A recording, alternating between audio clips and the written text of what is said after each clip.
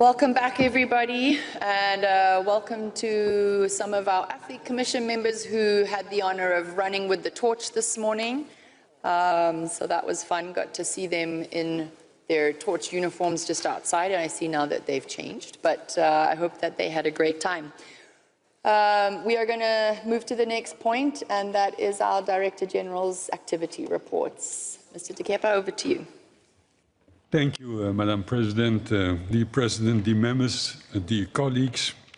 Since the last IOC session in Greece, the focus of the organization has been on three main areas: the Olympic Games, commercial partnerships, and finally also transition and operational efficiency. 2025 was a busy year with preparation for the Games on the one hand, and on the other hand, the elections and the transition that came right after. Let me start with the Olympic Games. Earlier this morning, you heard the reports of the Coordination Commission, the OCOC, and the Athletes Commission on Milano Cortina. We are ready for Milano Cortina 2026, and the IOC administration has worked closely with the OCOC and all our stakeholders to set the stage for success. Within the various reports available to you, you will find the key facts and the meaningful contribution of the IOC administration, with each department bringing its unique expertise to help deliver Milano Cortina 2026.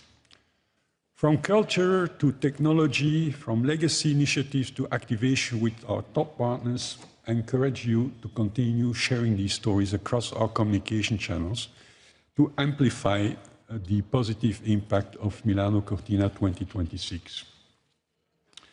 I'm pleased to inform you that on our side, the presence has reached now 100%, with staff deployed from Lausanne to Madrid, and we have been fully operational since 5 January. We have delivered a series of briefing sessions for the staff delegation and completed leadership training on managing exceptional situations. Together with the IS, we have closely supported the total of 26 international and national level test events across Olympic and Paralympic disciplines, ensuring the readiness of the field of play and operating systems. The IS have praised the quality of the fields of play after these tests, including the successful delivery of the temporary indoor speed skating oval, a first in Olympic history.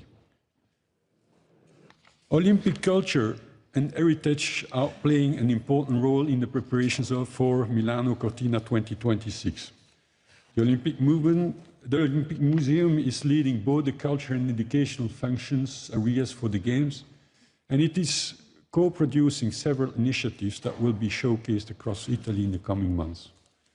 In collaboration with Milano and partners, the City of Milan's official promotion agency, Olympic Museum artifacts were featured in campaign visuals for Milan's design and fashion weeks in over 300 locations. We also co-curated the Olympic Games, a 3,000-year history, an exhibition that explores the connections between the ancient and modern games, running since 25 November 25 and will remain open until 22nd March 26. These are just a few examples. Much more is happening, and you are invited to discover it during your stay. The IOC digital strategy connects fans with the Olympic movement all year round, ensuring continuous engagement before, during, and after the Games. Our platforms have become one of the world's leading digital sports destinations, achieving record-breaking growth. Since then, 2024, we promoted more than 220 winter sports events with 960 athletes in view, over 7,000 articles, and with 3,700 social media posts, generating 920 million social engagements. Last year, the Olympic web and app platforms reached 140 million users, with 10 million monthly unique users on average. The IOC social media channels now bring together 165 million followers and generated 13 billion engagement in 2025. During the Games, our platform will be the global hub for fans, offering real-time updates, schedules, results, athlete stories, and original content. In the last 3 weeks, Olympics web and app have reached over 13 million users, and the IOC social media have generated 1.1 billion engagement. Importantly, we work closely with the worldwide top partners to co-create digital and social content that celebrates the Olympic Games. And now gender equality. Building on the momentum from Beijing 2022, where women represented 44.7% of athletes and 10 disciplines achieved full gender balance, Milano Cortina 2026 will continue the drive towards full gender equality. Milano Cortina will be the most gender-balanced Olympic Winter Games in history. Women will make up 47% of the athletes on a program with 50 women's events, both Olympic Winter Games records. 12 of the 16 disciplines on the Milano Cortina program will feature full gender parity, another Olympic first. And finally, on Milano Cortina, the 80th session of the United Nations General Assembly in New York adopted the Olympic Truce Resolution. It calls for the observance of the Olympic truce during the Milano Cortina 2026 Olympic and Paralympic Games. The IOC President and Giovanni Malago, President of the Organizing Committee, welcomed the adoption by consensus in their address to the General Assembly. Looking beyond Milano Cortina, I'm pleased to share that we've also released an updated analysis showing that 86% of all permanent venues used at the Olympic Games are still in use today. This rises to 94% when considering only those that were built in the 21st century. The updated study includes the venues from Tokyo 2020, Beijing 2022, highlighting how the Games continue to deliver lasting benefits for their host communities. Now Dakar 2026. Later today, you will hear the reports from the OCOC, which is why I just want to emphasize that within our administration, our Dakar Delivery Unit continues to provide strong support to the Youth Olympic Games Organizing Committee. The focus now is on helping Dakar 2026 in the transition from planning to readiness mode. We are progressing according to plan. Commercial partners. During 2025, there were a number of positive developments for the IOC's global sponsorship program, the TOP program. First, the IOC is pleased to welcome global technology company TCL to the TOP program. TCL is a world leader in the TV and household goods industry and has partnered with us through 2032 in the home audiovisual equipment and home appliance category. TCL have been extremely active for their first Games. We are excited about their activations and activities around Milano Cortina. We were also delighted to extend our top partnerships with our worldwide partners, insurance partners, Allianz, and our partner in the beer category, AB InBev, up to Brisbane 2032. Allianz, one of the world's leading insurers, has been the official worldwide insurance partner to the Olympic movement since 2021. AB InBev joined the TOP program before the Paris 2024 Olympic Games. Their Golden Moment campaign contributed to triple-digit volume growth in 2024.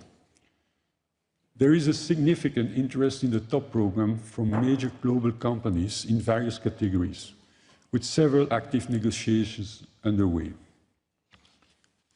Our top partners have ramped up their activities for the Milano Cortina Games, including global campaigns for promoting the Games, activations and showcases in the city of Milan as well as in the mountain clusters, activations placing major landmarks in Milan and in the mountain clusters, torch relay support.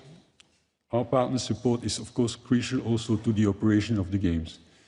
Deloitte will be delivering the Games technology solutions for the first time. Omega and Swiss Timing will be providing their timing and scoring technology. Coca-Cola, AB InBev, and Visa support concessions, and insurance policies are provided by Allianz. In addition to the millions of dollars of funding provided by top partners to enable the NOCs to send the teams to the games, top partners support the athletes, including direct engagement of over 150 athletes as ambassadors by our top partners, service in the Olympic Village, and travel grants. Our Olympic Games media rights program went from strength to strength in 2025. It started with securing an extension of our media rights partnership with Comcast, NBC, Universal, through to 2036, including new and innovative joint strategic initiatives and projects. Beyond that, some key media rights deals in 2025 included the awarding rights in New Zealand to Sky, a new agreement with Televisa Univision for Mexico, America Movies covering South and Central America, and finally with Case TV in Brazil. As a result, Olympic Games media rights have been secured until 2032 in most key territories. The Milano Cortina Games will be available everywhere fans are, through expansive distribution across both television and digital platforms by our media rights holders. The major linear television networks worldwide continue to deliver the largest global audiences. But this broadcast coverage will be increasingly complemented with content from creators, athletes, and influencers across digital platforms, with the goal of reaching and engaging more fans. Following the success of Simone Biles' Rising, Sprint, and Court of Gold in driving attention ahead of the Paris Games, we have partnered with Netflix to feature two major docuseries on the run-up for Milano Cortina. Glittering Gold explores the high-stakes dramatic world of elite ice dancing, following top pairs on their journey to the 2026 Winter Olympics. Miracle, The Boys of 80, tells the story of the iconic Miracle on Ice as a young hockey team enters the 1980 Olympics as underdogs and emerge as heroes. We are also in discussions with major production houses and streaming platforms on various projects to support the road to LA 28. Our focus is not only on attracting new partners, but also on working closely with our current partners to understand where their priorities are, where they see opportunities, and how their vision for future collaboration is. This was the spirit behind the recent visit to China, led by our president, with visits to the headquarters of TCL, Mengyu, and Alibaba. These visits were aimed at strengthening the three existing partnerships, but also provided an opportunity to gather valuable feedback for the ongoing Fit for the Future consultation. We were very impressed with all that we experienced there, and I'm confident that we have a bright future with these key partners. While in Guangzhou, the IOC president and our delegation met Zheng Zhaizong, the president of China Media Group, and signed a finalized media rights agreement for the Olympic Games from 2026 to 2032. In recent months, the IOC president has also met senior representatives of Visa, AB InBev, Deloitte, P&G, NBC, Comcast, Warner Bros. Discovery, and Japan Consortium. The IOC is leading the Olympic movement through the opportunities and risks posed by artificial intelligence through the Olympic AI agenda that was launched in 2024. A key development supporting its implementation is the creation of a trustworthy AI framework, which outlines 7 clear guiding principles for responsible AI. It also includes practical checklists designed to enable the responsible use of AI for everyone in sport, reinforcing both broad accessibility and alignment with the Olympic values. Following their support developing the Olympic AI agenda, top partner Deloitte supported building out this trustworthy AI framework. The Olympic AI agenda is being implemented across 6 areas of impact. Support to athletes and the Olympic movement. This area includes cyber abuse protection, talent development, and the AI assistance for NOCs, And more is coming for athletes, IFs, and referees. Games operation, this includes resource and energy management, tools, digital twinning, and several proofs of concept to optimize games operation. Reach and fan engagement, we use AI to improve how fans experience the Olympics, such as smarter sports statistics, AI in broadcasting, and archive colorization. We're grateful for the support of our top technology partners, such as Alibaba, Omega, and Deloitte for developing and supporting these initiatives. On internal efficiency, the aim is to help everyone at the IOC work smarter. We have record use of Microsoft Copilot dedicated AI assistants and smart media tagging and search for our archives. We also prepare our people for the future. For this, we are investing in training our staff through webinars with both in-house and external expert and learning sessions with our top partners, including Deloitte. Building and leading the AI ecosystem, we are achieving this by convening forums and working groups with NOCs, IFs, TOPs, media right holders, and international agencies, as well as through strategic public relations that position the IOC as the leader in AI for sports. The first Olympic Movement AI Engagement Forum was held in Lausanne on 12 and 13 November 2025, hosted by the IOC. This inaugural forum brought together around 200 stakeholders from across the Olympic movement, including IFs, NOCs, OCOC, worldwide Olympic partners, and media rights holders to advance collaboration and share expertise on the responsible use of AI in sports. The forum focused on the theme supporting athletes, clean competition, and safe sports, and explored how AI can contribute to areas such as talent development, coaching, injury prevention, mental health, officiating, and anti-doping.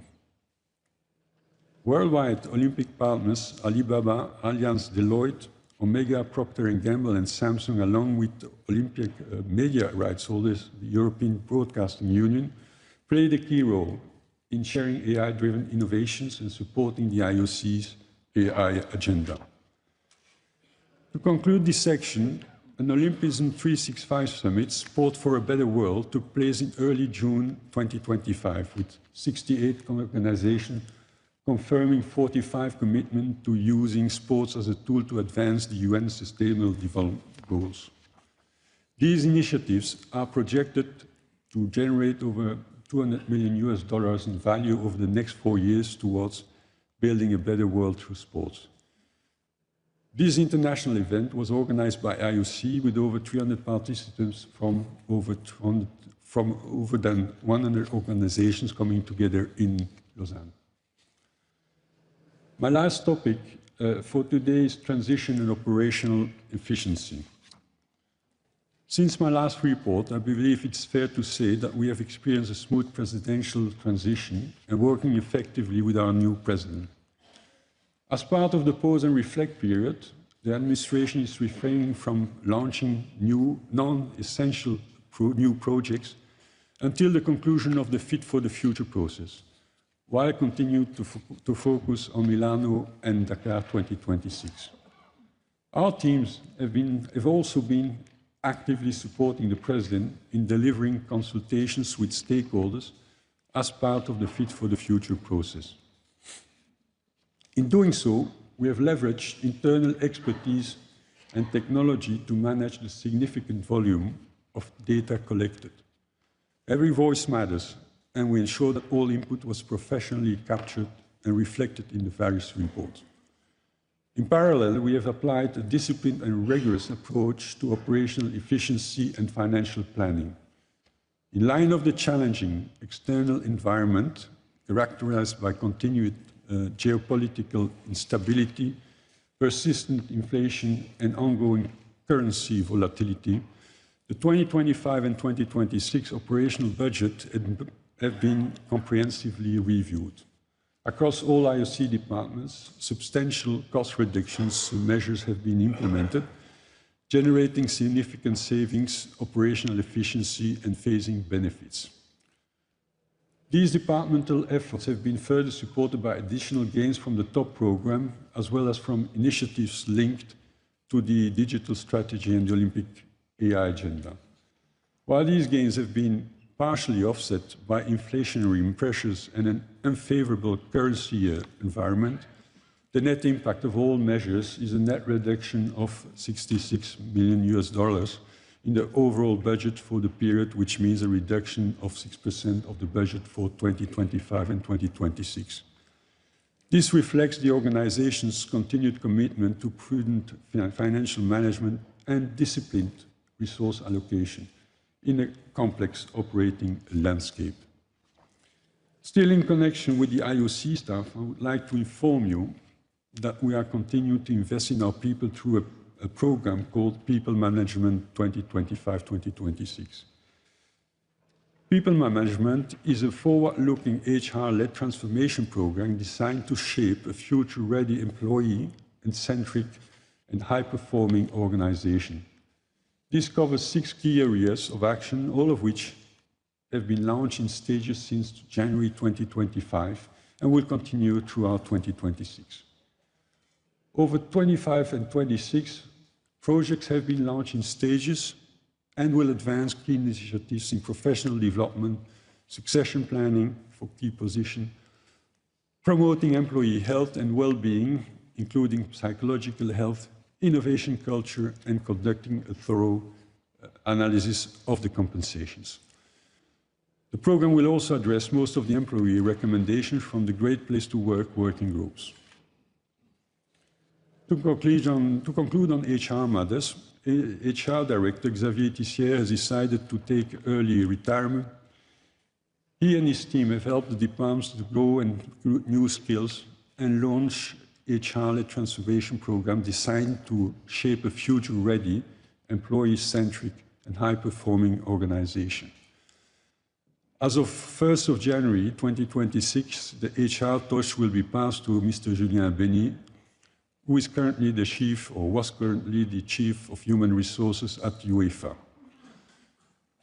After a transition period lasting until the end of March 2026, Julien will be succeeding Xavier as IOC Human Resource Director, and of course I wish good luck to Julien, and many thanks for Xavier for all the work that he has been performed in these last 25 years.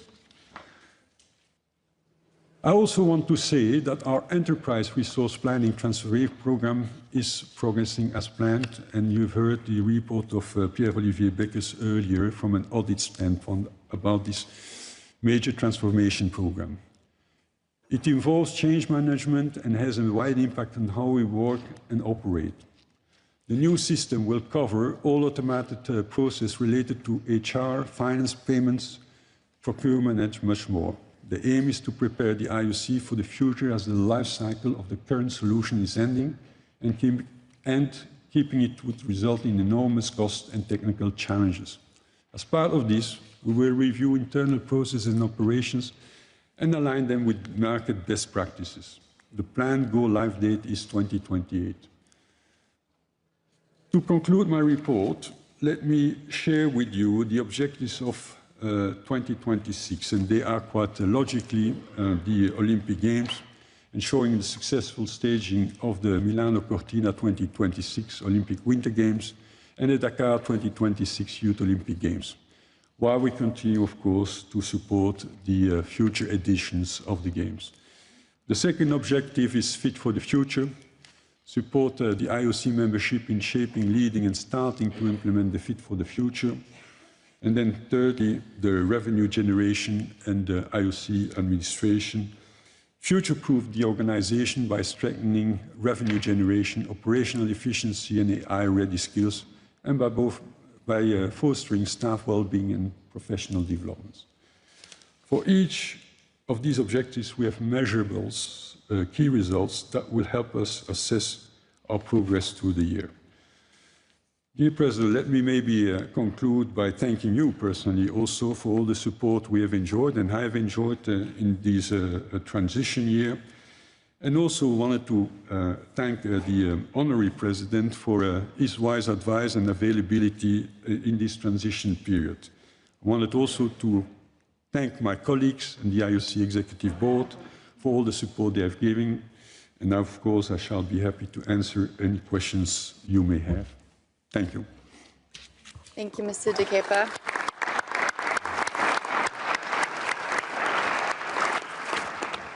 Thank you, Mr. De Keper. And I want to thank the IOC team, an incredible team, very busy, a lot going on. So we appreciate the commitment that they have to making this a well-oiled machine. I open the floor for any questions from anybody.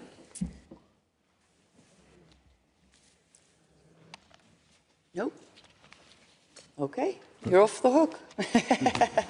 Thank you, Mr. De Keper. I think right now it would be a nice time to give recognition to the many people across our Olympic movement that make everything possible. We have a special thank you video voiced by a double Olympic champion in snowboard cross, Miss Lindsay Geopolitics, and I would like to ask for that video to be shared with everybody, please. There's nothing more Italian than passion. The passion when history shifts by a fraction of a second.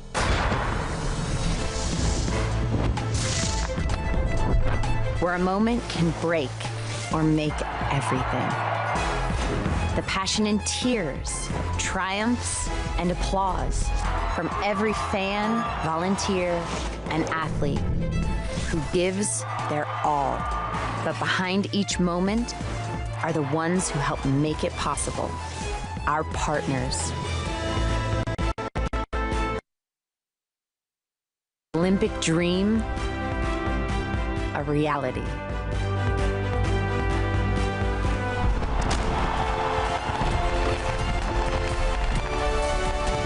Thank you.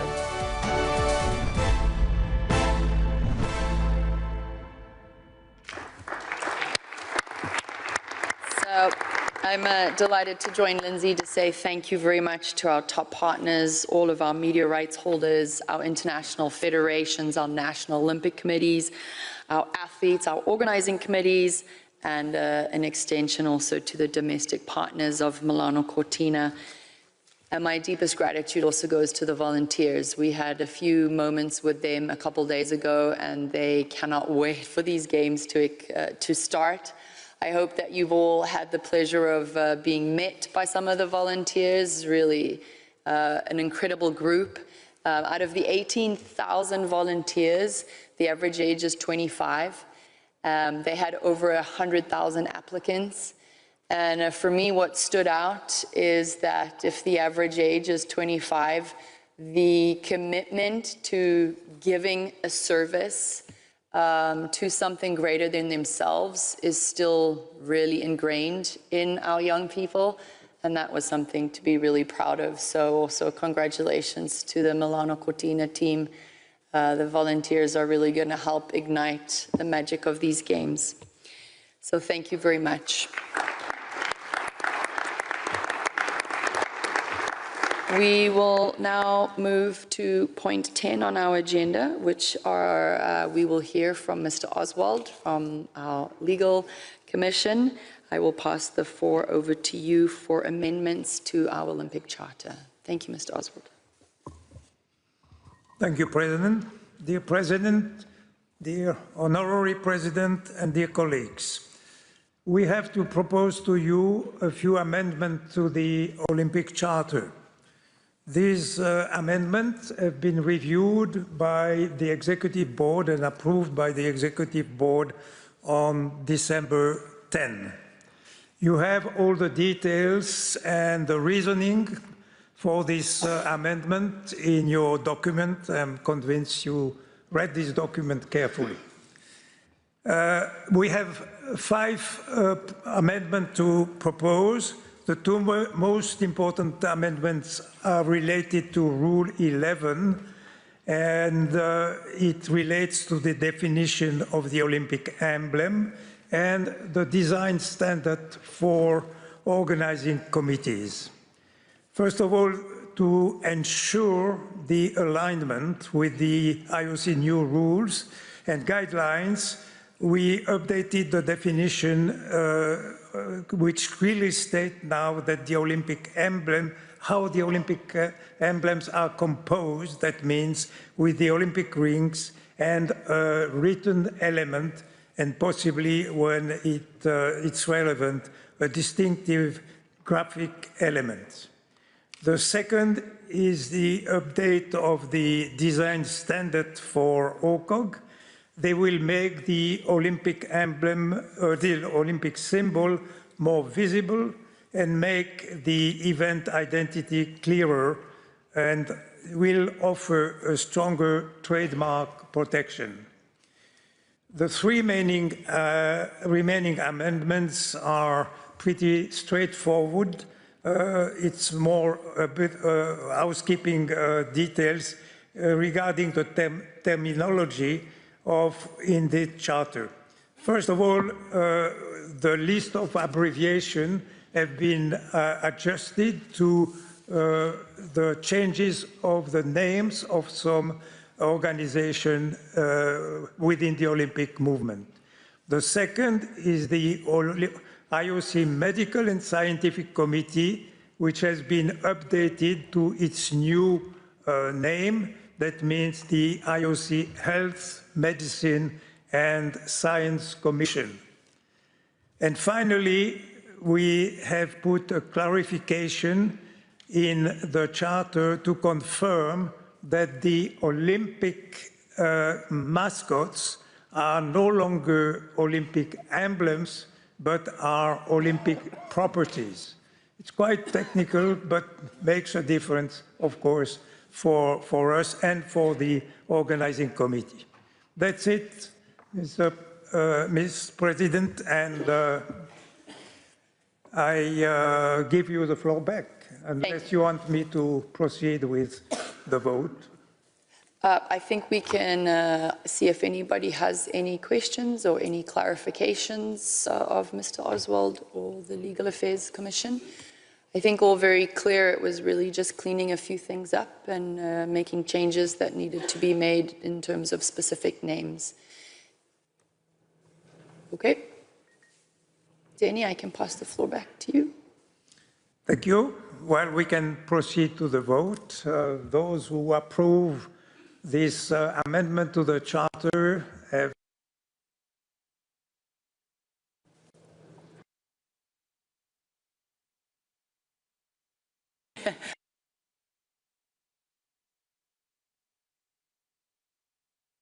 no vote? Nope. Okay. And I believe we had 2/3. Unanimous. Thank you very much. Thank you, Mr. Oswald, and we had 2/3 majority, so thank you. Thank you very much for that. We will move on to point 8 under anti-doping, and I would like to welcome the President of WADA, President Banka.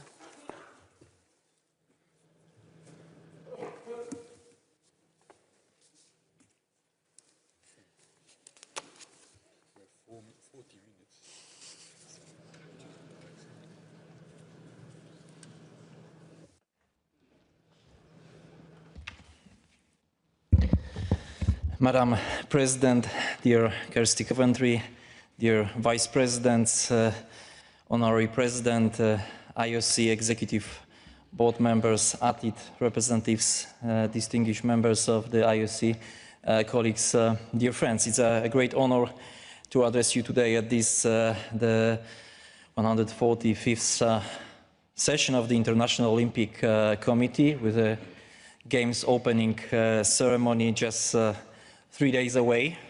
I'm grateful for the opportunity to be before you again to speak on behalf of the World Anti-Doping Agency, and to do so within the heart of the Olympic family.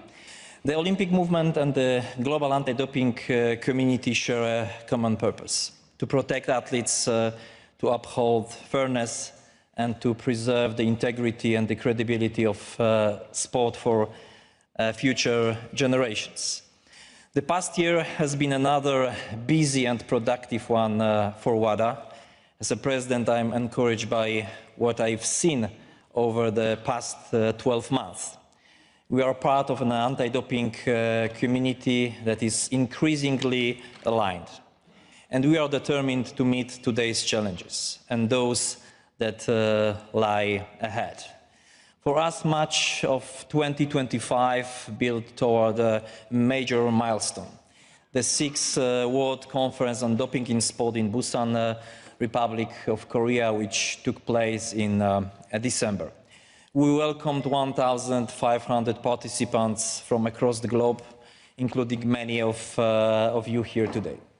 The conference was not simply a conference. It was a powerful demonstration of shared responsibility and global cooperation. In front of the world, the unity of the anti-doping community was clearly on display. Governments, sports organizations, athletes, laboratories, and anti-doping organizations came together. They focused on solutions rather than divisions. Alongside the conference, we held our executive committee meeting, our foundation board meeting, and a meeting of our athlete council. These discussions reinforce a clear message. Clean sport is stronger when all voices are heard. The centerpiece of the conference was the approval of the 2027 World Anti-Doping Code and international standards. During the 2-year consultation process, we received more than 5,000 comments from stakeholders in over 60 countries. This included input from approximately 600 athletes across 70 sports. Their voices were central, and they were heard.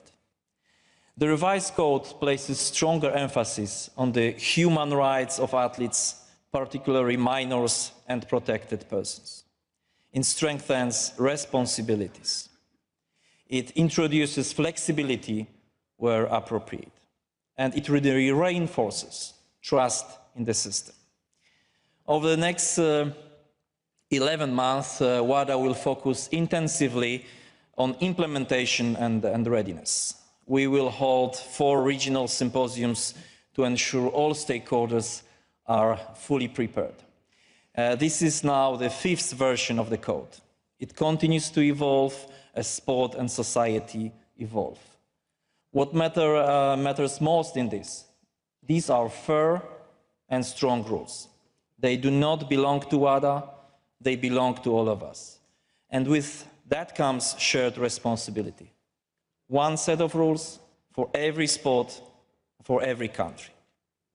Another important outcome of the conference was the endorsement of the Busan Declaration. It calls for stronger education, deterrence, detection, investigation, and sanctioning. It calls for increased resources and deeper cooperation. It is a declaration of accountability. Turning now to Milano Cortina 2026, our cooperation with the IOC and the International Testing Agency continues to strengthen the integrity of these games. We launched education programs in 18 languages. More than 5,300 athletes and entourage members have completed them. We support the ITA's pre-games testing program. We will deploy independent observers and athlete engagement teams. And we've worked closely with the Rome laboratory to ensure full readiness. We want these games to be remembered as a celebration of excellence, fairness, and confidence in a truly level playing field. Beyond the games, WADA's broader work continues to deliver tangible results. One hugely important area is the Intelligence and Investigations Capacity and Capability Project that we carried out in Europe, which we expanded into Asia and Oceania. I would like to invite you to watch a short video that highlights some of the work we've done in this space.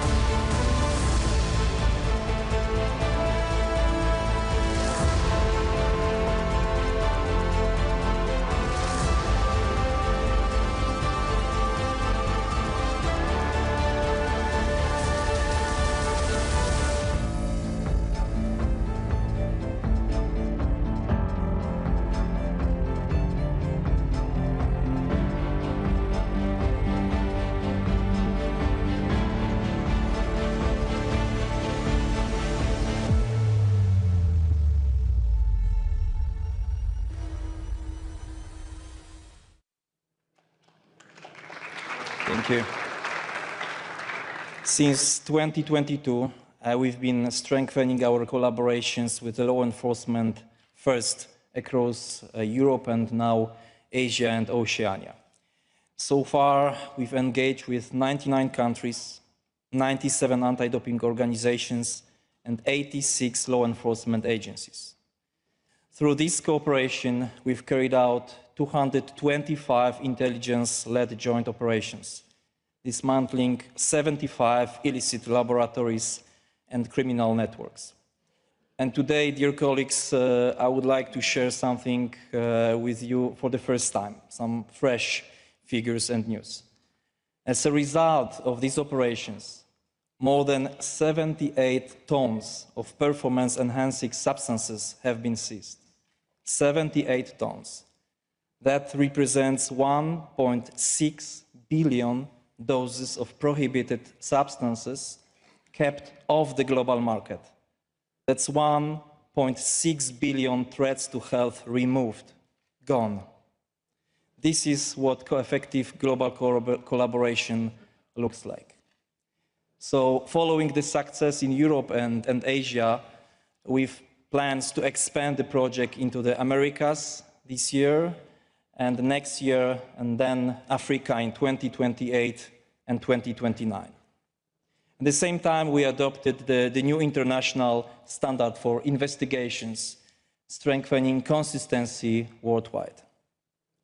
Through Operation LIMS, the most successful anti-doping investigation of all time, we delivered accountability, resulting in a sanctioning of 298 Russian athletes. We've also seen growing trust in our whistleblower system. Reports to our informant platform Speak Up have more than tripled since 2017, now exceeding 600 reports per year. This tells us that athletes believe in the system, and they are willing to defend it. More broadly, we are firmly on track to deliver on our strategic plan for 2025-2029, which provides a clear direction and focuses on leading, growing impact, being athlete-centered, collaborating, and performing. The plan covers every area of what we do. Of particular note this year, we are advancing science, data analytics, and contamination prevention. Since 2020, WADA has invested $20 million in 185 research projects, strengthening our ability to stay ahead of emerging threats. We are strengthening education, we are expanding investigations capacity globally, we are intensifying compliance monitoring, including with more audits, and we are increasing investment in appeals. It's a bold vision, it's a challenging agenda, but it's necessary. Everything we do is driven by a single objective: to protect the integrity that underpins sports' reputation worldwide. Something worthwhile, something precious, and something to be celebrated. In closing, I would like to thank you, dear President, the IOC and the entire Olympic movement for the continued support. The challenges we face are complex, but they are not insurmountable. The fight for clean sport is not the responsibility of one organization. It's a shared commitment. By collaborating openly, trusting one another, and standing firm, we can protect athletes. We can preserve values, and we can ensure the future generations inherit a sporting world worthy of their dreams. So together as one global anti-doping community, we will defend clean sport and everything it represents. Thank you. Thank you.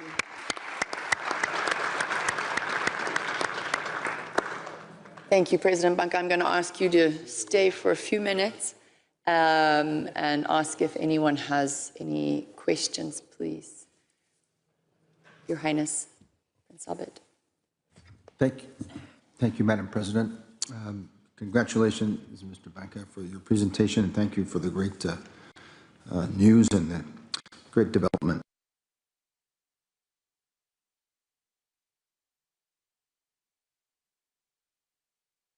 results that you have given us. You mentioned, sir, that there will be some regional workshops.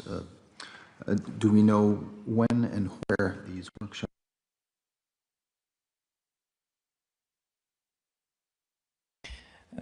Thank you very much, Your Highness, for the question and comment. Of course, the 4 regional symposiums, we are starting with Azerbaijan in March, then we're going to go to Asia, Beijing in China, then we have Cairo, Egypt, and Peru. So we're going to be in all continents, gather the stakeholders from the continents. As I mentioned during my speech, it's going to be busier for us because once we adopted the new code, now it's time to really make sure that the legislation, the rules of the stakeholders are in line with the code, and they are going to be ready for the full, because the code will come into force on 1st January 2027. So 4 regional symposium because the code will come into force on 1st January 2027. So 4 regional symposium in 4 continents. Thank you. Thank you. Mr. Cope? President, thank you. And if I may, through you, thank you, Witold, for your clear, concise, and, if I may say so, a report from a very, very complex landscape. And thank you particularly for restating unambiguously that our collective ambition must, of course, be to catch the cheats and uphold the primacy of clean athletes. We have great education programs. And they certainly help, and we've witnessed them in WADA, in this room, and in many of our federations. World Athletics, we have similar programs in the integrity unit. But if we're being blunt, they don't always impact the intentional rule breakers in elite sport. And as you quite rightly articulated, particularly in the short video, the importance really of just doubling down on intelligence-led testing, in simple terms, the right test, the right athlete at the right time. So I think it's pretty clear that catching the dirty athletes is probably the best way we can serve the pinnacle of clean athletes at our elite sport, but we do have to push on beyond simple compliance and in a way just, well, in a slight pun, reach for the stars. Thank you. Thank you. Thank you very much, President. I couldn't agree more. I think only together we are stronger, and I think we all agree that we have to invest more on science, new detecting methods, intelligence and investigations. So this area is very complex, but to be more efficient and stronger, we have to work all together, and we have to invest more, not only resources, by powers, and it has to be done through the strong collaboration. Thank you. Thank you. Mrs. de France, please. Yeah. Thank you, Madam President. Thank you, Mr. Chair and Honorary Chair. Sorry.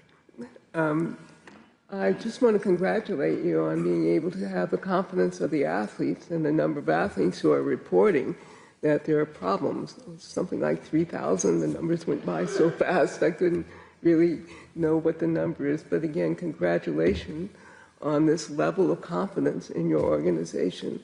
That's a wonderful thing, and more athletes will be involved with making sure that they have a fair shot at the competition. So again, my congratulations. Thank you very much. It's a big honor for me, although I have to say we are very busy with all these, comments and requests from the athletes and the reports, but I think it shows the confidence from their side on our organization. Thank you. Thank you very much, and congratulations again. Very good job. Look forward to continuing our work together. Oh, wait, no. Oh, Maya? Can you hear me? Thank you, Mr. President, for a great speech. And I would like to thank, most of all, for involving athletes and the strong collaboration with the WADA Athlete Council, especially during the code review. It was a long journey and a lot of hours of collaboration, but we really feel that the athlete's voice was an important part of this work. And here I would like to thank all the WADA Athlete Council members for their commitment. Strengthening the athletes' entourage accountability is the thing that we find as a big step in the new code, so thank you for that. And also, we are happy that the Ombuds program is continuing, and we look forward to the results of the working group on contaminations. And our system is getting better and better each year, but of course we know that there are still places to improve. We need to make sure that all the athletes that are going into the Olympic Games are included in the ADAMS system. So we keep fingers crossed for your further patience in your work and your commitment to work with all the stakeholders to protect clean athletes. And last but not the least, coming to the education, I also want to thank the team that is here in Milano Cortina with our athlete experience program and a lot of education provided to the athletes. Thank you very much. Thank you very much, Madam President. One last word. Thank you, Maya, for your comment. I have to say that I'm very lucky, I'm very happy because the Athlete Council is a really fantastic group. They are very engaged. They are working with us. It's a group of people full of ideas, and I think the future leaders of anti-doping are in this group. So thank you very much. I would like to use this opportunity to thank all of them for their hard work and commitment. Thank you. Thank you very much. Appreciate it. Look forward to continuing our very good partnership. Thank you. Thank you very much.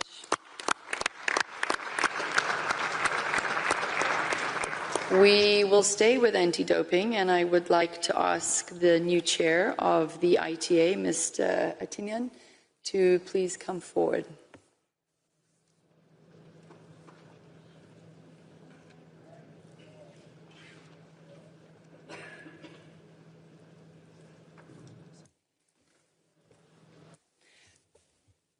Very warm welcome. The floor is yours. Thank you, Madam President, Mr. Honorary President, dear IOC members, dear colleagues and friends. It's a great honor to report for the first time as chair of the Foundation Board of the ITA. I take on this role with a strong sense of responsibility and continuity. I would like to begin by thanking my predecessor, Dr. Valérie Fourneron. Under her leadership and commitment, the ITA became a strong, credible and trusted organization working at the service of athletes and the Olympic movement.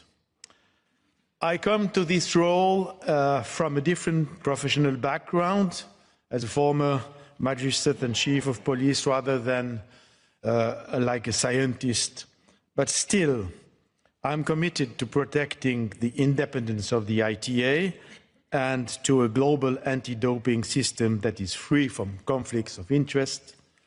And I'm committed to full compliance with the World Anti-Doping Code and the international standards.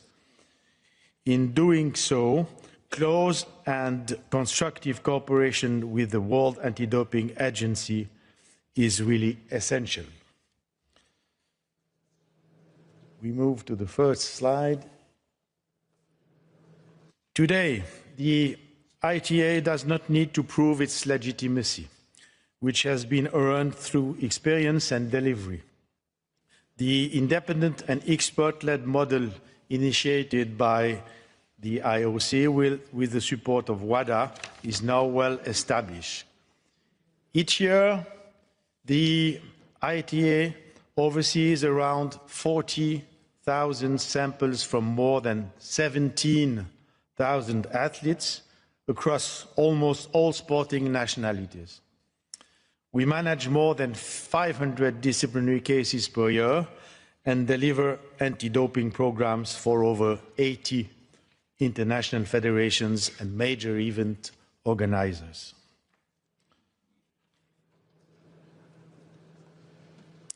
I will now turn to the pre-games phase for Milano Cortina 2026. In the lead-up to the Games, the ITA supported a coordinated pre-Games phase of the Olympic anti-doping program on behalf of the IOC. We did this by sharing targeted, risk-based testing recommendations with international federations and national anti-doping organizations around the world. For the International Olympic Winter Federations, which have delegated their program to us, the ITA implemented the pre-games testing on their behalf. These recommendations were designed to support proportionate testing and reduce the risk of gaps across sports and countries during the most sensitive preparation period. The recommendations were structured by risk. This ensured that testing was both targeted and consistent. As a preliminary result, as we are still receiving testing information, we can report that at least 92% of athletes competing in Milan or Cortina 2026 will have been tested during the pre-games phase. This is the highest proportions ever reported ahead of an edition of the Olympics. Among the 8% of athletes who were not tested during this phase, 28% come from high-risk disciplines. Careful attention will be placed on these athletes by us during the Games. Testing during the pre-Games phase was a collective effort. 37% of tests were conducted under the authority of a Winter Olympic Federation and 63% by national anti-doping organizations. This confirms that the pre-Games phase is about coordination and shared responsibility. It's also important to be transparent and realistic. Despite the very high level of coverage, a limited number of athletes will still enter the Games without having been tested during the pre-Games phase. This reflects the operational reality of resources, qualifications timelines. Some athletes were qualified only a couple of days ago, as well as the shared responsibilities across the anti-doping system and the need for all organizations involved to continue strengthening their commitment.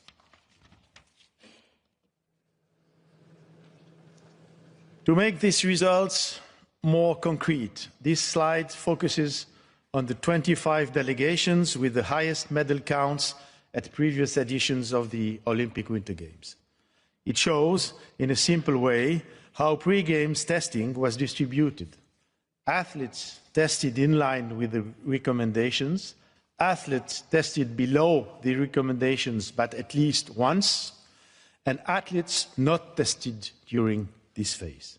What we see here are the levels of testing coverage across the largest delegations.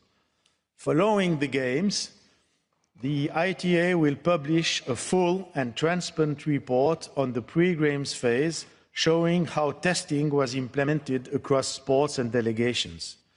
It is intended as a source of transparency and learnings for the anti-doping community and as a basis to continue strengthening pre-game testing approaches for future editions.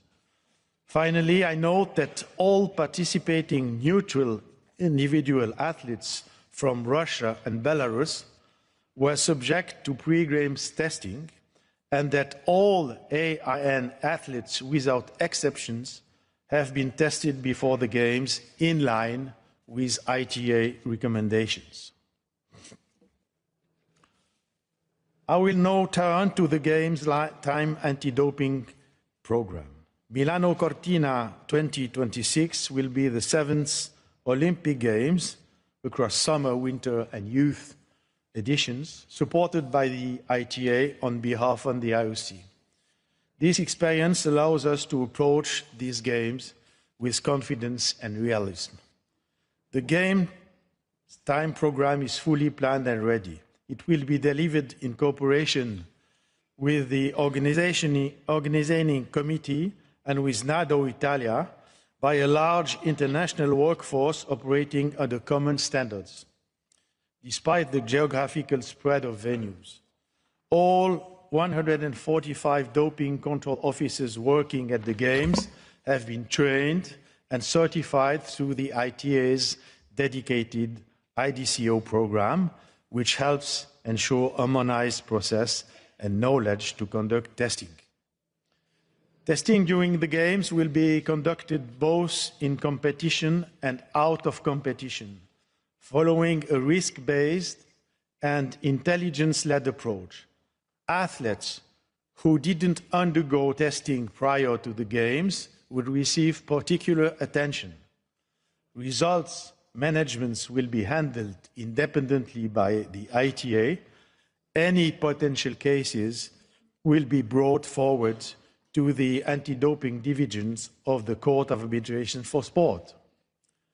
All samples collected during these Games will be stored in the ITA's centralized long-term storage facility and may be reanalyzed for up to 10 years. This is essential for long-term difference. It shows that anti-doping controls do not end when the Games close. This is not only a principle. Just recently, the ITA announced 7 additional anti-doping rule violations from the reanalysis of samples collected at the Olympic Games Rio 2016.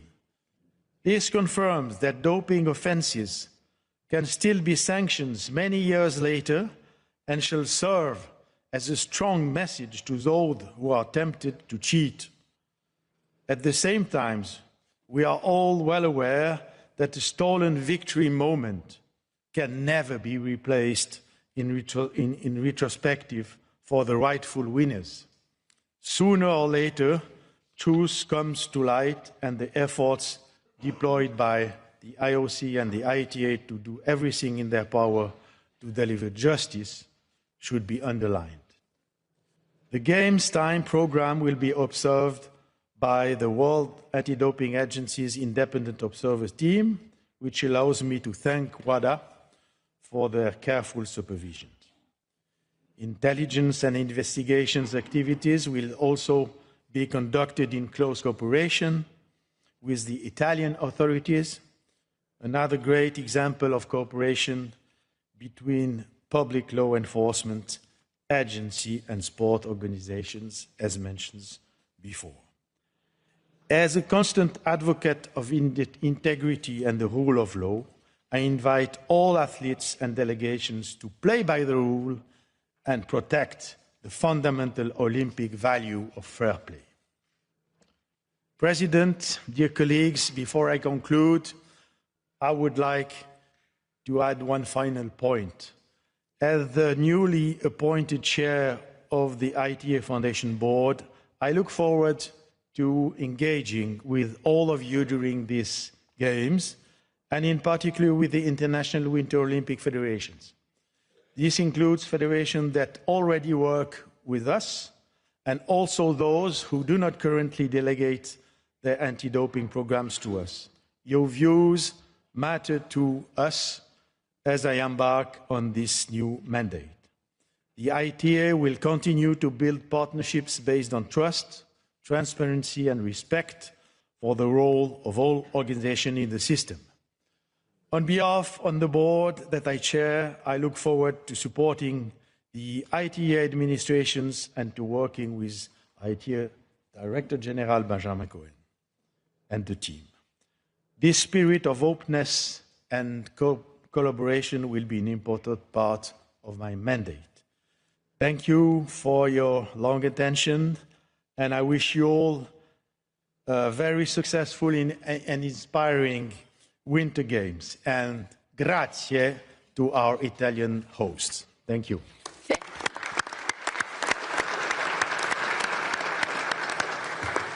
Thank you so much, and thank you for the presentation. It was very enlightful, and some of the figures, I think we still have a little bit of work to do with some of our countries. Hopefully you all took note. I open the floor up for any questions.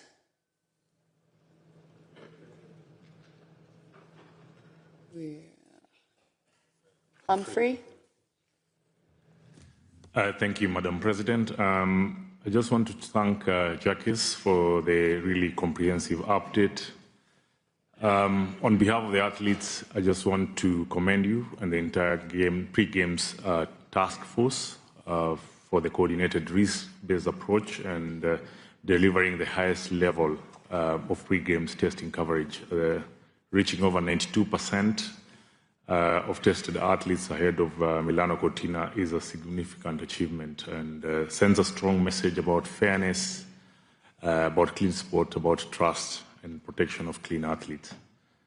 I especially appreciate the 2016 reanalysis testing program as a new initiative and I think close collaboration ensuring that even far back as in a few years, athletes who won in Rio are able to be, the samples are able to be analyzed and they've been proved clean. And of course, the report to publish after the games really signifies a close collaboration to improve on athlete confidence and integrity of the Olympic anti-doping system. So thank you and welcome and looking forward to further collaborations. Thank you. Thank you for those wonderful comments. Thank you. I don't see Mr. De Vos.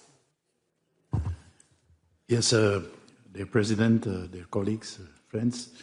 First of all, I would like to congratulate Jacques with his election.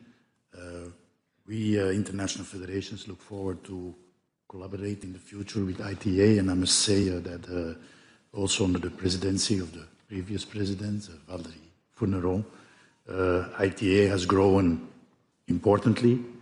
Many more and more federations are using the services of ITA, and I believe this strong organization and agency is really important for the success of the sport and the clean sport in general.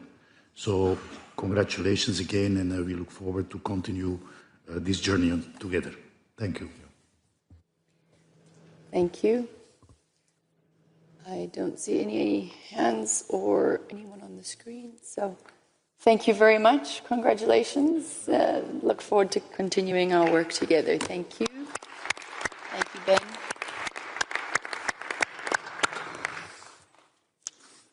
We will now hear a report from ICAS, and I would ask Mr. Leonard to please come up.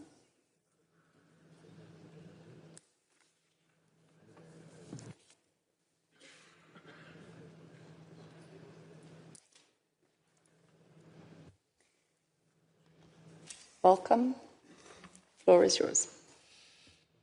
Thank you, President Coventry. Dear IOC members, it is my pleasure to deliver to you a synopsis of the report from the International Council of Arbitration, ICAS, which is in your file. ICAS is the governing body of the Court of Arbitration for Sport, CAS, and manages its administration and finances. I am one of the founding members of ICAS in 1994 and its current president. With me on stage is Metu Reb, our Director General. In September 2025, ICAS President John Coates decided to resign due to health reasons. Pursuant to the ICAS statutes, as first Vice President, I became the acting president of ICAS. John also was a founding member of ICAS, serving for 31 years, and he was president for the last 15 years. His leadership took CAS to the next level. His achievements are many: ensuring gender equality within the ICAS membership, creation of the permanent CAS anti-doping division, creation of the CAS legal aid system, and so many more. On behalf of all of us, thank you, John, my colleague, my friend, for your invaluable service to and leadership of ICAS. And I would point you out, I can't see that, but thank you, John.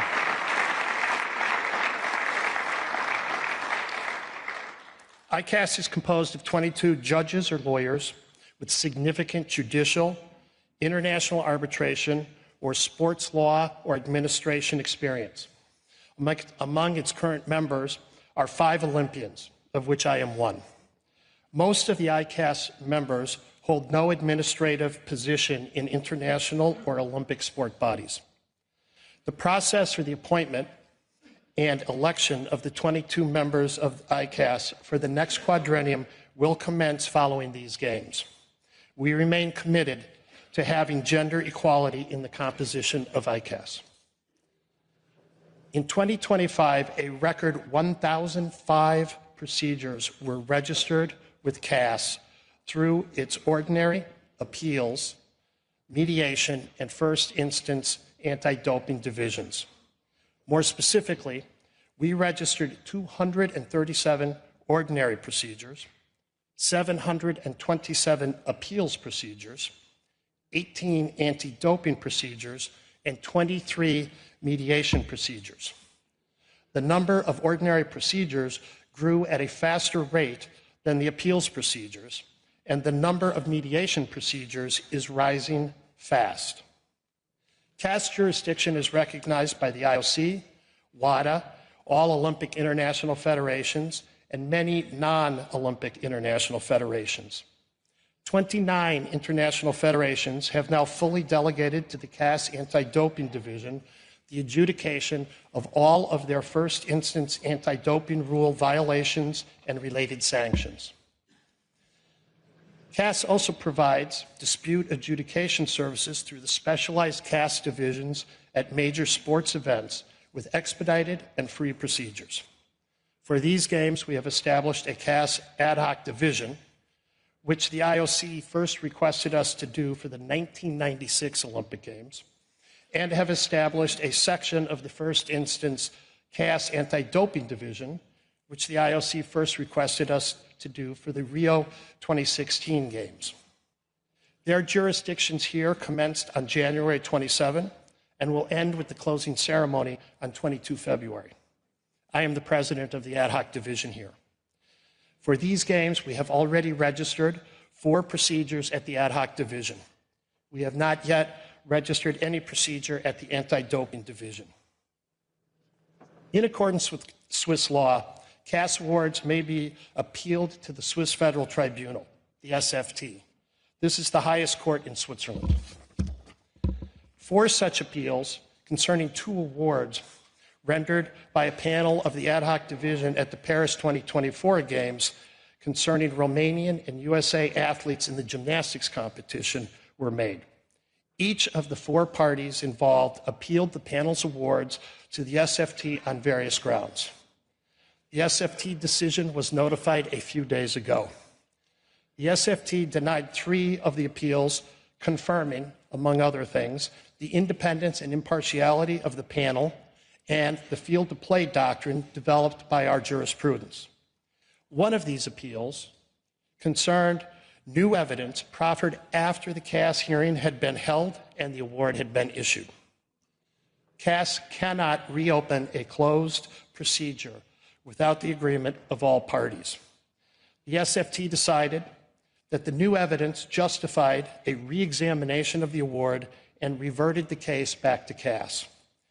Following the SFT decision, CAS can now ensure a thorough judicial review of the new evidence that has since been made available.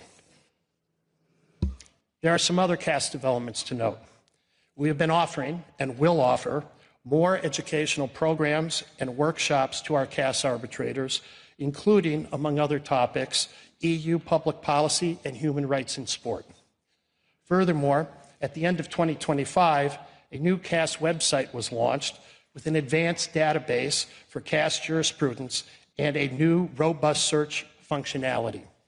In addition, the website now contains a table of the members of arbitral panels for all non-confidential and terminated CAS appeals procedures registered during the last 3 years. This table will be updated quarterly. In addition to the media releases regularly published on the CAS website and distributed to our mailing list of 18,000 subscribers, we have increased our use of the CAS LinkedIn account to reach an even larger audience. Finally, an improved e-filing system is currently being tested and will be launched shortly. Madam President, That concludes my synopsis of the ICAS report in your file. And now Matthew Reeb and I are available in the remaining time to answer any questions. Thank you, Mr. Leonard, and thank you for recognizing our dear friend and colleague, Mr. Coates. Any questions? The floor is open.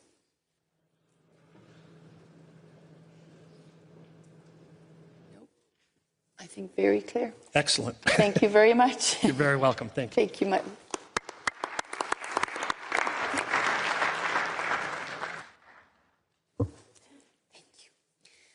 All right, record speed again. You've all earned yourself an early lunch. Hopefully lunch is ready, Panos, wherever you are in the room. We will be breaking. We will come back earlier, so lunch break will be from now until 1:30, and if we can be back in our seats at 1:30. Thank you all very much. Enjoy lunch. Bon appetit.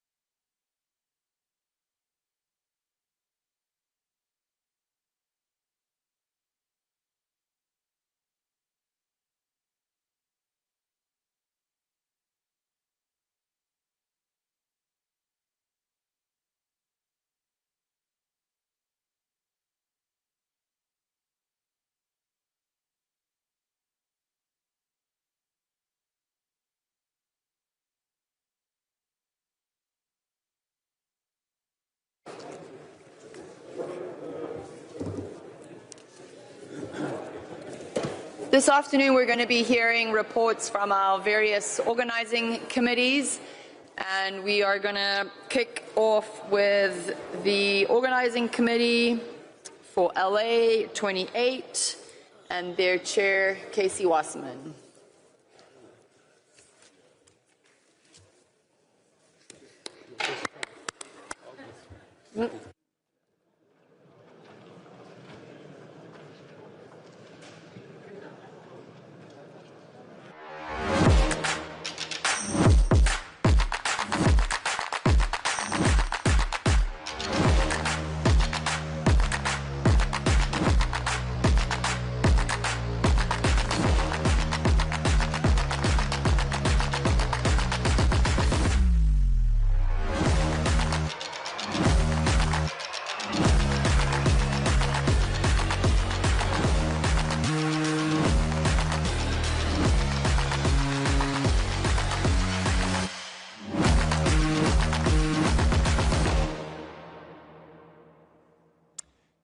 Well, that's what it's all about. Good afternoon. Members of the International Olympic Committee, President Coventry, friends and colleagues, thank you for the opportunity to see you this afternoon and to introduce LA 28. At moments like this, when the world seems complex, fast-moving, at times uncertain, the Olympic and Paralympic movement reminds us that sport is one of the few truly universal languages we all share. The United States has been a partner in this movement for more than a century, not only as a host of the Games, but as a steward of its values. We believe deeply in the power of sport to unite, to inspire, and to reflect the very best of humanity. That belief has not wavered. I'm here today as a friend to many of you and your colleague, to offer my personal reassurance that the commitment of those of us in the United States who serve the Olympic and Paralympic movement, that commitment remains very, very firm. Team USA, the USOPC, LA 28, and Utah 2034 are united in both that purpose and spirit. Collaboration, continuity, and trust continue to guide how we show up as partners, listeners, and stewards of this shared mission. As we all prepare to welcome the world here in Milano Cortina in just a few days, and as we look ahead to hosting the Games in Los Angeles in 2028 and then in Utah in 2034, we're reminded that these Games are not isolated moments. They're part of a shared arc, each one building on the last, each strengthening the movement that we collectively share. LA 28 in particular reflects that partnership. LA is not just preparing to host the Games, it's preparing to host the entire world. LA 28 has a very clear plan, very strong governance, and an unprecedented amount of private investment. We're advancing forward with optimism and discipline. Just as importantly, LA 28 is doing so in close alignment with the IOC, grounded in the shared priorities around athlete experience, sustainability, innovation, and global engagement. At a time when reassurance matters, let me be clear. The United States remains fully committed to the independence, the integrity, and the global mission of the Olympic and Paralympic movement. We understand the responsibility that comes with hosting the world. We embrace it with humility, with respect, and preparation. That commitment is embodied by the leadership guiding LA 28. Casey Wasserman and Reynold Hoover, together they understand both the scale of their responsibility and the opportunity it represents, not just for Los Angeles, but for the entire Olympic and Paralympic movement. Their leadership is steady, collaborative, and deeply intentional. They are building with purpose, and they believe profoundly in the unifying power of sport. Under the guidance of LA 28, they're not only on track, They're trying to set a new standard for how future games can engage their communities, elevate athletes, and inspire the world. They want to be trusted partners for the IOC, as well as steadfast champions for athletes and architects of something that should endure well beyond 2028. Please join me in welcoming the chair of LA28, Casey Wasserman.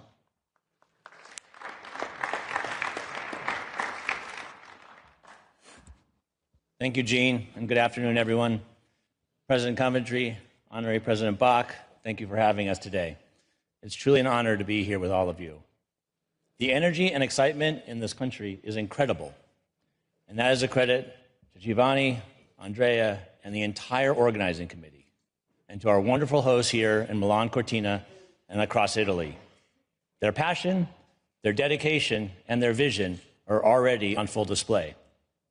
The Olympic movement has united people around sport for more than a century, bringing together nations, cultures, and communities in the pursuit of excellence, friendship, and respect. And it has done so despite the unpredictability of the world. Through times of challenge and change, the Olympics have endured as a beacon of hope and human achievement. And I promise you all today, LA28 will be no different, just 892 days from now. Together, we will welcome the world into a safe and secure environment, one that celebrates the very best of sport and humanity. An environment built on innovation, sustainability, and inclusion, and one that leaves a lasting impact on communities long after the Games come to an end. Of course, the LA Games will not happen in a vacuum. The world is complicated and unpredictable. Conflicts within and among nations ignite and are resolved. We are not naive to this reality. We take it seriously and we will face it head on. But I'd argue it's exactly because of these challenges the world needs a strong Olympic Games more than ever.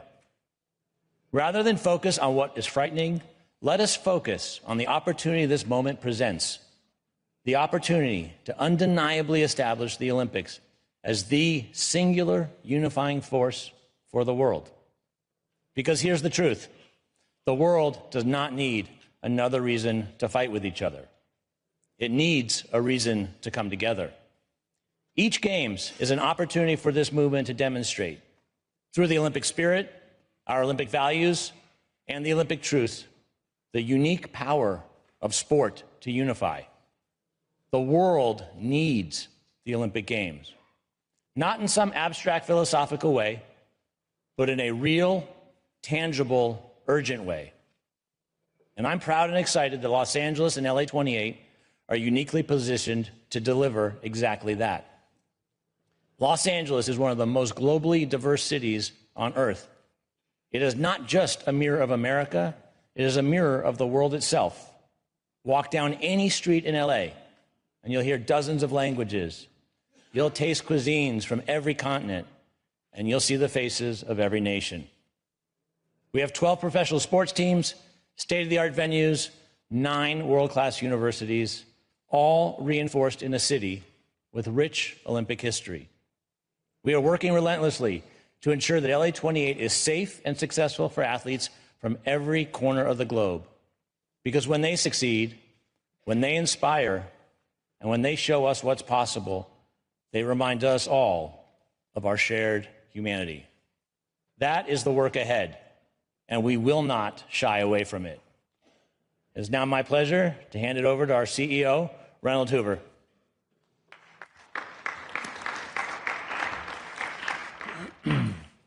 Thank you, Casey. I really want to build upon what you just shared and show some high examples of the unification opportunity in front of us and the momentum already carrying us forward. In just the first 24 hours of ticket draw registration, more than 1.5 million people registered. Fans from nearly 200 countries across 6 continents, a truly global response made one thing clear, that the world is ready for the LA28 Olympic Games.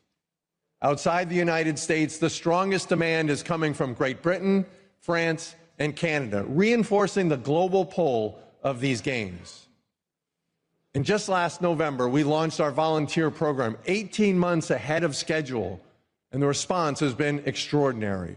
More than 180,000 people from around the world, from China to France, Canada to Great Britain, Mexico and beyond, have already expressed an interest in volunteering. The momentum continues to build every week, including 40,000 Angelenos who have already stepped up for their city right now. But what's most inspiring is this spirit of service isn't waiting until 2028. Volunteers are already coming together across Los Angeles, showing up, building communities, and bringing the values of the Olympic Games to life today. We've reached meaningful milestones, each met with genuine excitement. And as Casey said, Los Angeles is uniquely positioned for this moment. It is one of the most globally diverse cities on Earth, a city that reflects the world, not just the nation. All of this reinforces a simple truth, that sport has the power to unite the world. We feel that energy everywhere, among fans, athletes, and partners, and it continues to escalate. Earlier this year, 300 Olympians and Paralympians spanning 7 decades of the Games came together to help us shape LA 28. In fact, it was one of the largest gatherings of Olympic and Paralympic legends ever held outside of competition. A moment that reminded us all exactly why we are here and what the Games are for. We closed 2025 having surpassed $2 billion in contracted commercial revenue, a milestone that reflects the trust in our vision and confidence in our execution. When I last stood before you, I said that the state of our OCOG was strong and growing stronger. Today, I can say with confidence we are building momentum, we are adding talent, sport experience, and voices from across the Olympic movement to a team that is rising to the moment. Over the past year, the momentum has translated into real progress. Our team has grown to more than 600 people and will approach 1,000 by the end of the year. Our executive team is fully in place, and we are now together under one roof in downtown Los Angeles across 8 floors, working side by side to deliver something extraordinary. Our Games plan is guided by a clear principle. Make the most of what already exists. We are maximizing world-class venues, co-locating sports, and minimizing unnecessary construction, while never compromising the athlete or competition experience. Sport is the heart of the Games. In Los Angeles, this world-class city is the perfect stage to celebrate it as the ultimate global unifier. Now, most athletes will call the Olympic and Paralympic Village at UCLA home. And across 49 competition venues, we're extending that same commitment through 3 satellite villages and more than 30 training sites, ensuring that every athlete has access to world-class facilities, care, and support. Today, we are most proud to announce 6 additional U.S. cities that will help bring these Games to the world. Preliminary football matches will be hosted in New York City, Columbus, Ohio, Nashville, Tennessee, St. Louis, Missouri, San Diego, and San Jose, California, bringing the Olympic spirit coast to coast. These matches will take place in premier existing Major League Soccer stadiums, with the final rounds returning to the iconic Rose Bowl where history and future meet. But none of this happens alone. Our work is built on strong trust, partnerships across every level of government. Locally, we are proud to stand alongside the city of Los Angeles and all our venue cities, including Oklahoma City. At the state level, California's support has been unwavering, last year delivering legislation that enables temporary venues, transportation solutions, and high-quality medical services. We brought 250 government partners together at the first ever Games Summit to deepen our alignment and shared purpose with them. At the federal level, with the support of the White House and Congress, LA 28 secured $1 billion for Games time security, an essential commitment to safety and success. And with the launch of the White House Task Force last August, nearly now 36 federal departments and agencies are now aligned in delivering a safe, seamless, and unforgettable games. To that support, that global participation we launched, to support that, we launched LA28 Visa Link, a platform to help games stakeholders navigate travel entry into the United States. Visa Link verifies official affiliation and purpose, helping ensure clarity, consistency, and timeliness in visa applications. We also have a dedicated visa assistance team already in place, and we continue our close coordination with the Department of State to strengthen our federal planning and execution for visa access. We approach this work with optimism, but also discipline. And we understand the scale and complexity of delivering the games, and we actively manage those risks that matter most, including integrated delivery across stakeholders, procurement timelines, political and social dynamics, security and cyber threats, and, most importantly, an unwavering commitment to fiscal responsibility. But to realize that unifying power of these games, the entire Olympic movement must move forward together. With complexity comes responsibility to act as one team aligned with purpose and execution. Every National Olympic Committee, every international federation, and every host city partner needs to be synchronized on what we are delivering and when we are delivering it. This requires some things: prioritizing athletes and games delivery decisions, secure and shared financial responsibilities, and finally, implementation of proven best practices across the board.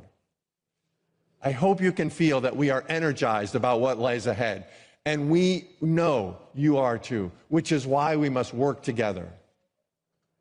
Looking ahead to 2026, LA28 enters a pivotal year of execution. We're finalizing a transit-first plan in close partnership with local and state agencies designed to move people efficiently and sustainably.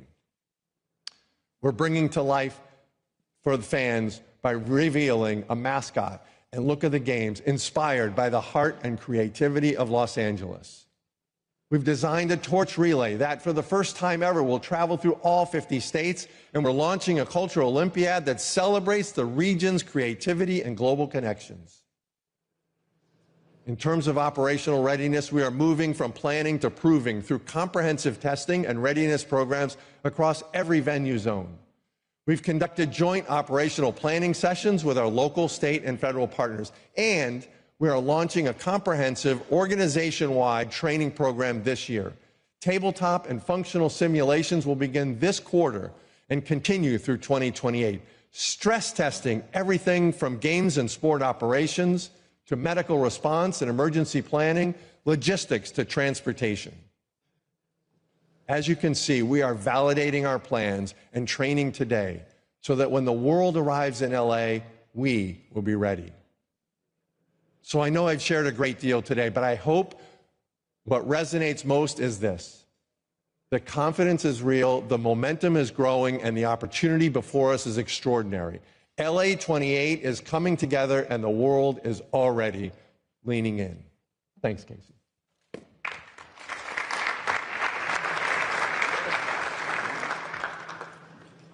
Every 2 years, we gather for a global ritual, not one imposed by any single nation or ideology, but embraced voluntarily by billions of people across every continent, every culture, and every background. We agree to shared rules. We agree to respect them. And we agree that the same standards apply to everyone, from the smallest nation to the largest, to the youngest athlete to the most decorated champion. In a world where consensus feels increasingly impossible, the Olympics prove otherwise. This is no small thing. When an athlete from one country embraces an athlete from another after a hard-fought competition, that is not theater, it's real. When a champion helps a fallen competitor across the finish line, that is not weakness, that's strength. And when we stand together for the Parade of Nations and cheer for countries we've never visited and athletes whose names we've just recently learned, that's not sentiment, that's proof of what we're capable of. The rules are simple, the respect is real, and the ritual endures because it matters. And in LA, we will honor that ritual. We will uphold those rules, and we will create the space for that respect to flourish, not just between athletes, but between nations, between cultures, between all of us who believe that sport can be a bridge when so much else feels like a wall that separates us. When the moment arrives, LA 28 will be eager to meet it. We will proudly host the largest peacetime gathering in human history, defined by confidence, readiness, and accountability, and anchored in an Olympic Games that meet the moment we're living in. An athlete's first games, rooted in community, designed to elevate performance and celebrate the very best of human achievement. We will meet this moment with our values front and center: unity, respect, and excellence, not as lofty ideals or principles to pay lip service, but as commitments we live up to every single day between now and 2028. And we will deliver. The baton is being passed. Milan will show us the way forward with the magnificent Winter Games we're all about to experience. Paris set the standard 2 years ago. And then LA is next up. We're ready, we're honored, and we cannot wait to welcome the world. Madam President, that concludes our presentation. Thank you.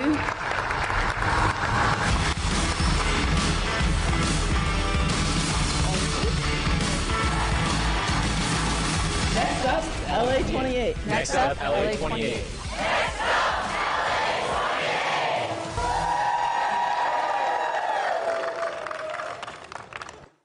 Thank you very much for that great presentation. I open the floor for any questions.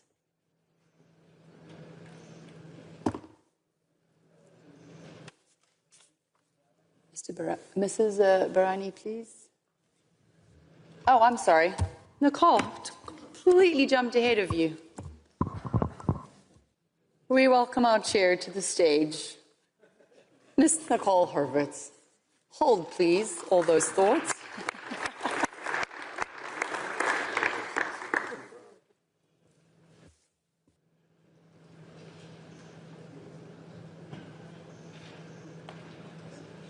President Coventry, Honorary President Thomas Bach, members of the Executive Board, dear colleagues, members of the International Olympic Committee, international federations, invited guests, good afternoon. May I please acknowledge a wonderful presentation that was done by the team of LA 2028, and we could all feel the energy that was part of that presentation. You also received a report from us, from the Coordination Commission in your package, a report that is filled with facts and figures and lots of information. But this afternoon, I would like to focus on 4 key points. Firstly, I would like to congratulate LA 28 on finalizing the venue master plan and the competition schedule. The mix of existing venues and temporary builds across Greater Los Angeles, with a special dash of Hollywood magic added in, is a very appealing proposition. The Coordination Commission had the chance to meet in LA last June. We visited some of the most cutting-edge stadiums, the 2028 Stadium, which we all remember as the SoFi Stadium, and the Intuit Dome. We also went to the Long Beach, where a number of temporary venues will be installed. It gave us a sense of the sheer scale of these particular games. With over 80 cities in the LA region alone, plus municipal, state, and federal authorities being involved, the administrative, political, and operational ecosystem is extensive and complex. The message the Coordination Commission delivered last June was that these games, in terms of integration across all entities and delivery partners, require really thorough planning work. This is central to align on priorities, risks, plans, and communications. Reynold, we know that you heard our recommendation and that you followed up on that recommendation. We know as well that planning down to minute details was the key success factor in your previous career as a three-star general.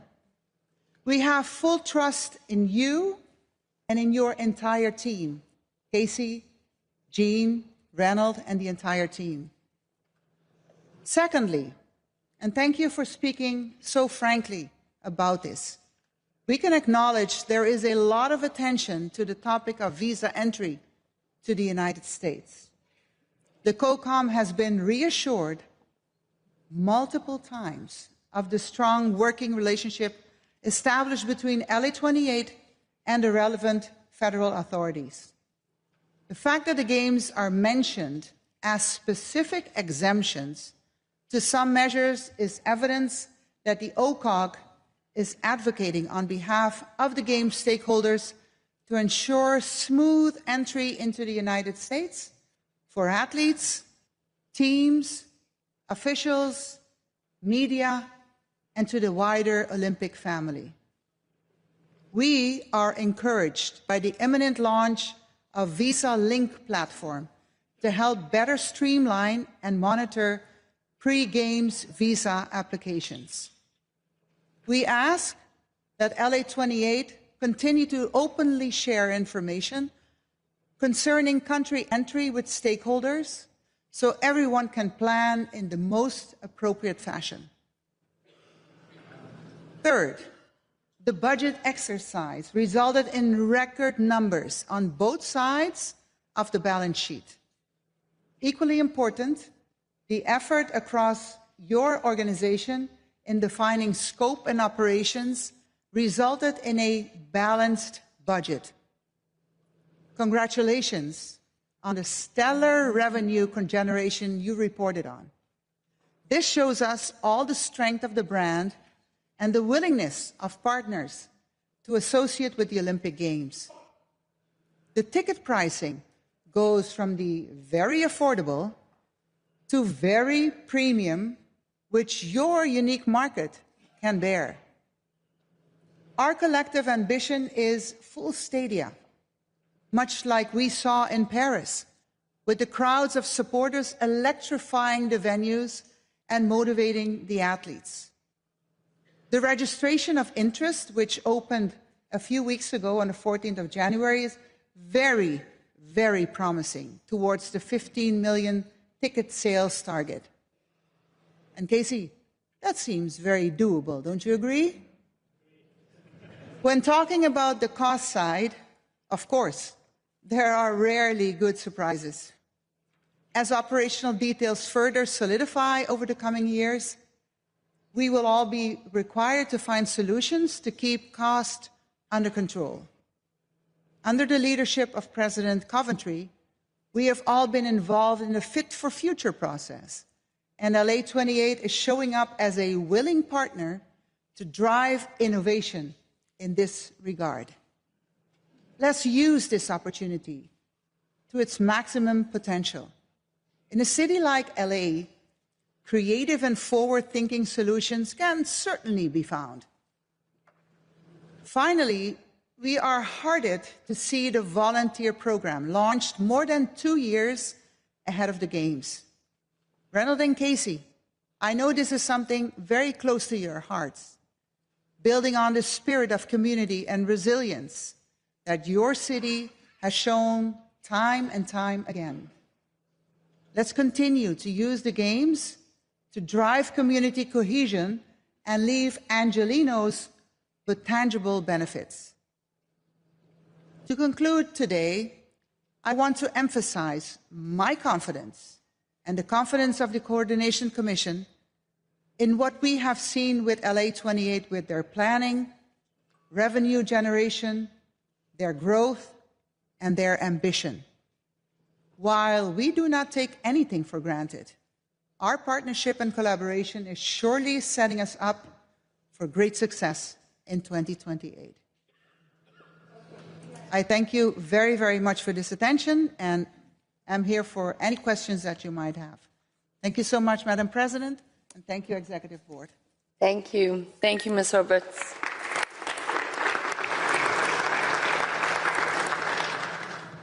The floor is now open, and we had before Mr. De Vos.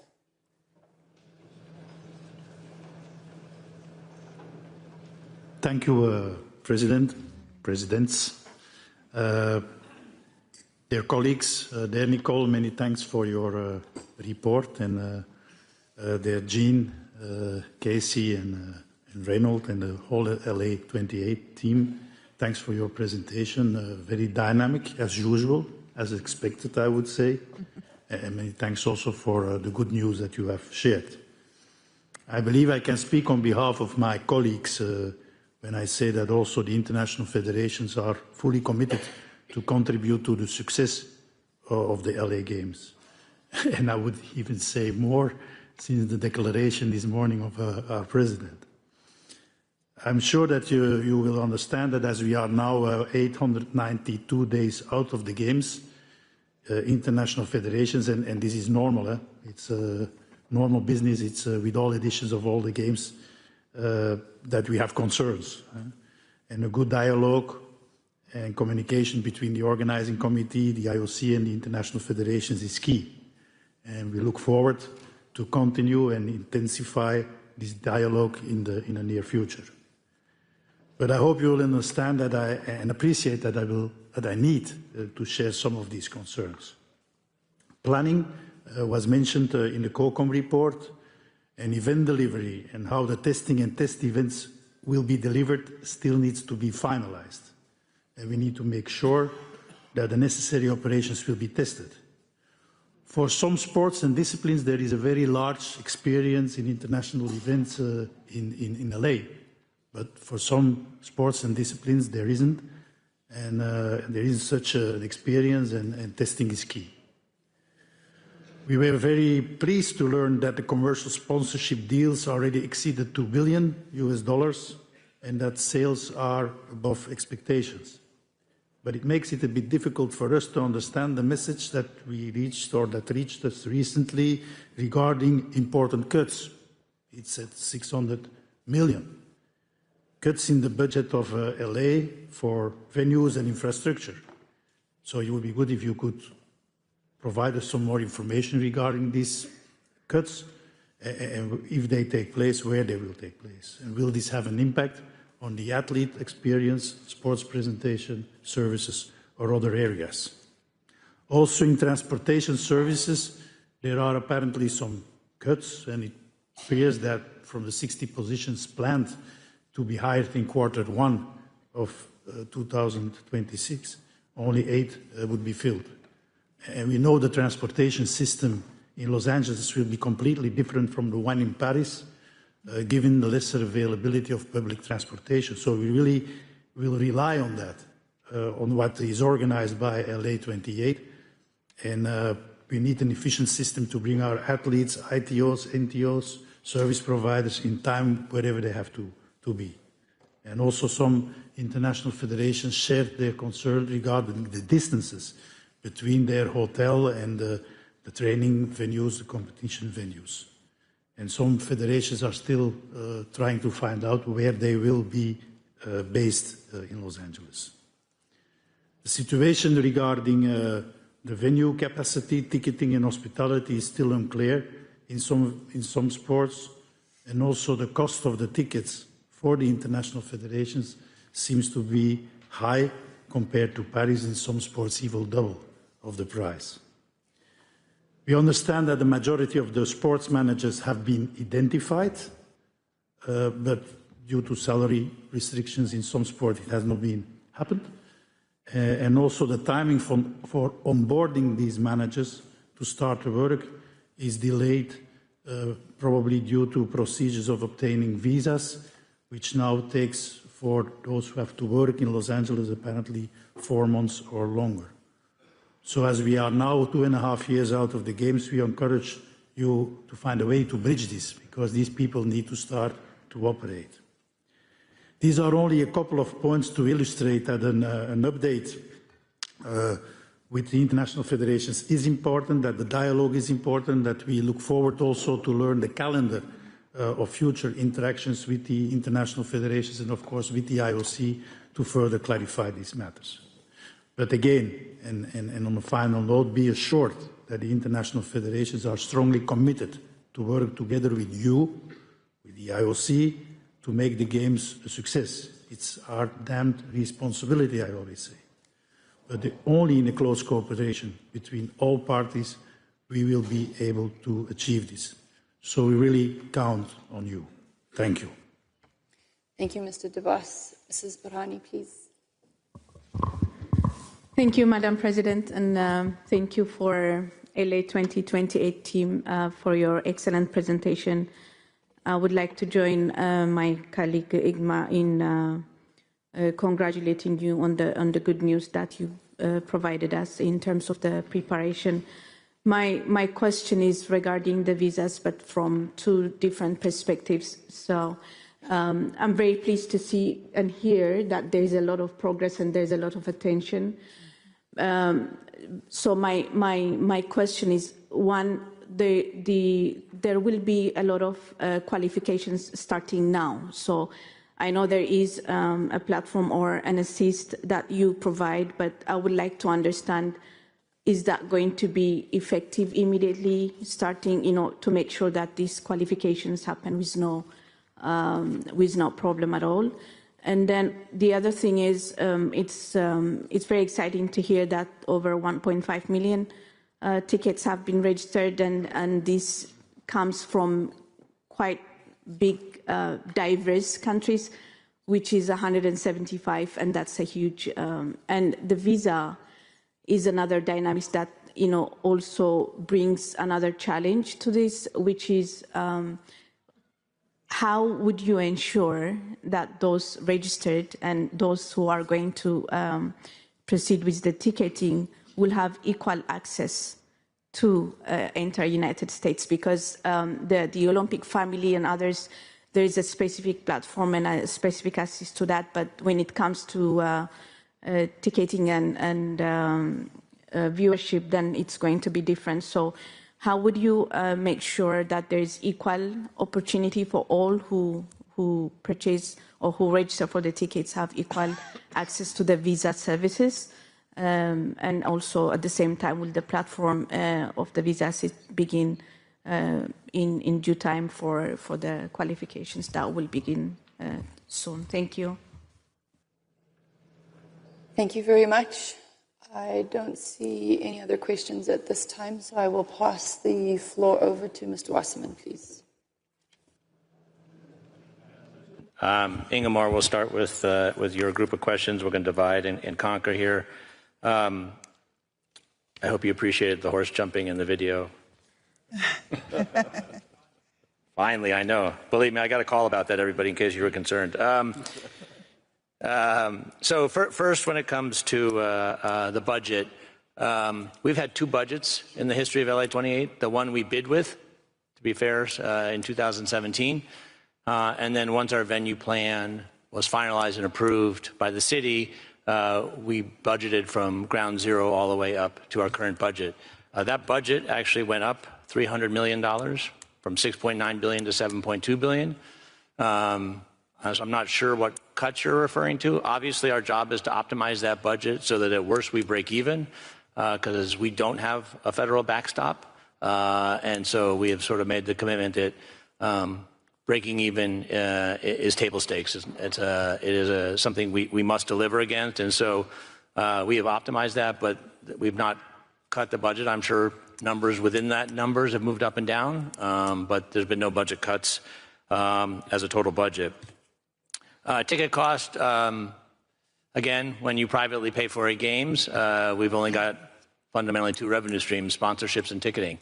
And so our ticket prices on average are 17% higher than Paris. To be fair, the economic opportunity and the 4-year difference could have allowed us to go a lot higher than that. We have 1 million tickets at $28, and 2/3 of our tickets are under $200. So I understand that some of the tickets are expensive. We're happy to have conversations about what tickets the federations and the NOCs can buy, but our ticketing was based on that presumption that we have to deliver on our revenue to pay for the games. And I'll turn over to Reynold for the others. Hey, you want to just take the rest of them then? Kind of most of them are in your lane. Madam President, thank you. First, I'd like to address the question on test events. We like to talk about test events here in terms of overall testing and readiness. We will not just be testing the events on field of play. I want to make very clear that sport and athletes are at the center of everything we do, so testing those events on field of play is critically important. But there's so much else we will test as an organization in terms of operational readiness, and we're starting our testing now. Again, you heard earlier, Reynold is a retired 3-star general. We do a lot of rehearsal at LA28. And we're starting our tabletop and operational readiness exercises this quarter, and we'll go every 90 days with tabletops and operational readiness exercises. Test events on field of play will begin in the summer of 2027 and continue through June of 2028. So we have a significant program of test events where we'll be looking to the international federations to help us. I will also address the question of sport managers and sport manager hiring. Naturally, again, with sport at the center of everything we do, we need experts in the building to help us plan each of these 51 sport disciplines. Most of our sport managers are in-house already. They're not all hired, you're right. We don't have them all in-house, and we are certainly enlisting quite a bit of international skill and experience, and therefore there is a visa need. We are doing everything we can to expedite the visa process. But for those sport managers, for those sport disciplines that aren't in-house just yet, we have hired sport subject matter experts, and we are utilizing other sport managers to bridge the gap. So every single sport discipline is accounted for at LA28 at present, and by Q2 of 2026, every sport manager will be hired and in-house. Another question on hiring was transportation. I think there was concern that we minimize the number of hires in the transportation functional area, and that just simply isn't true. We have 30 transportation functional area employees at present. By the end of this year, we'll have 60, and we will continue to grow. This is a functional area that is critically important for us, certainly in Southern California, and for the success of an incredible games. Accommodations was a question as well. For all the international federations, you should know at present where your dedicated hotels are. If there are still questions, please let us know. But the international federation should already know at least where they should be staying, have had access to the portal, and will soon be getting their allocations. So if there are still questions remaining, by all means, please let us know. I think that's all.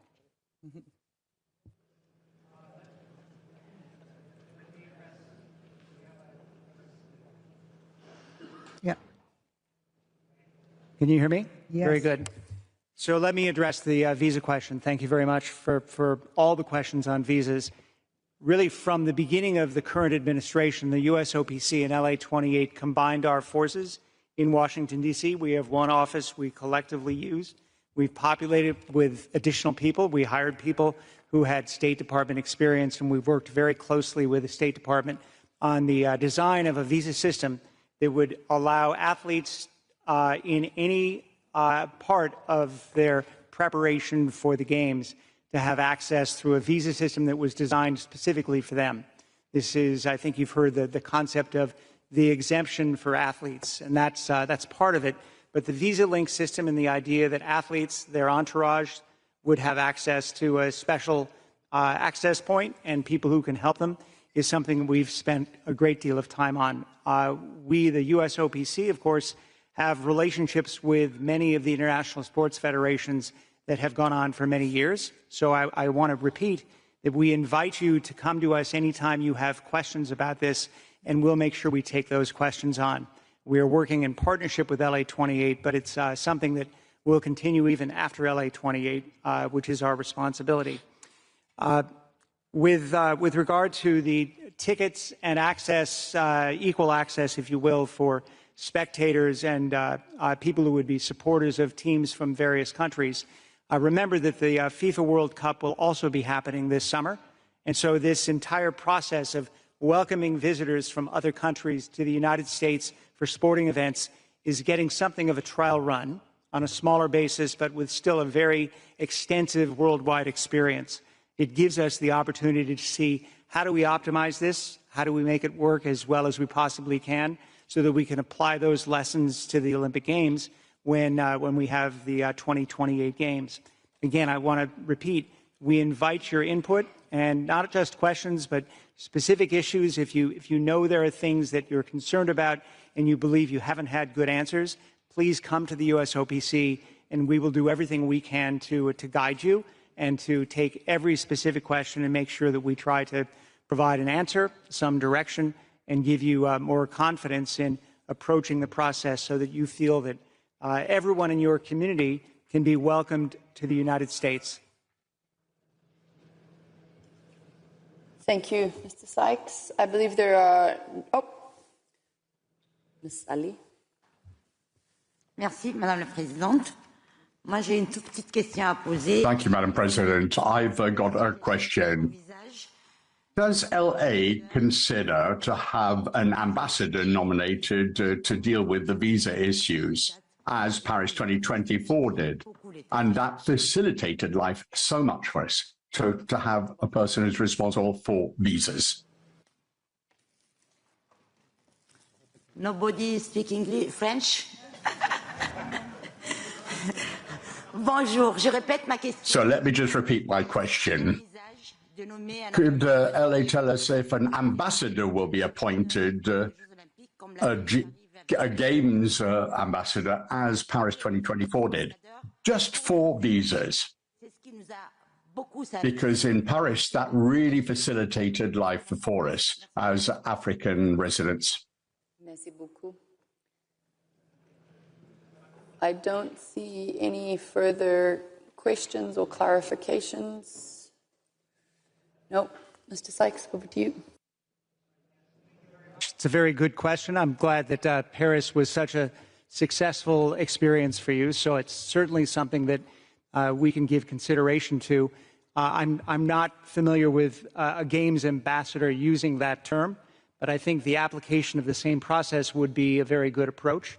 I believe the intent is to make it very straightforward, and there are people within the State Department who have the authority for the visa system who have specific responsibility for this. But to the degree that we can designate individuals who are able to address these issues when they come up in advance, I think that would be a very good system. Thank you. Thank you very much, Mr. Sykes. I believe there are no further questions. Congratulations. Thank you for the presentation and the clarifications. Mrs. Horvitz, apologies again, and thank you very much. Thank you.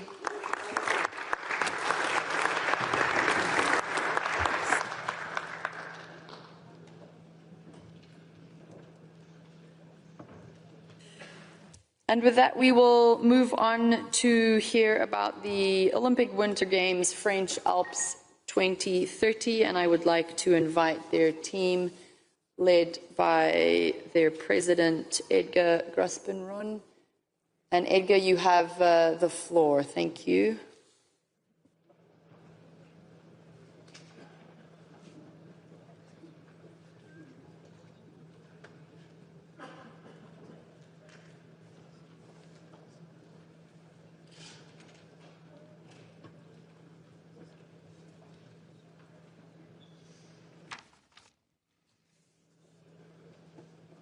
Okay. Yes, you have the floor. Thank you. Thank you very much. Thank you, Madam. Madam President of the IOC, dear Kirsty Coventry, dear members of the IOC, ladies and gentlemen, dear friends, of course, it is a great honor for me to address you today, almost exactly 1 year after taking up my duties as President of the OCOG ALP 2030. 11 months ago, I came to present the emerging project Today, our organizing committee is up and running, structured, and fully engaged in its work. Just wanted to thank Pierre-Olivier Becker, our president of the Coordination Commission, Christophe Duby, and all his team and experts, and for sure the French IOC members for the help that they are providing us. You will see this, it will be reflected in the remainder of our presentation. But today, we are shaping our vision for the Alps 2030 Games. Let me share it with you. Our vision is naturally, first and foremost, that of the Games themselves, but it is also a vision for our mountains. Within the vision, we wish to preserve the pioneering spirit that has always driven the organization of the Olympic and Paralympic Games in France. We also seek to innovate and to look resolutely towards the future. This vision is rooted in an ideal, a hope, and a conviction. This conviction, you may know it, sport can change everything. Thank you, Tony. Moreover, when it's about Olympism, the Olympic spirit can make the world a better place. It gives us a unique power and the ability to see things differently. In moments of great uncertainty, in time of great questionings, of doubts, Olympic spirit reveals a world of possibilities. With the Alps 2030 Winter Games, sport will bring changes to the territories. This is our mountain. This is your mountains. A playground of exceptional landscapes, a place of unparalleled purity and beauty, a source of life, of introspection, of exhilaration, of sensations. Our mountains must reinvent themselves to meet the challenges of our time, to support, to anticipate and respond to transitions, climate change, sporting evolution, but also all the aspirations of new generations. We must open up the mountains at every level and across all its spaces, from the valleys to the peaks, from north to south, all year around, thinking about tomorrow. Let's build the Winter Games for the next generation. With this vision, we seek to build our project to elevate the Games today so that they remain a force of change for people, for territories, and for the economy. I will then leave the floor to our CEO, Cyril Linette, who will explain how our organizing committee is embraced this vision and preparing our game for 2030. But before that, the French Minister of Sport has a message for you.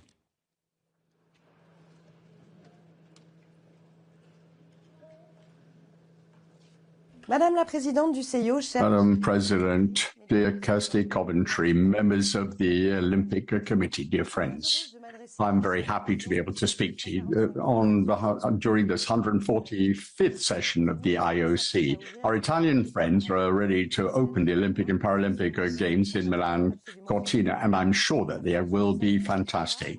France, for its part, is ready now to organize the next edition of Winter Games, which will take place in the heart of the Alps in 2030. 24th of July, 2024, in Paris, you granted us the organization of the 26th Winter Olympic and Paralympic Games. And some important steps have been taken since. First of all, the operational success of the Paris Games has reinforced the links that links France to Olympism. It showed the solidity of us being able to organize international sporting events. And it is on that basis that we're organizing 2030 Games on the basis of continuity and on the basis of efficacy. This, in concrete terms, leads to a very responsible and controlled manner of dealing with the budget. As you know, we adopted the budget for 2030. We've got to 2.13 billion. We want to have the least expensive games, thanks to the solidity of its founding partners, the state, the southern part of France, Rhône-Alpes region, and the sports environment, but also the organizing committee, which represents us. But we're also controlling the infrastructure. We are going to be able to guarantee the availability of the facilities, and we're also thinking of the future. This is also secured both financially and legally speaking. There are also laws which are going to be adopted. In fact, it will be adopted on Thursday, which will provide us with a toolbox.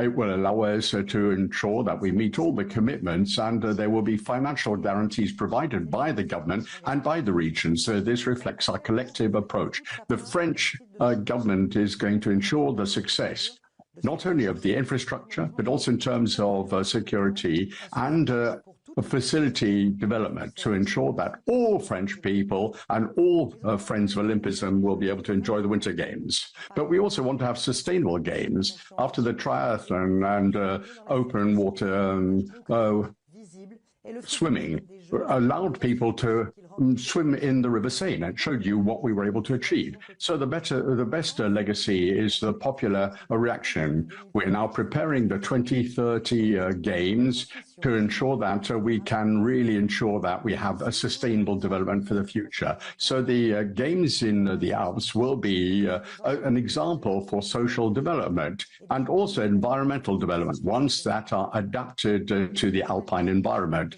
As a person from the mountain region, we know that this can lead to sustainable developments. That happened in Albertville in terms of transport links and in terms of environmental protection. So we had 68, 72. Now it's going to be 2030 in the mountains, in our mountains, where we will be able to welcome the Olympic family. And rest assured, we are ready. We will be ready to meet the challenge of history. Thank you very much for your attention, and we hope you have a good session.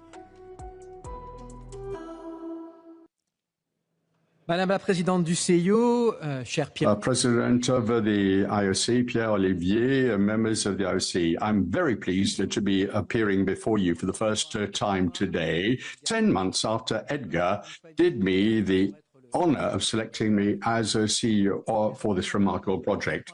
In doing so, he saw in me not only a media professional and a former journalist, including at several editions of the Summer Olympic Games, but above all, a leader accustomed to steering organizations through sensitive and decisive moments in the history. And what a moment this is, since we're required to build both the event, the product, and the organization at the same time, something that is extremely rare. As far as the event itself, we're not starting from scratch. The Winter Games have existed for many decades. The IOC supports us on a daily basis, and the French Alps project has already been outlined before we arrived. On the organizational side, however, everything had to be built very quickly. When I arrived in April, we were 8 people. Today, we are 70. So 5 years ago, we were just 8. Now we're 70 based in our headquarters in Lyon. Our governance is substantial. It is a complex structure, but now we are fully operational. We have 3 objectives to summarize. In order to deliver this project successfully, from our point of view, we've got to take them in order. First of all, to organize, obviously, the most important, the finest games possible. Great games, as Edgar likes to say. To do so also within a reasonably controlled budget, which is never straightforward for the Winter Games. And finally, we need to ensure that, and the Minister said this, that our games have to be meaningful. In other words, leaving a legacy that is sporting, economic, and societal. So these 3 objectives in that order, which must guide everything we do. Our primary responsibility is to deliver the finest possible games in exactly 4 years minus 2 days. On this point, a lot of preparatory work has been done over the past few months, but we'll be really touching on this when the time comes, because this moment belongs to Milano Cortina 26. But everything will take shape in the coming weeks with the handover ceremonies, followed in April by the unveiling of our Paralympic and Olympic emblems, and at the beginning of the summer by the formal presentation of our venue map, which will provide a magnificent setting for future competitions, as well as the finalization of our sports program, which has been built together with the IOC and the international federations. On the upcoming handovers, I'd like to warmly welcome and thank the teams of Milano Cortina 2026, the IOC, and the IPC. The second objective is, of course, the budget, which must be kept at a reasonable level. Our budget was approved unanimously this autumn, as you just heard from our minister. It was approved unanimously, I say, a major milestone. It is slightly higher than 2 billion euros. Obviously, it will have to be adjusted on an annual basis, but we are fully aware of our responsibilities. Only 25% of this budget is expected to come from public funding, a proportion that must be contained at all costs in the current French budgetary and political context. That means that we have two essential tasks. On the one hand, we've got to control costs as tightly as possible, and we've got to go and look for private revenues, a role in which Edgar, like Tony before him, is fully and intensely engaged. Our strategy in this area is in place. Discussions have begun with all potential partners, and the first positive announcements will be made very soon. You're also familiar with the fundamentals of the project: 2 regions, 4 clusters, an approach similar to that of Milano Cortina 2026. This is a complex model, a decentralized model, which we've been really looking at very closely. We will be looking at very closely over the coming 3 weeks. We've got about 50 colleagues on site here in Milan and in the mountain area. And together with the IOC, we want to draw the valuable lessons for our own organization. It must be financially sustainable for us. It must be positive in its impact. And we must not add unnecessary constraints for national Olympic committees or international federations. And at the same time, the Olympic experience must continue to be fully lived, despite the distances involved. In each cluster, we envisage what we could describe as mini games with teams that will begin forming very soon. So that is what we have learned. These are the lessons we've taken away from our discussions and which we will continue to learn over the next few months. And Milano Cortina will definitely show us the way. Beyond the event itself, the budget, the third objective is the meaning we give to this project at a time when little can be taken for granted. Legacy and a sense of responsibility are at the heart of everything we say and do. The rules are clear for everyone. Any permanent construction or renovation will be undertaken only where it delivers a lasting sporting, a societal legacy. Everything else will be temporary. Environmental considerations will be central to our decisions. You can be certain of that. A roadmap for sobriety is currently being prepared for this spring, and a responsible procurement strategy is in the works. It's also a territorial project. The minister just said this. We're working hand in hand with local elected officials, and we need that. And we are increasingly recruiting experts from the regions concerned. This is not a Paris-centric project, even though, of course, we can benefit from the expertise of those who delivered Paris 2024, because that is a considerable asset, a historical asset. As you probably know, our organizing committee was created relatively late. The challenge we set ourselves with Edgar in April 2025, together with IOC and the support of Etienne Dubois, who has helped us in no small way, was to reach the level of preparedness normally expected of an organizing committee 4 years before the Games.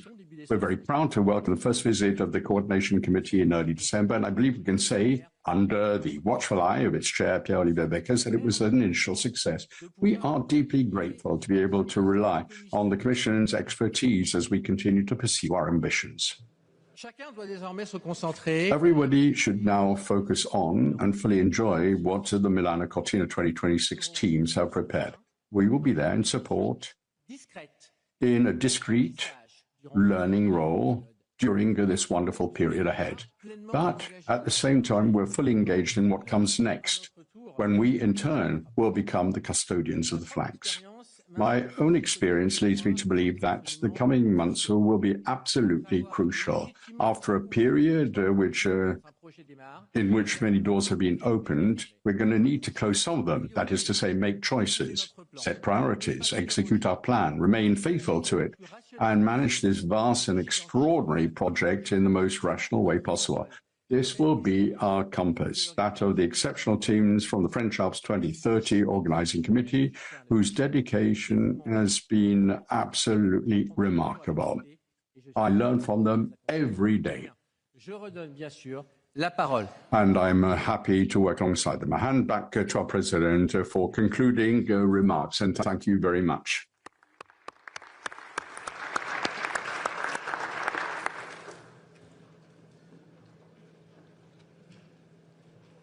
Merci beaucoup, Cyril. So what do we have in mind?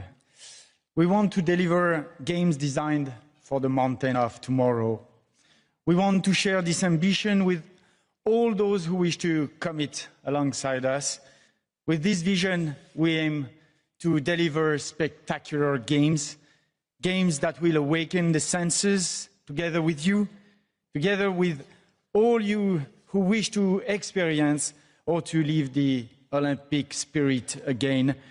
We will create 2030 Olympic and Paralympic Games rooted in France and in the French Alps, open to the world, open to the mountains, respectful for our amazing territories, magnifying our sites, innovative, driven to push boundaries, to explore new sensations, to create new horizon.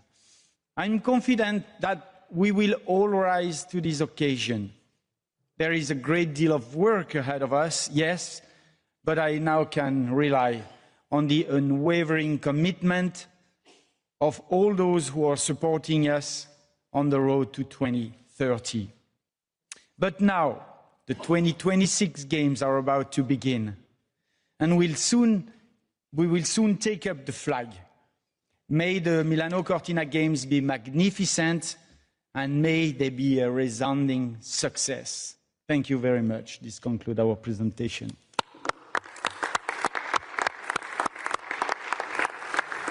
Merci beaucoup. Thank you very much. And I'd like to call the chair of the Coordination Commission, Mr. Bakers, please.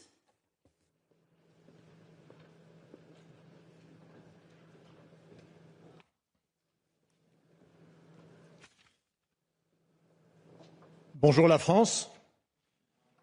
Bonjour ces régions nord. Good morning, France. Good morning to the northern and southern regions, and greetings to all of the regions, all the municipalities that are part of this project, and welcome to to French Alps 2024.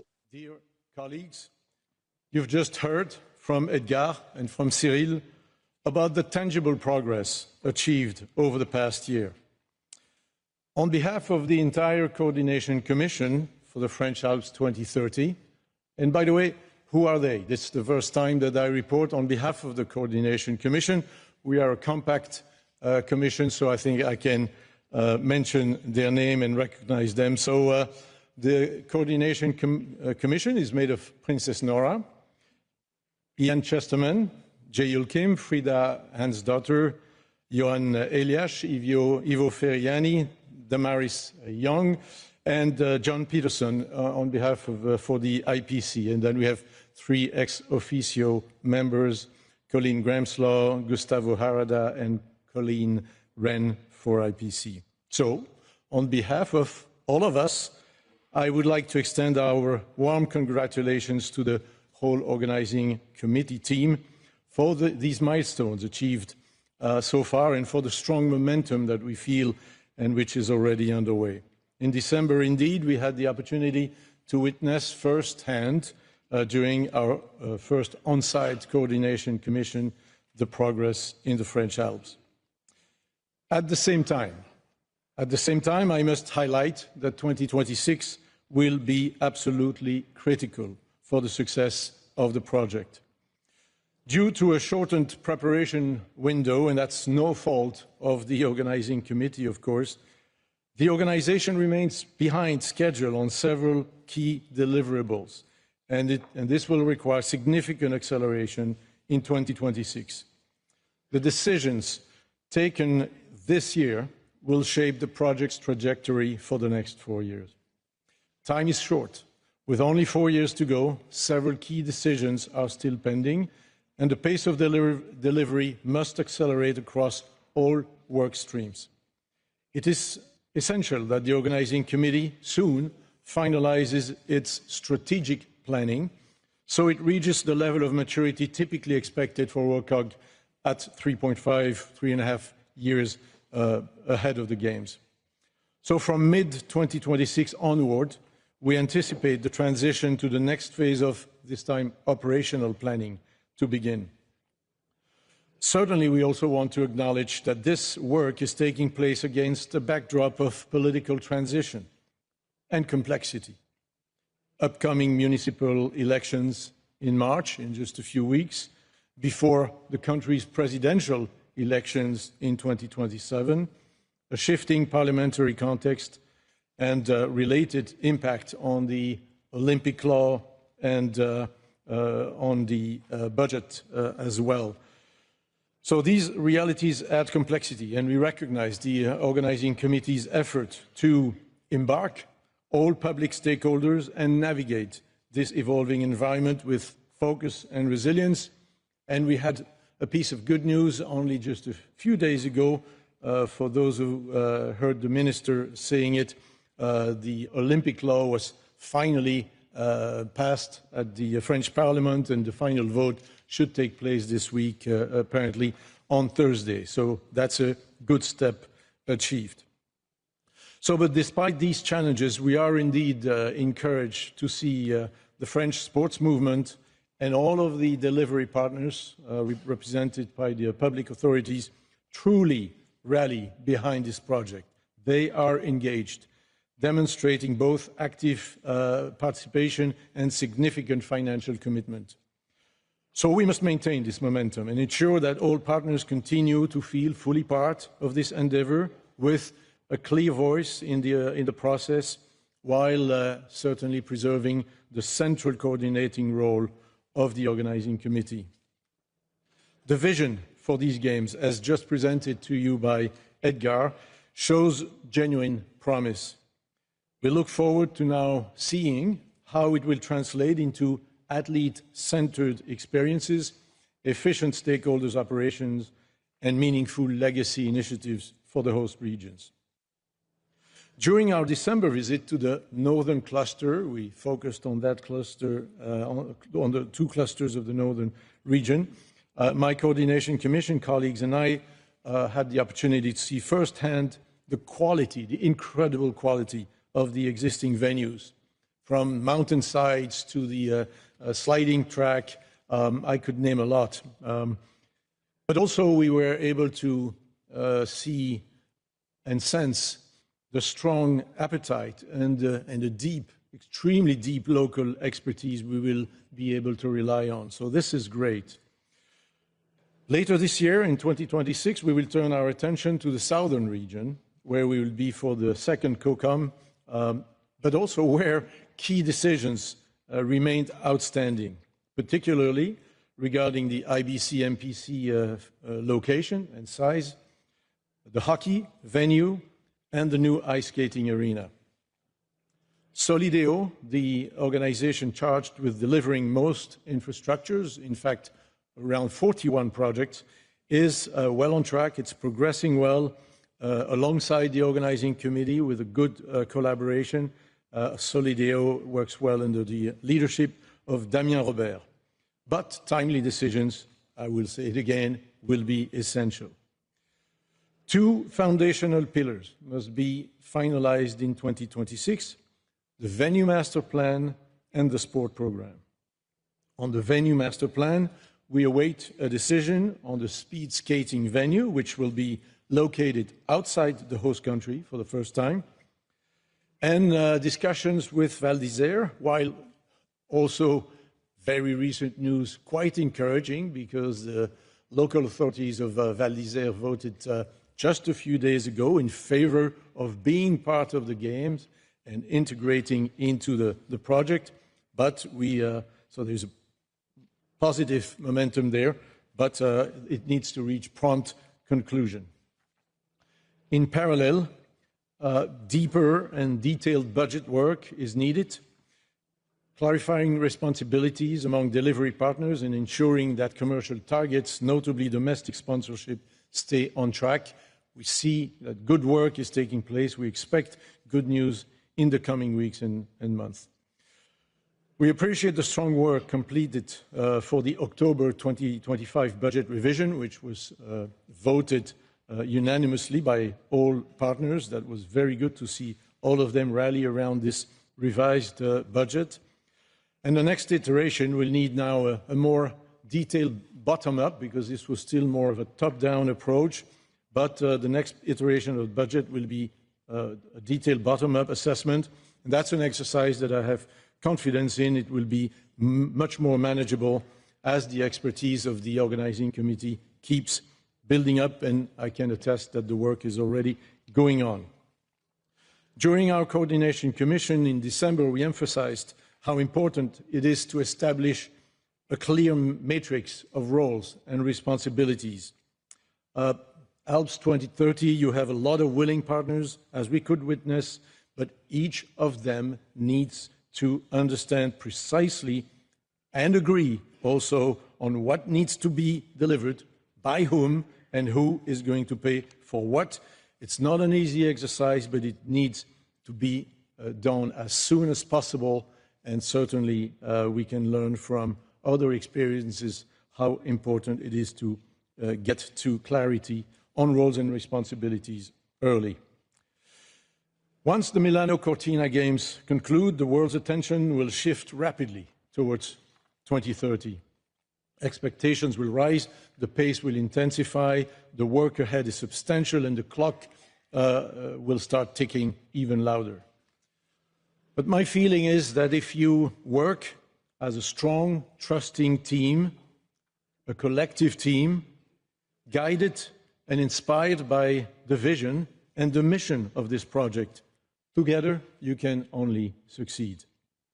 Finally, I encourage all of you, Team ALPS 2030 and all of the government partners, to seize this unprecedented opportunity that the Milano Cortina Games offer. Because indeed, never before have we had two winter editions so geographically close and structurally similar with these widespread territories. So observe operations closely, discuss with athletes, spectators, stakeholders, absorb every lesson. I will do my part during these next 18 days or so. This is your golden opportunity. Use it fully.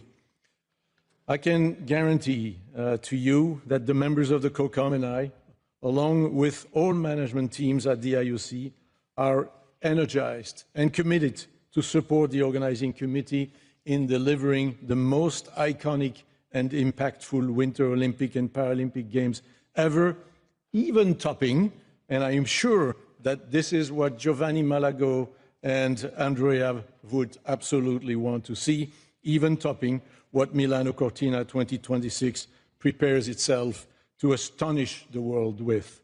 So this concludes my report, President. Thank you, Mr. Beckers, and thank you to the French ALPS 2030 team. I will open the floor for questions. His Serene Highness Prince Albert. Thank you, Madam President. Merci beaucoup, amis de. Thank you very much. And thank you very much to the French team, and thank you for the information that you've provided to us. And I'd like to thank the Committee for its report. We've certainly had a report on what you've done thus far, and we see that there's still quite a lot for you to do.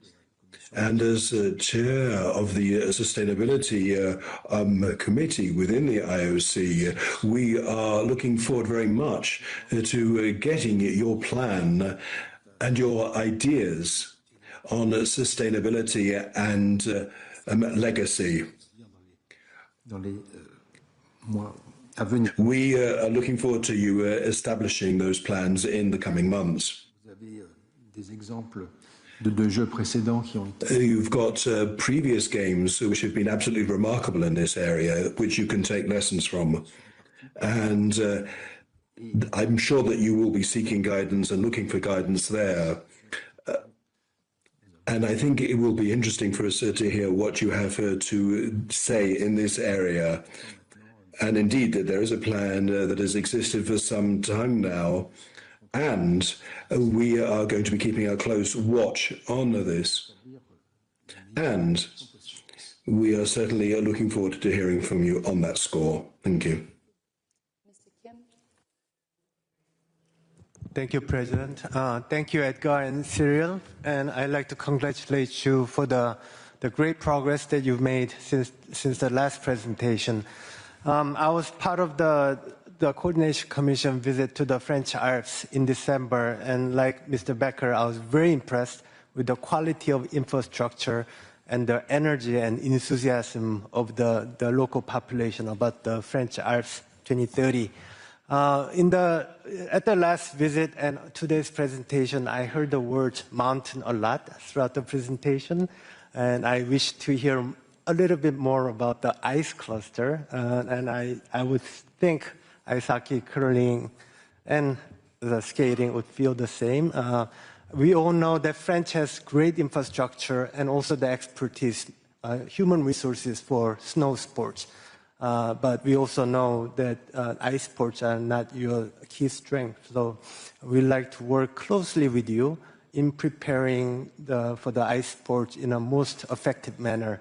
And I think it's safe to say that IFs have learned quite a bit and built expertise in preparing for the 2026. So please use us and work closely with us so we could have a great preparation for the 2030. Thank you. Thank you, Mr. Kim. Ms. Hensdotter. Thank you, Madam President, and dear Edgar and the whole team, thank you for the presentation. I would like to emphasize the importance of athlete experience, the opportunity to learn many lessons from Milano Cortina and the 6 villages concept to maximize the athletes' experience, especially around the opening ceremony. I know you're on it, and keep on with the good work, and thank you. Thank you so much. I don't see any other questions or hands, so I will pass the floor back to you, Edgar. Thank you. Thank you very much, Madame la Présidente. Je vais me permettre de répondre en français. I'll respond in French. Please.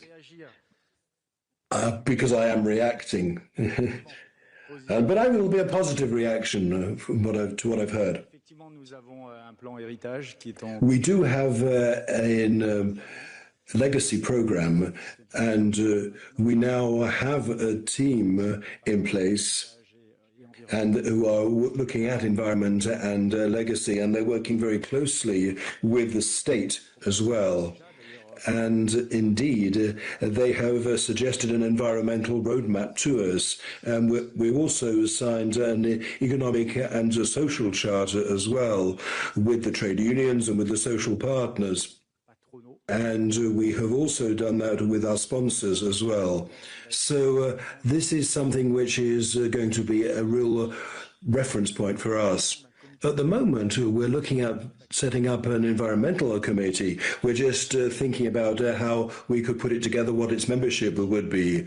We would like this to be something which is very representative, both of environmental organizations, but also our state partners, and also from the Alpine area. And also, we would like our partners to be involved, because we see there being traffic between our private partners and also the public ones, because here we want to have a real commitment here to environmental tradition. Here, quite clearly, we're going to be working with the IOC teams as well, so that we can be well in line with what is to be delivered here. And indeed, you'll be soon getting presentations in that area. Now, to pick up to what Mr. Kim said, we're, of course, not forgetting ice sports. And I can say these are going to be well looked after in Nice, because there'll be very compact ice there. But not only will this be an ice cluster, we will have the closing ceremony, we'll have many activities happening there. And there's also going to be a medal area as well. And this is going to be an area for celebrations. What we see as important here is that the alpine area of France can be shown in its rich diversity. As I said when I spoke, because you have got lakes in the bottom of valleys, and you go right down as far as the Mediterranean. And I think this really shows from the very highest peak. And we've got the Mont Blanc as well. And I think that through these games, we want to really show the whole alpine area, what it has to offer, what it is, this area which is so attractive, and in fact, which attracts the whole world. This is something which is very close to our heart, and it is important that we can bring in the ice sports to Nice. And the speed track is something that we're also working with other countries, and I think we're also in line with the 2020 agenda of the IOC. So we don't want to build infrastructure which is not going to be used later. We don't want to spend large sums of money to build stuff which is not really going to be needed later, whether there's no real tangible legacy for France. Therefore, these infrastructures, the 92 games or the bobsleigh run as well, which we will be able to use.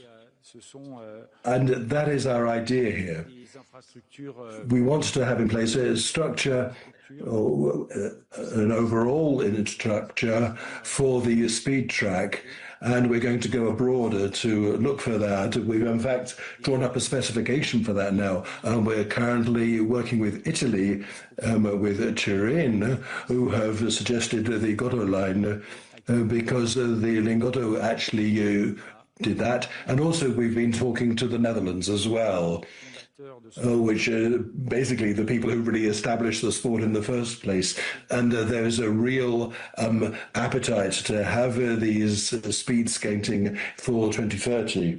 So therefore, to pick up also on what Mrs. Friedensdottir said about athlete experience, and that is something that we also attach great importance to. We want the Athletes Commission, and for 2030, they're going to be working on the athlete experience before, during, and a wee bit after the Games as well. And we'll be doing that with a view to what happened in Paris. There's a great... the athletes are very much in the public eye during the Games, and also we have to see what has come of that and what has been learned afterwards. And therefore, we are looking at providing support to our athletes, both during, before, and after the Games. There'll be 4 villages, and each of them, they will be at each of the clusters, at each of the 4, so it's be 4 clusters. And we will be very watchful when it comes to organising the opening ceremony to ensure that all athletes at each cluster will be involved. We want them to be able to be properly involved in the opening ceremony. Merci beaucoup, monsieur. I have no further questions, so congratulations. Thank you very much. Thank you, Mr. Beckers. Thank you. Thank you, Edgar. Thank you, and the team.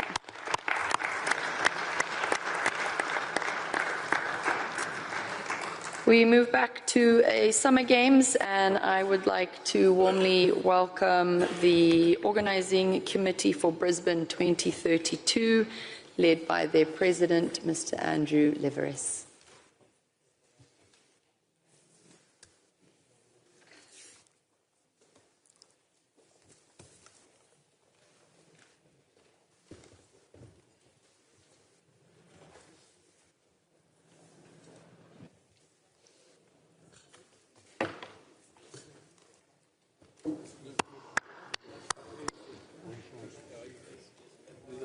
Hi. All righty.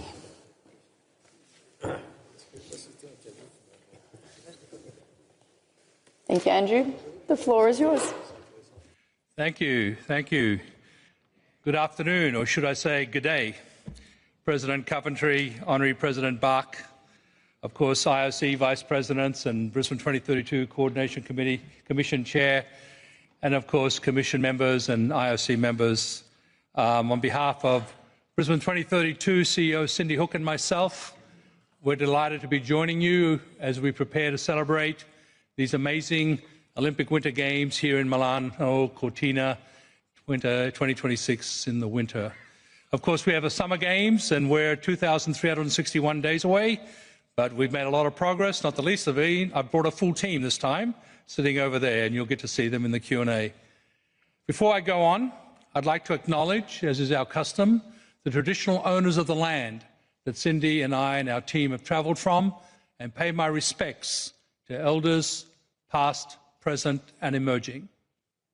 I also offer my praise and congratulations to President Coventry on her ascendancy to becoming an historic IOC president mid-last year. Kirsty, you and I have shared many conversations since I first commenced my role as Brisbane 2032's president, and I'm really appreciative of your ongoing support and insights into our Games preparations. Can I also thank our Brisbane 2032 Coordination Commission Chair, Mikey Konjuanko-Jaworski, you've got to give me some marks for that, for your leadership of our commission this past year.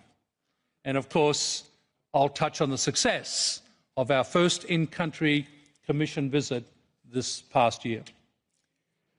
It's been a busy period of progress since Cindy and I last updated you in Greece in March of last year. At that point, you may remember, we were days away from the Queensland government revealing its 2032 delivery plan. A plan to deliver new and upgraded venues coupled with transport and infrastructure projects across our vast state. Some of which you can see on screen, from Barlow Park in Cairns in the north, to a new whitewater centre just outside of Brisbane, and plenty, plenty more. I'm pleased to say that since the delivery plan announcement, communities across Queensland and beyond have resoundingly backed the plan and the generational economic and social benefits it will deliver. The plan includes 17 new and upgraded venues that will be used during the Games, but importantly, boost local communities and entice national and international sporting and entertainment superstars to visit our region and be part of our lifestyle superpower. At the heart of this plan is an integrated blueprint, including a new 63,000-seat stadium in legacy mode for cricket and Australian rules football, a new legacy aquatic centre, and the main athletes' village, all three of those within a precinct, within walking distance of each other, situated right in the heart of Brisbane. A world-class city with world-class investment, infrastructure, and national and international expertise is materialising, and I couldn't be happier. Our focus ahead, discussed at our most recent Coordination Commission and as part of our ongoing discussions with the IOC and international federations, is to ensure that all venues in our venue master plan deliver an optimal experience for athletes to perform at their best and fans to maximize their experience. Cindy and I had the opportunity to share these delivery plan details and our overall Games progress in May last year when we welcomed our Brisbane 2032 Coordination Commission to Brisbane and Queensland for their first official in-country visit. What eventuated was ringing endorsement that our strategy and plan is on track through continued collaboration with our Games delivery partners as we prepare for one of the world's largest events that unites, excites, and inspires. I thank Kirsty for joining that trip, as well as Mikey and the entire Commission for their valued feedback, suggestions, and support. And I look forward to providing our next update in May of this year. There are 3 other significant updates over the past year that I want to highlight. Firstly, the Queensland Government made legislation changes that clarify our broader Games governance. Brisbane 2032 remains, of course, responsible for putting on the show. The Games Independent Infrastructure Coordination Authority, known as GICA, is leading building the stages of legacy infrastructure across the state, and the Queensland Government's Olympic and Paralympic Games Office, OPGO, is responsible for Games coordination of issues that sit across the 3 levels of government and their many agencies. Sitting above this is a new 7-person Games leadership group that I sit on with the Queensland and Federal Sport and Infrastructure Ministers, the Brisbane Lord Mayor, and the Chair of GICA. Secondly, Brisbane 2032's board was streamlined from 24 to 15 directors to provide us with greater agility and faster decision-making capability as we build momentum in our 6.5 years to go. I'm pleased to say that IOC members Ian Chesterman and Jess Fox remain on our board, as does IOC honorary member John Coates, as highly valued contributors. I want to acknowledge the incredible work and tireless efforts of all past and current board members who have been on task from day one. It's because of these leaders that we have such strong foundations and a clear charter to follow. Alongside this streamlined board, we now have put in place 4 advisory groups who provide specialised and critical advice to me and the executive and the board on our very key topics. This includes a commercial advisory group, an athlete and sport advisory group that will also serve as our Athletes Commission, an advisory group for the mayors from our host and co-host cities across the state, and one for our Aboriginal and Torres Strait Islander representatives.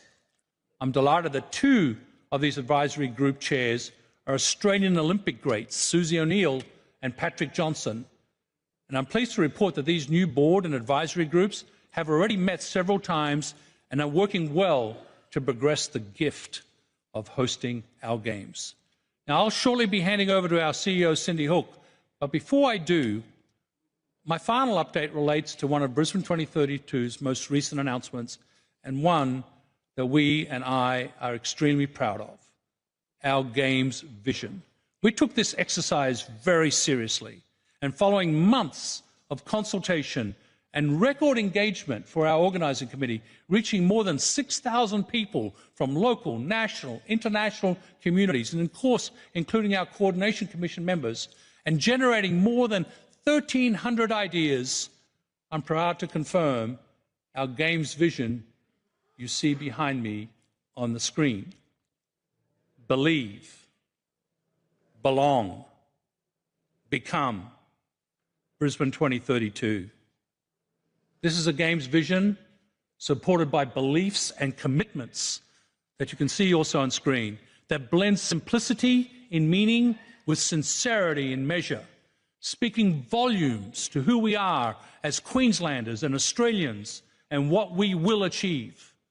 When our time arrives on the world stage, our local belief, grit and spirit will shine through. Our sense of belonging will be celebrated and shared, and we will rise to become an even greater city, state, and nation to visit, invest, and be part of. A vision reel brings these words to life, but I'll save that for my closing remarks. And for now, if I may, I'd like to hand it over to Cindy to provide further updates. Please, Cindy.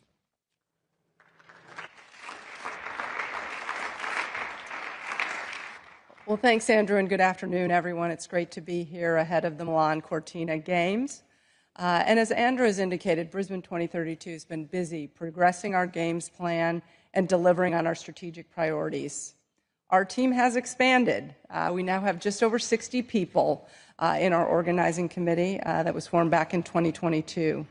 And we have key hires that are accelerating across the function that matter: venues, sport, commercial, and procurement in particular. Since my last update, we've welcomed 2 new C-suite executives to the team, with the appointment of Chief Strategy Officer Marguerite Fitzgerald in October last year and our Chief Marketing Officer Brent Hill in November. Both Marguerite and Brent have been quick to prioritize and their focus areas for the next year and the crucial portfolios that they will be delivering. I'm really delighted to have them on my leadership team. 3 other highlights I want to draw your attention to relate to procurement, commercial, and sport. In October last year, we launched a procurement and supplier portal, inviting businesses of all sizes to register their interest and put their credentials forward to be part of our games in 2032. Our purpose for opening the portal with a little under 7 years to go was to ensure that businesses had plenty of time to prepare for games procurement needs, and also that we, the Brisbane 2032 team, could understand market capacity and capability. This is really critical in a small market like Australia.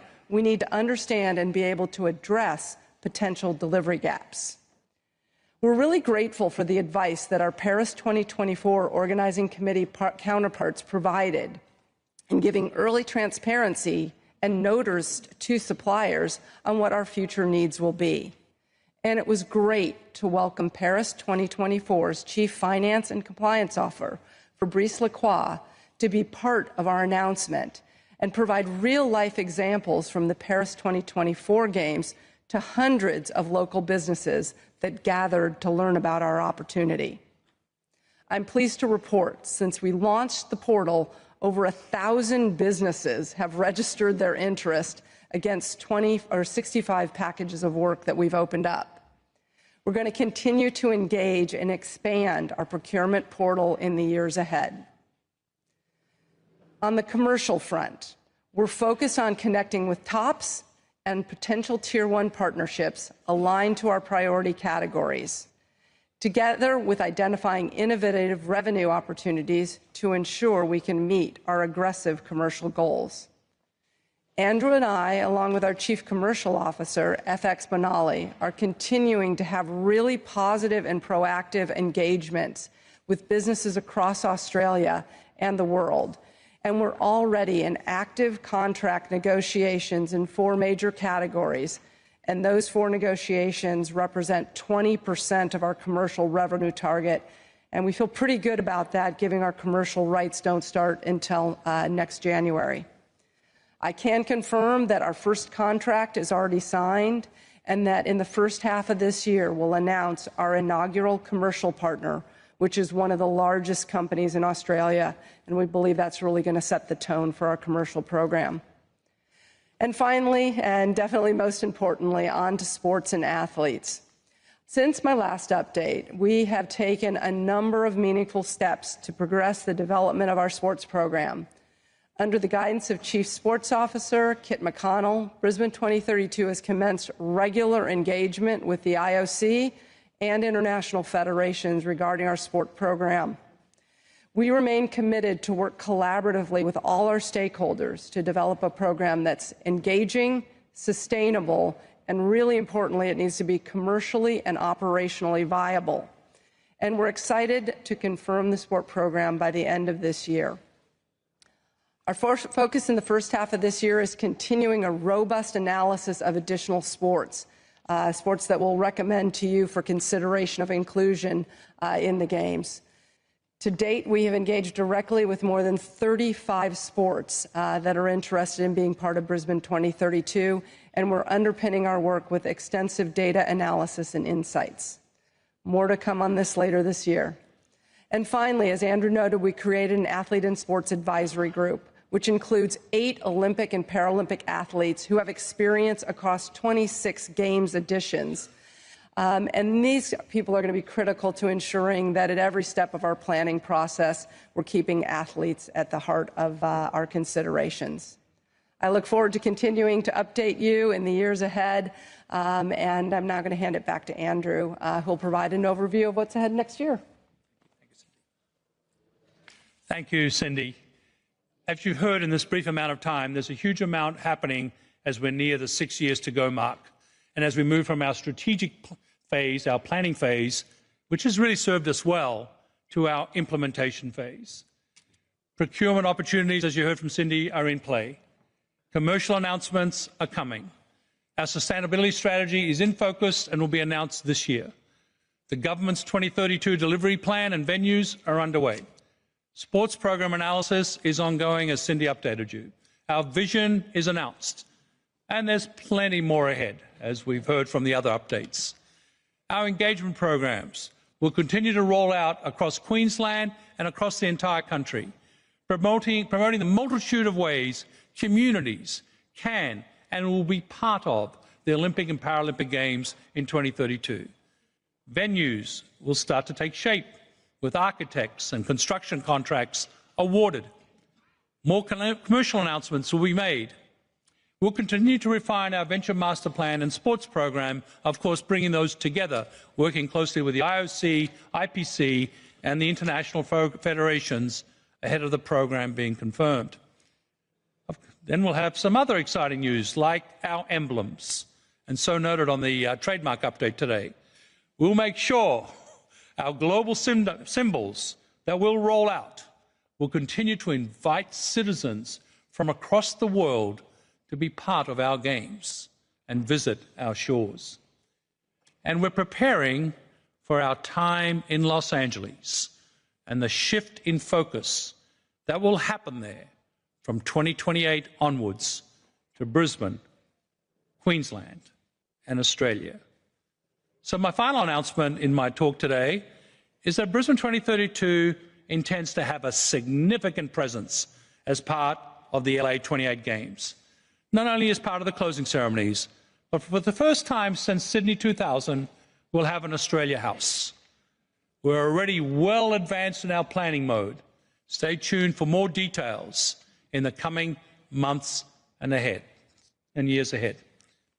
I'll leave you with a visual summary of our Games vision, a vision formed from thousands of conversations drilled into a few powerful words, anchored as our North Star and focused on delivering a Games with athletes and fans at the experiential core. Believe, belong, become Brisbane 2032. Thank you.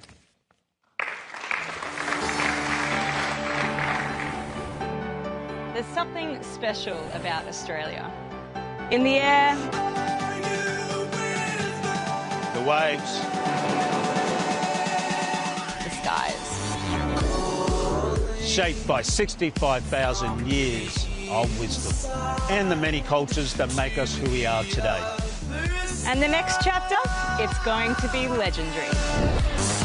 The greatest sporting spectacle on earth. We're seeing history written. These images will be replayed time and time again. Our backyard will play host to the world's greatest sporting event. Because in 2032, the world is coming to Brisbane. To Queensland. To Australia. And we'll be ready. We'll welcome the world with a cheeky grin. The power of sport will unite us. and the Australian spirit will define us. She does it! She goes over! Tears of relief, tears of joy. Grits. You just couldn't script this. Heart. That's what it means to become an Olympic champion. Mateship. It's rare gold! Yes! Well done, boys! And that have-a-go attitude that makes the impossible possible. Oh. I'm Australian, I don't give up. Just when the Matildas needed us. At our games, everyone is welcome. You belong. On a playing field that's fair and fun. We'll harness the magic of the games to become stronger than before. This is our time. Look at her face. She's channeling it. Tears of absolute delight.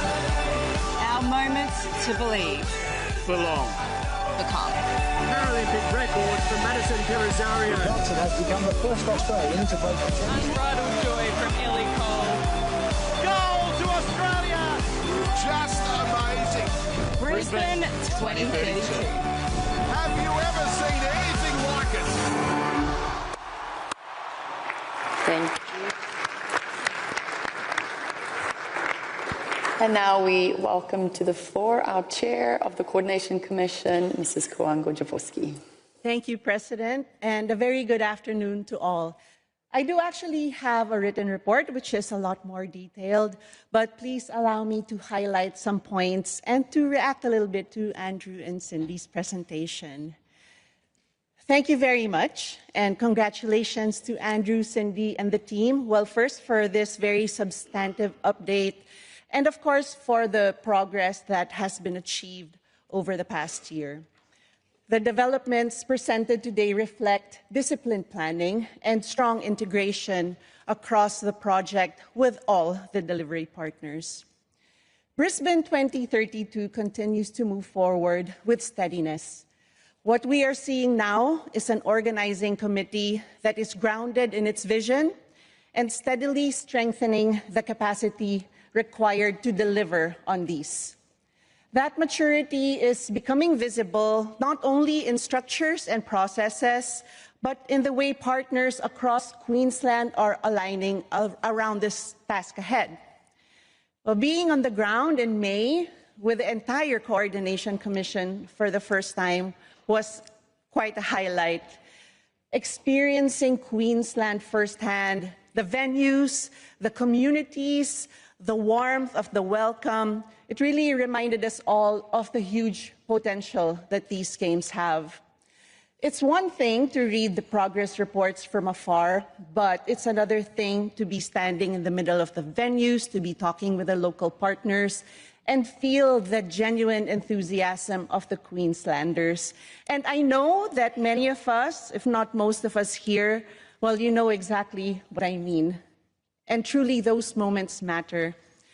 They reinforce why this project is so important, and they give us the confidence that Brisbane has its foundations, the spirit, the partnership strength to keep progressing with purpose. So congratulations to Brisbane 2032 on your very meaningful vision. We saw very clearly in Paris how the strength of a shared vision can bring coherence to a wide range of objectives. When everyone understands the destination, decisions become clearer, alignment becomes easier, and the entire ecosystem moves with greater purpose. Well, Brisbane now has that opportunity. The believe, belong, become vision, well, it needs to do more than inspire. It needs to be the common language that unites every partner across Queensland and across the whole Australia.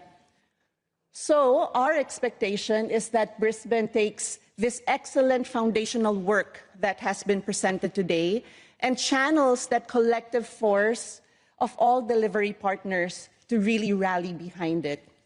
So if Brisbane 2032 can embed this vision as the guiding reference point for decision-making, for collaboration and public engagement, it will create the clarity and the momentum that is required for the 6 years of work ahead. We have seen in them the emergence of a governance system that is both sophisticated and it's also deliberately designed to support one integrated games effort. From the COCOM standpoint, this model is the right one. It's thoughtful in its design, it's clear in the roles that need to be played, and it's capable of guiding the games through the increasingly complex phases that lie ahead. It will take time for every component to operate at full maturity. Well, we all know that's normal. But with Andrew and Cindy at the helm, we have full confidence that this system will only continue to get stronger. And alongside this is Brisbane's strengthening of its organizational core. The OCOG is growing steadily and deliberately with a leadership team now in place across the key functions that will shape these games. What is particularly positive, actually, is the caliber of the people who are joining this organization, because many of them bring deep, major event experience, and that professionalism is already lifting Brisbane's ability to plan ahead, to anticipate complexity, and to give themselves the tools to make informed decisions. The discipline that Brisbane is bringing to the work on the venue master plan at this stage is reassuring. A genuinely collaborative process with the IOC, the IFs, delivery partners, and GICA engaged from the outset is really how we would like to set the foundation for a venue master plan that is right for these games and the legacy that it aims to achieve. And in connection, the sport-to-venue work is moving in the right direction. As our president had already mentioned earlier, the Fit for Future work will shape the direction of the Olympic program, and Brisbane has a real chance for its own program to fully reflect that guidance. Brisbane's evaluation of the IOC-recognized sports sits within that framework. So with a proposal on the sport program due later this year, the priority is to prepare a program that responds thoughtfully to the Fit for Future direction, while of course also reflecting Brisbane's unique culture and its landscape. The early commercial traction is truly encouraging. The key now is to keep pace as we move closer to the beginning of the rights period, which Cindy mentioned would be January 2027. Of great importance is a clear view of market capacity. Realistic revenue expectations must feed directly onto the upcoming OCOG budget update to ensure a strong and grounded financial plan through to 2032. The Meet the Buyer launch is an impressive step in opening access and building transparent procurement in this whole Brisbane environment. For a market of Australia's size, and particularly for a Summer Games, this kind of proactive initiative is essential. What matters most now is how this effort helps Brisbane understand the market capacity early on. So that's where the opportunities genuinely lie, where the gaps will require creative solutions, because that clarity will be really crucial in shaping sustainable procurement, delivering value for money, and ensuring long-term commercial benefit. And when it comes to data, well, it's rightfully becoming a more utilized part of Brisbane's planning. We believe that bringing in dedicated expertise and engaging early with regard to the operational data needed from other games, and in particular LA 2028, is the right approach. Understanding these insights now will help make Brisbane in making smarter and more grounded decisions as the preparations evolve. And lastly, while here with us in Milano Cortina, Brisbane's observation plan is well structured and will ensure that the appropriate insights are captured early and translated into stronger strategies back home. Because we know that the pressures and issues at the Winter Games may be different, the sophistication of broadcasting, technology, and delivery is every bit as relevant for Brisbane. Every lesson, every system, every workflow, and every real-time decision environment will be invaluable in shaping how Brisbane prepares for 2032. So, President and dear colleagues, this concludes my report. Thank you so much. Thank you, Mikey. Thank you, Mikey, Andrew, Cindy, and the team. And I open the floor for any questions or clarifications. Ms. Limburg. Thank you very much, and congratulations to a great, inspiring presentation, both to Brisbane and to Mikey. It was really great to hear you. My question is, at the beginning of your project, you talked about the Oceania Games to involve all the smaller islands. You didn't mention anything about this now, so I wonder, where are you in this brilliant idea to involve the whole Oceania in your games? And can we hear something about that? Question number 2 is about horses.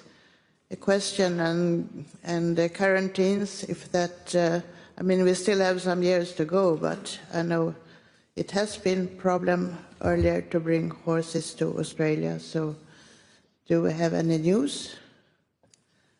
Maybe it was in the report, I don't know, but as my country was hosting the Equestrian Games in '56, I really want to know if we should prepare or not. Thank you. Thank you. We'll take all the questions and then come back to the team. Your Serene Highness, Prince Albert. Thank you, Madam President. Thank you very much, Brisbane 2032, for your presentation. Thank you, Michaela, for your presentation as well. Just a very quick question on your sustainability and legacy plans for Brisbane, just to have some clarifications on where you are on that and how the plan is progressing. Thank you very much. Thank you very much. Ms. Fox.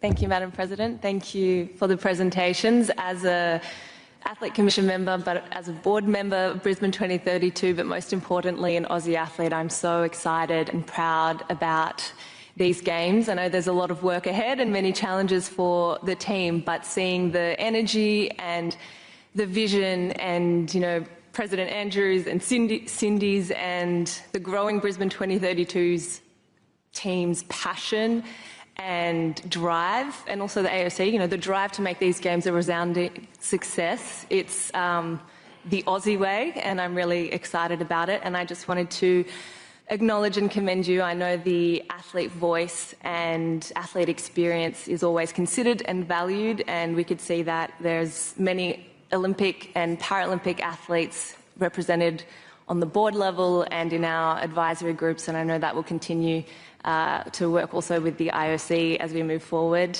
And like Milano Cortina, our games are very spread, so we're going to learn a lot from these games and maybe add 30 degrees to the temperature, but a lot to learn from here. And just wanted to say thank you for Brisbane 2032's commitment to ensuring the athlete voice and athlete experience is so well integrated. So see you in 2,362 days.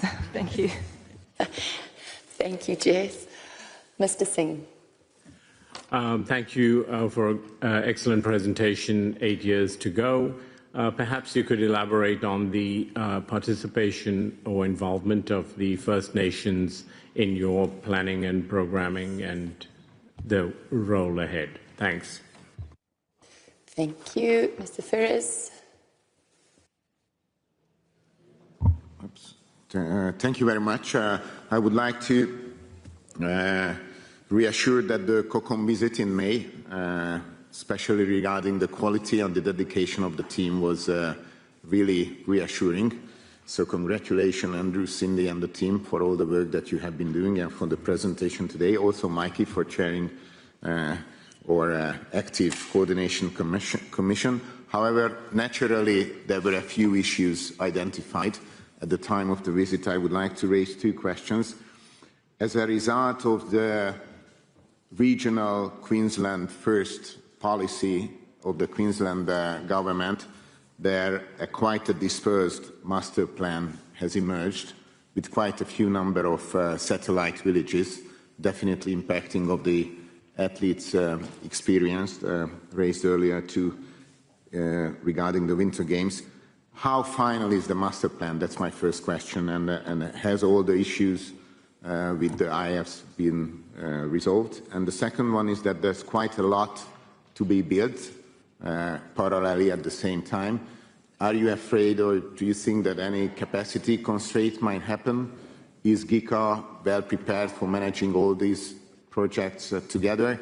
And do you expect any industry capacity constraint? Thank you. Thank you. Mr. De Vos. Thank you, Madam President, dear members. First of all, thank you, Gunilla, for your second question regarding the horses. I really did not intend to ask the question, as we are in contact with the organizing committee, but I very much appreciate your concerns. Also, thank you, Mikey, for having taken over the chair of the Coordination Commission at such a short notice, and especially for your enthusiasm, which is really inspiring.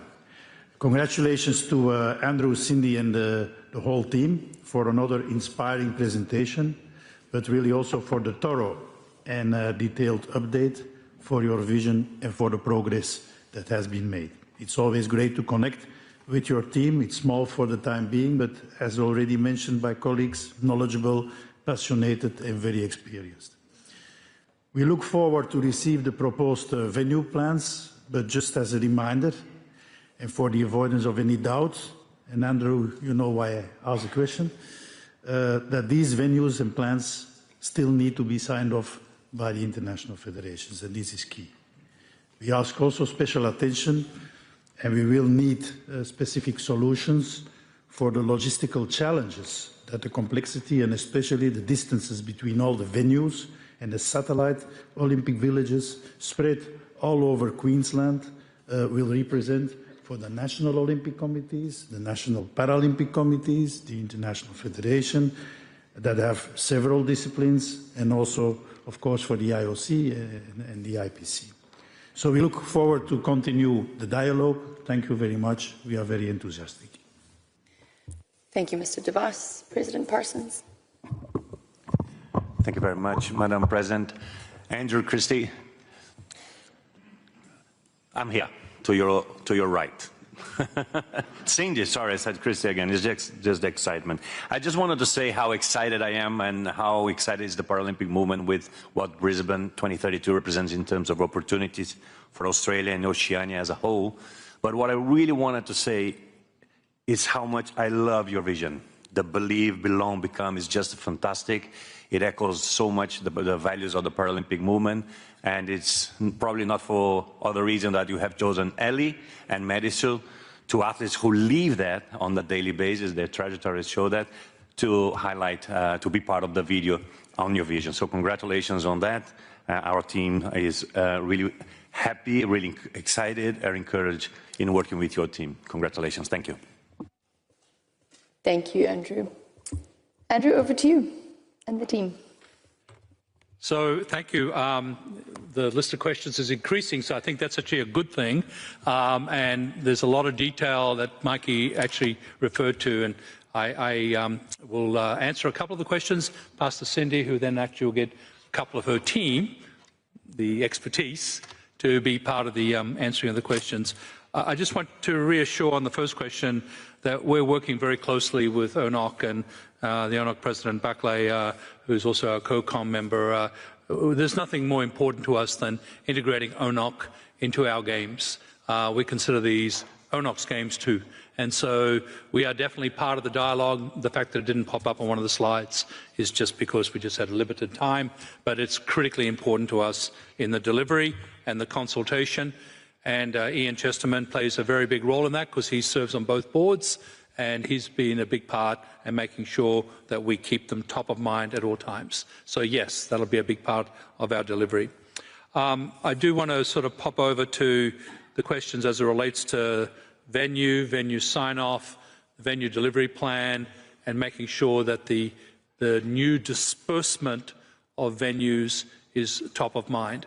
For sure, IF sign-off on the sports venue plan will occur. It's on track, being managed by Kit and our venues team, and I'll get him through Cindy to comment in a minute. But that, I will tell you that the work that was being done the last 12 months with the government delivery partners has been stellar.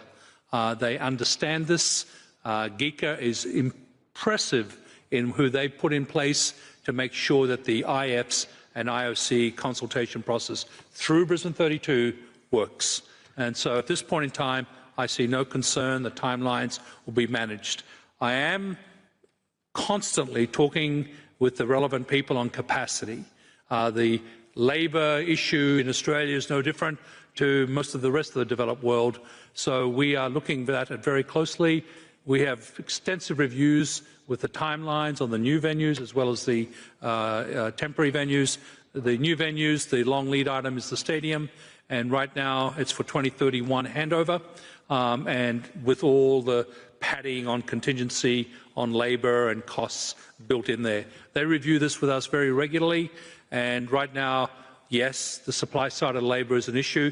The southern states, in particular a couple of them, are losing jobs because they're losing work. They're not growing as much as Queensland, and we're the beneficiary of that.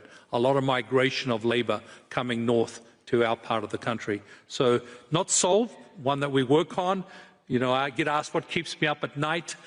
This is one of them, okay, that we've got to make sure that we're across. So a lot of transparency on that, and one that we care about a lot. The government is also working very closely with us on the issue that I think came up at the COCOM that we've been on top of ever since, and Cindy will speak to it. The delivery plan gave us, in essence, 9 locations. Now, Milan Cortina is going to be very instructive to us as dispersed games. But yeah, these are 9 locations that not only have a capital consequence but an operating consequence. And so the costing out of that, Casey mentioned in his presentation, we had the bid budget, and that bears no resemblance to reality, especially right now. So we are working with the IOC on the revised budget. The revised budget, when we finish with that work product, will now have these new locations, the new locations of small villages and, you know, obviously transportation issues to get to those places. Those will be new costs that we have to work closely with our government delivery partners on. Clearly, they want dispersed games for good reasons. We actually don't object to it at all. Just got to make sure it's affordable and the athlete experience and the fan experience does not get compromised. The quality of that is the IFs working with us.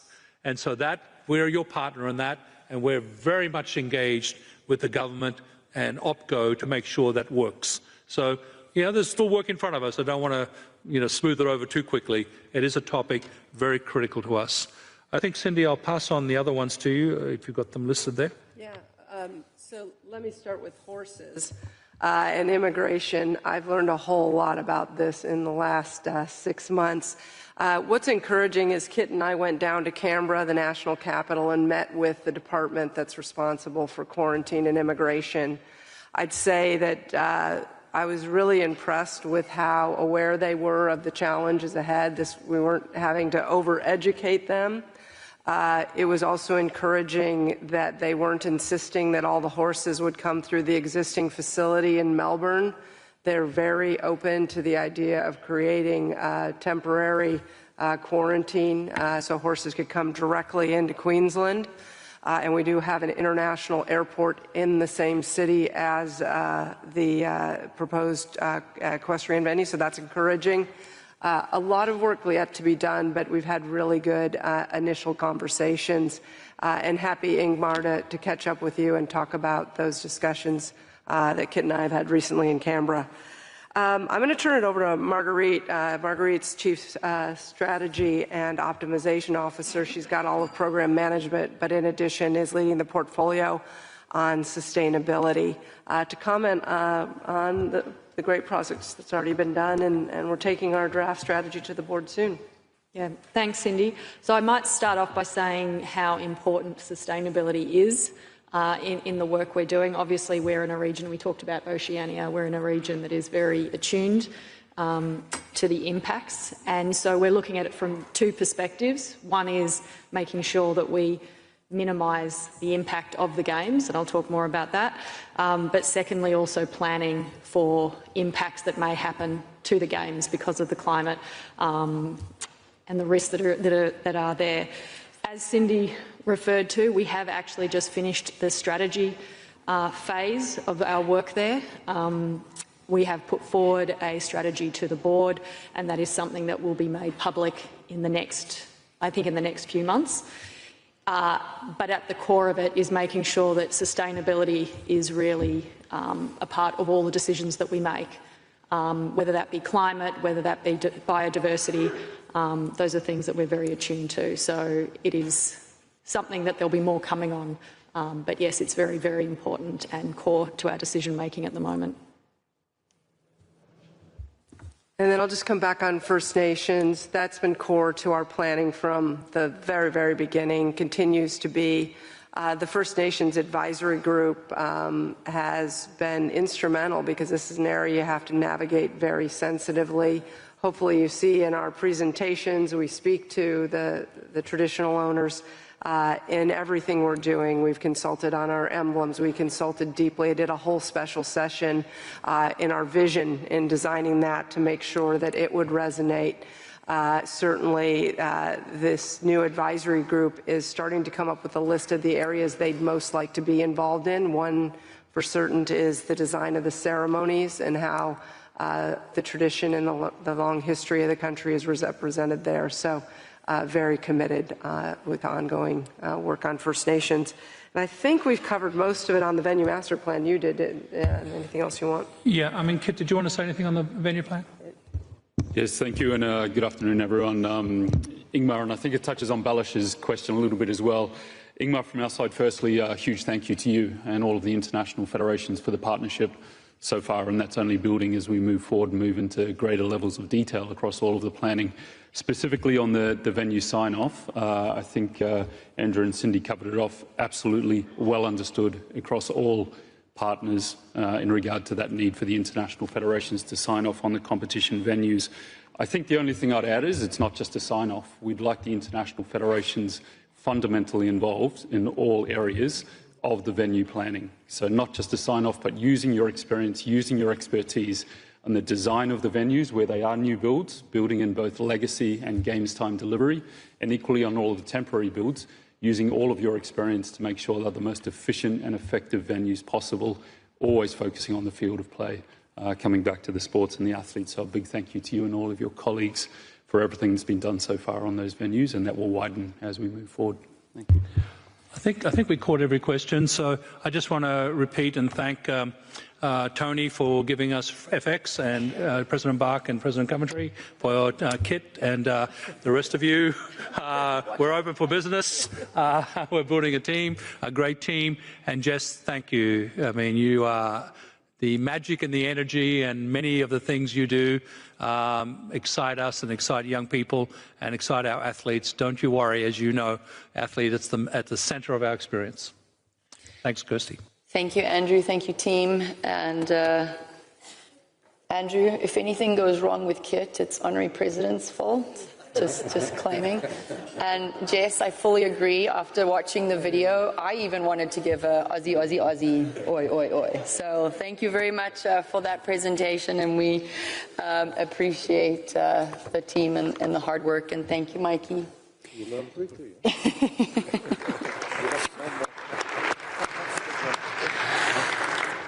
Ladies and gentlemen, we're going to move on to our next organizing committee and hear from our Utah Winter Games, being led by Fraser Bullock. We are not going to take a coffee break, so if anybody would like a coffee, please at the back of the room and then come back in. But I think we have Utah, we have Dakar, and we have Dolmiti, and then we will wrap up. So if you're all in agreements, we will cut the coffee break out so that we can maybe wrap up a little early. And with that, we have the Utah 2034 joining us on stage, and I will pass the floor over, I believe, to Jean. Thank you, Fraser.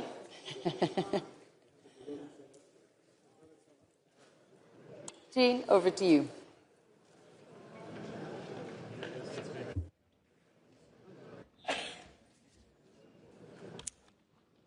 Thank you, President Coventry.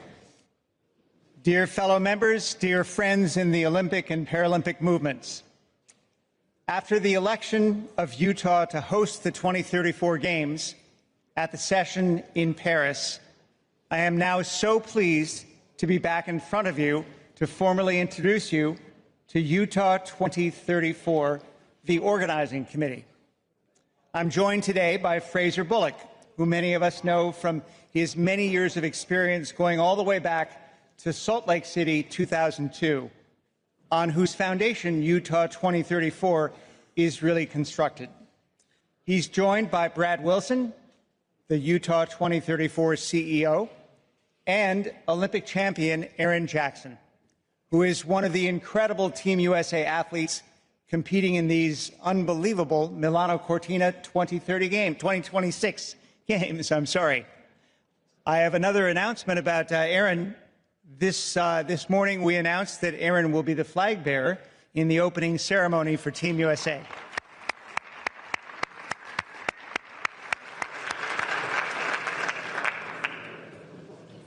So it's a distinction reserved for athletes who embody excellence, leadership, and the very best of our movement, and Aaron does so in every sense. On behalf of the USOPC and as part of the Utah 2034 board, I can attest to the incredible capability of this team, their authentic ambitions to elevate their communities, sport, and the Winter Games. They have sprinted out of the gates 8 years in advance of their games, and you'll hear about the real progress they've made in preparing for their games, which Fraser will lead. However, before Fraser speaks, let's take a look at Utah 2034. Utah, our legacy is shaped by the mountains and carried in our canyons and rivers. These elements will define the 2034 Games, a world stage directly inspired by the forces of nature and the athletes who dare to battle them. The landscape itself challenges us to climb faster, aim higher, and stand stronger, and to leave a mark like no other on the Olympic and Paralympic Winter Games.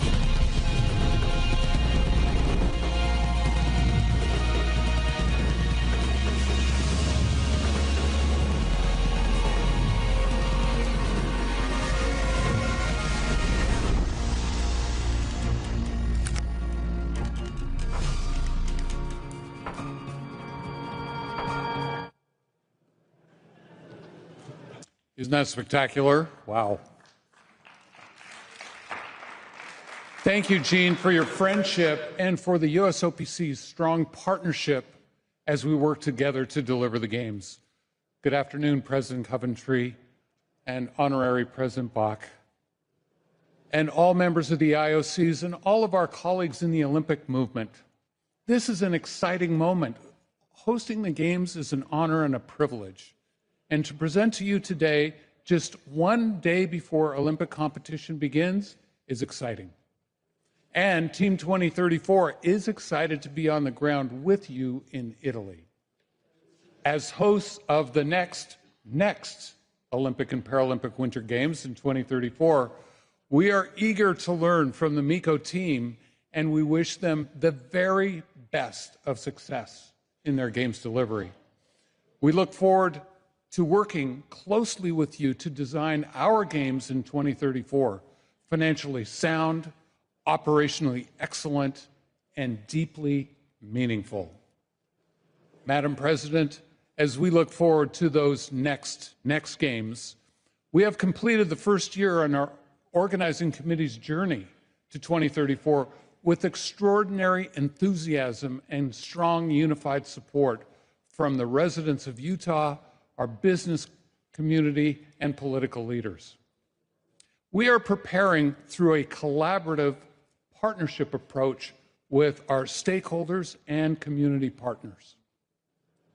Our ambition has been to stay ahead of the milestones, just as we did during the future host election process, while being very efficient with resources. Over the past year, we have made excellent progress, including activating a 25-member OCOG board that is gender balanced and one-third athletes. This board is supplemented by an advisory steering committee comprised of community and business leaders, elected officials, and Olympians and Paralympians. We have also initiated work with our key committees, such as our Host Communities Committee and our Impact and Legacy Committee, to get an early start on elevating our communities through the Games. Our small but mighty OCOG team of 12 staff and volunteers has continued work from our bid phase, including continuing to refine our Games concept and creating the roadmap to 2034. Our plans are focused on welcoming you to Utah in 2034 with a compact, fantastic Olympic theater featuring one village and all existing sustainable Games venues. And all venues are within a 1-hour drive of the village. Amazing. Perhaps the most important accomplishment of our first year as organizers is our work with the philanthropic community of Utah. As we wait for what will be incredible Games in LA 2028, we needed to find revenue sources to support our work because we have to wait till 2028 for other sources.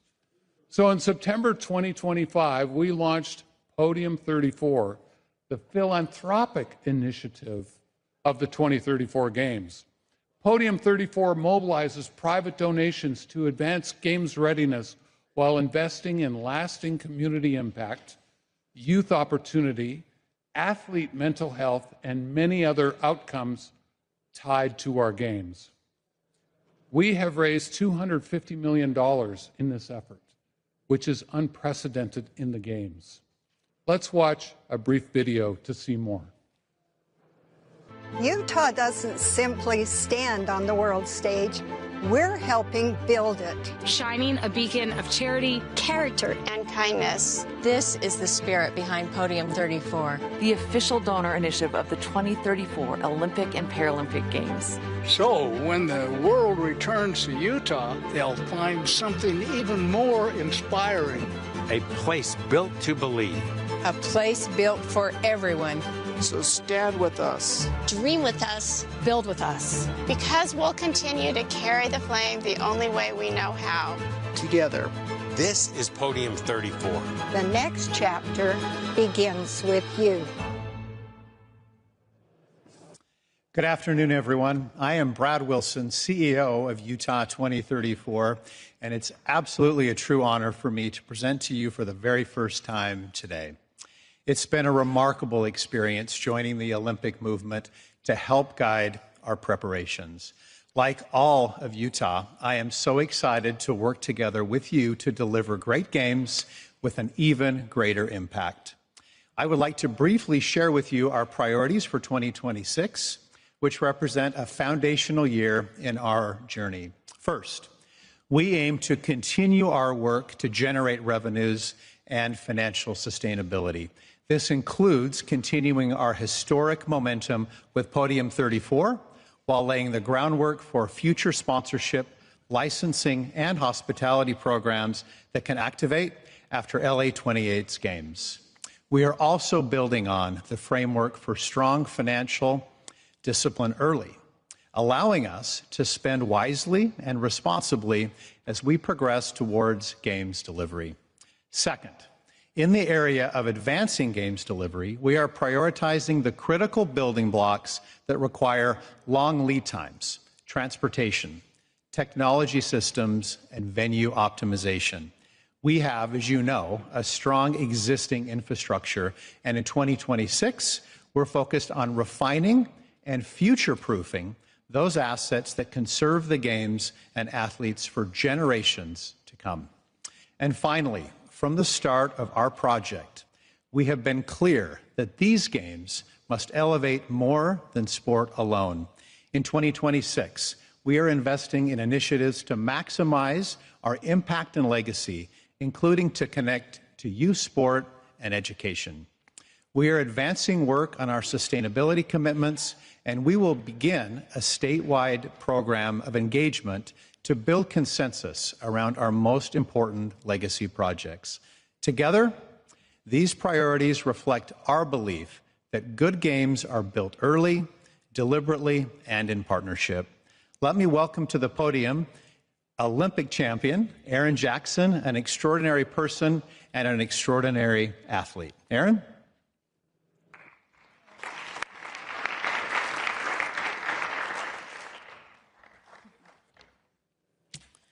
Good afternoon, Madam President, members of the International Olympic Committee, and friends of the Olympic and Paralympic movements. I'm so happy to be here today, not only as an Olympic champion, but as an athlete whose life and career have been shaped by Utah. Now, I grew up in sunny Florida, so ice was not a part of my world. But when my journey brought me to Utah, everything changed. I found a place where sport is not something you do only at the elite level. It's a part of daily life, part of the community, and part of how young people dream about their futures. Now in Utah, athletes are supported not just by facilities, but by people. Coaches, volunteers, families, and neighbors understand what it takes to pursue excellence. This culture matters. It creates confidence, resilience, and belief, qualities every Olympian depends on. It also helps that I train on the fastest ice in the world. Now, Utah's sports infrastructure allows athletes to prepare at the highest level every single day. As a speed skater, that environment has been essential to my success and to my ability to compete with the very best in the world. Equally important to me has been the opportunity to grow beyond sport. While training and competing, I was also able to pursue my education at Salt Lake Community College. Utah's universities make it possible to balance academics and sport, supporting career building while respecting the demands of Olympic preparation. So Utah has given me a place to train, to learn, and to belong. It's a community that understands athletes, supports their whole journey, and believes deeply in the power of the games to support future generations. So thank you for the opportunity to be here, and thanks for everything you do to protect and elevate the Olympic dream for athletes. And good luck to every athlete competing here in Milano Cortina. Thank you.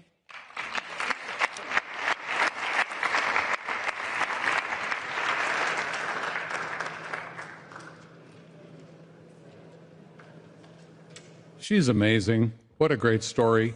And at the end of my brief remarks, we're going to excuse her because training awaits. Right now, her coaches are, okay, let's go. As we lay the groundwork to host in 2034, the excitement in our community is deep and wide. We are seeking to elevate our games in meaningful ways. One example is to enhance the games experience for those closest to the athletes, particularly their families, recognizing the vital role they play in performance and well-being. We call it our Athletes' Families Initiative. We aspire to do good in hosting the Games, to do our part to inspire and unite the world. We are so grateful for this privilege to host, and we look forward to welcoming you to our exceptional home in 2034. Once again, we offer congratulations to President Malago and the entire Milano Cortina team for arriving at this moment, and we wish you very successful games. Dear President, this concludes our presentation, and we look forward to any questions you may have after the IOC gives its report. Thank you so much. I will ask Mr. Dubey, our Games Executive Director, to come up and give a report. And I know, Erin, you might sneak away, so very best of luck, good luck, enjoy every moment, and congratulations for being flag bearer.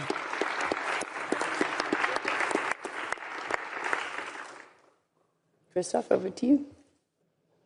President, Dear President, dear Honorary President, dear IOC members, before Erin, you leave, we were revealed the secret, Honorary President Bach, when we were in Salt Lake. The ice is fast because of the quality of water. This is what we were told. So hopefully here we have equal conditions. So be fast and be successful. Thank you, Erin. Thank you. Listen, a trip down memory lanes 22 years later, you go to Salt Lake City, up in the mountains, Utah Olympic Park. You visit Delta Center. You go to Soldier Hollow. The venues are better than they were 20 years ago. It's outstanding what you have done over time. And I think it's a testament of the love that this community has for the Olympic Games and for Olympism. And if one ever doubts about the power of transformation of the Olympic Games, let's go back to Utah. And this is what we do. And when we go there, we are really hosted by a community that is immensely thankful to the fact that these games have brought Utah the quality of life, their citizens, and revealed to the rest of the world. It is truly extraordinary. I saw in the back of the room Spencer Eccles. You mentioned the support from the community, from the universities to the major businesses. They are all behind these games. The conditions that we have are really outstanding. Even the media, I should say, are incredibly supportive. This is very telling. Political support, of course, from the cities involved to the state of Utah. So it's really the full strength of Utah that is behind these games. And Fraser, when you say that your ambition is to elevate, I can understand why. We don't need to start organizing these games. When we look at what we have, all the assets that we have, those venues outstanding, as I said, you have the expertise. We have the full support of our trusted partners, the international federations. We have the expertise of the NOCs. We have long-term solutions with a number of our top partners. The only thing we have to do is focus on the elevation. And this means focusing on the experience, what truly matters. It is not what is behind the curtain, the systems. It's all about the experience we can bring, starting with the athletes and then the rest of the Olympic family. So, President, I don't need to expand much more. We have all the conditions for these games to be outstanding. The only thing I urge Utah 2034 to do is not to start planning for these games. Think about innovations, think about the legacy, think about elevate, but let's not plan. We don't need to do it at this stage. This concludes my report. Thank you so much. Thank you, Mr. Dubey. Thank you to the team. I will open the floor if there are any questions. Mr. Kim? Thank you, President. Not a question, just a comment. I attest to the report given by Dubey. I was there with Brad Wilson for a few days in November. I had the pleasure of talking to USOPC, mayor, stakeholders, and some of the Podium 34 leaders, and it is incredible how supportive the whole community is. And one thing that really impressed me was the community leaders, the members of Podium 34, they were looking beyond 2034, how the Olympics would put Salt Lake City in the global map, and also there's one other emphasis that one of the leaders was putting on is the emphasis on the mental wellness of athletes, of the young people. Regarding the venues, at least for skating, Salt Lake City, 2002 venues been in regular use for international and national events, which is a great news. Venues in great shape, and we're looking forward to elevating those venues for the 34 games. And I have no doubt you'll do amazing job in the legacy plan beyond the games. And we've started talking about the rotation model, and this is something that the Salt Lake City could be a great model where we would actually make the rotation model a reality. So thank you very much for the Salt Lake City, and I'm really looking forward to it. Thank you, Mr. Kim. I don't see any other hands or questions. I think those were all very positive comments, nothing to really answer. So thank you very, very much for being here with all of us. Thank you, Christophe. Thank you. Thank you. We will welcome our Dakar team. We are going to hear a report from our Summer Youth Olympic Games, Dakar 2026, and it is being led by our dear friend and colleague, Mr. Ndai.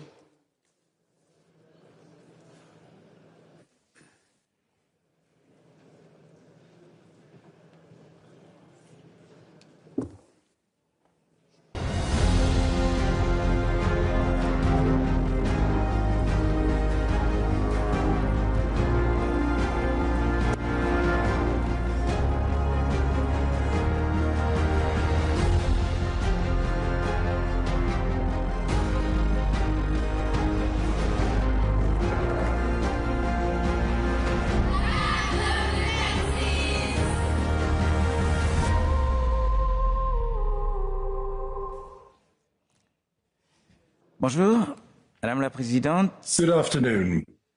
Cher Christy, Kirsty and Thomas, members of the IOC, and esteemed ladies and gentlemen,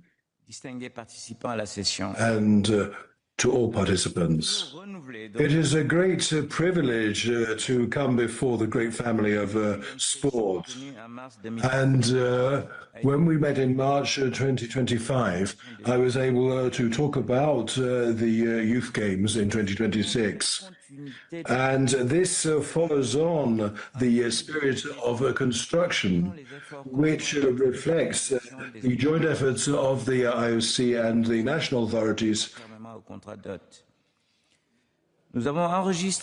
We have made considerable progress in recent months, and we have set out the priorities which are going to be our guide until the opening ceremony in October. That is in 270 days from now. There is an institutional support for the Games because there is now the direct and personal and daily involvement of the Senegalese president.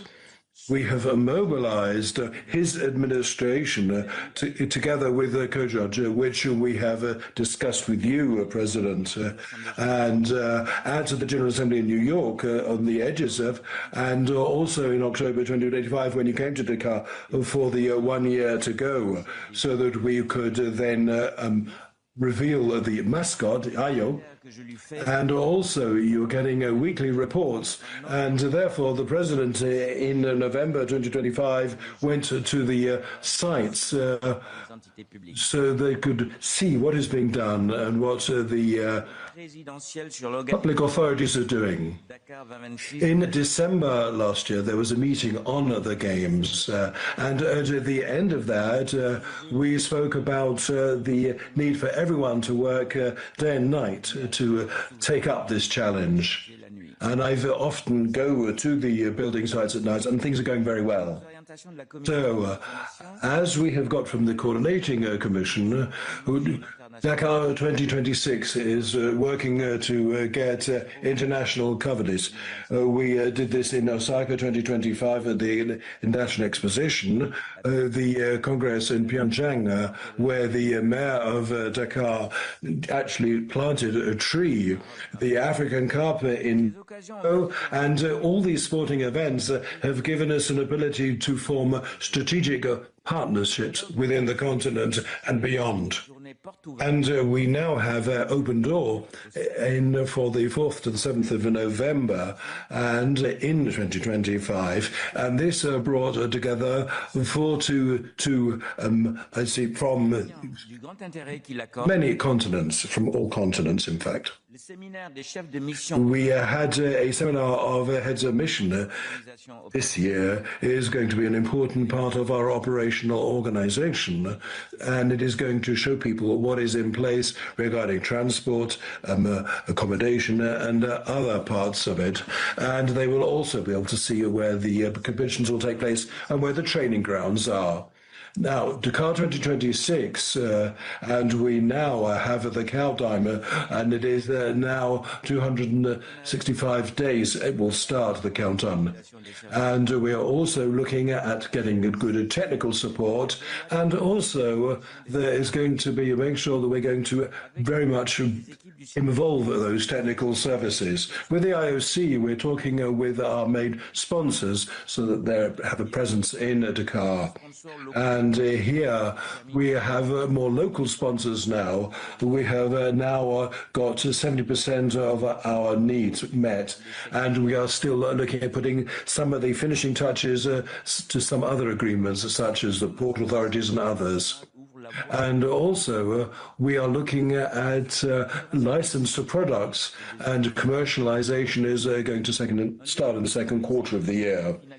And we are also looking at finalizing these licenses with a national partner who is used to making homemade clothes on a mass level. And we have also been working at delivery as well with local partners. Chair, and here we are now in the year of these games, and it's due 770 days until the opening ceremony. The whole Dakar team is behind this, and we're doing this under the guidance of our coordinator, and we're looking at the various parts of our roadmap. And we have now done monitoring, and we have worked together with the IOC and our different delivery partners. And this is based on rigorous planning, so that we can have the very best games possible. So I would again like to repeat our thanks to you and to all bodies. And since we embarked on this adventure, we would like to thank IOC teams for all the good cooperation that we've had. And I would like to thank Professor Yongwai Gayange and for the great support that we have had. And may I ask the coordinator, Wad, to come and address you, to give you the news on the most recent developments, both on site and in the infrastructure, and also looking at the legacy side to these games. Thank you very much, and we look forward to seeing you in the land of the winter sun.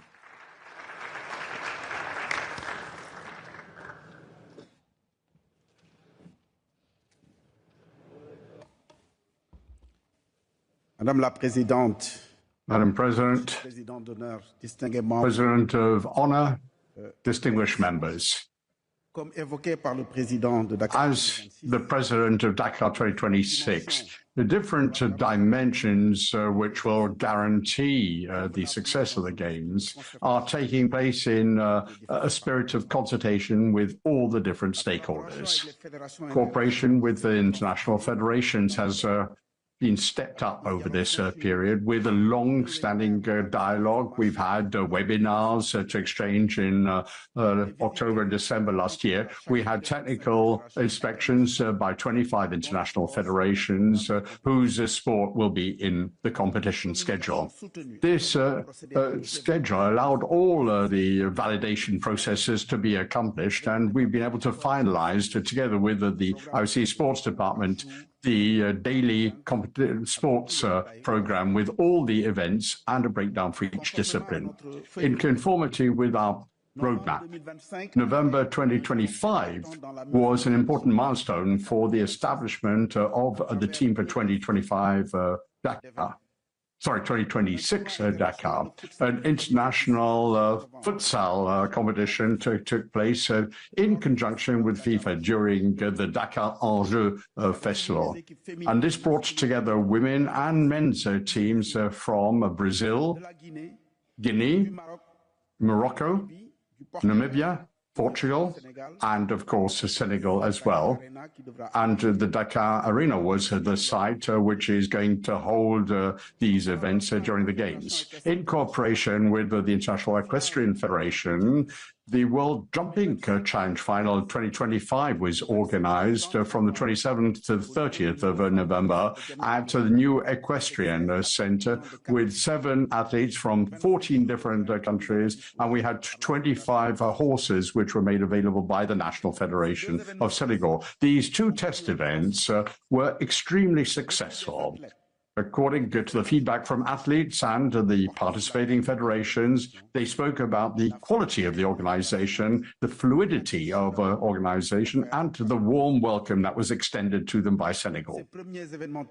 These first test events represent an important step as we step up, as we increase the speed of our organization. And we've been able to concentrate on those areas where efforts need to be focused in order to be able to be in the best conditions possible to welcome you. The sports program has been developed, and all the 10 sports in the program for the engagement program, we have seen great desire to provide support to these sports as part of the legacy program.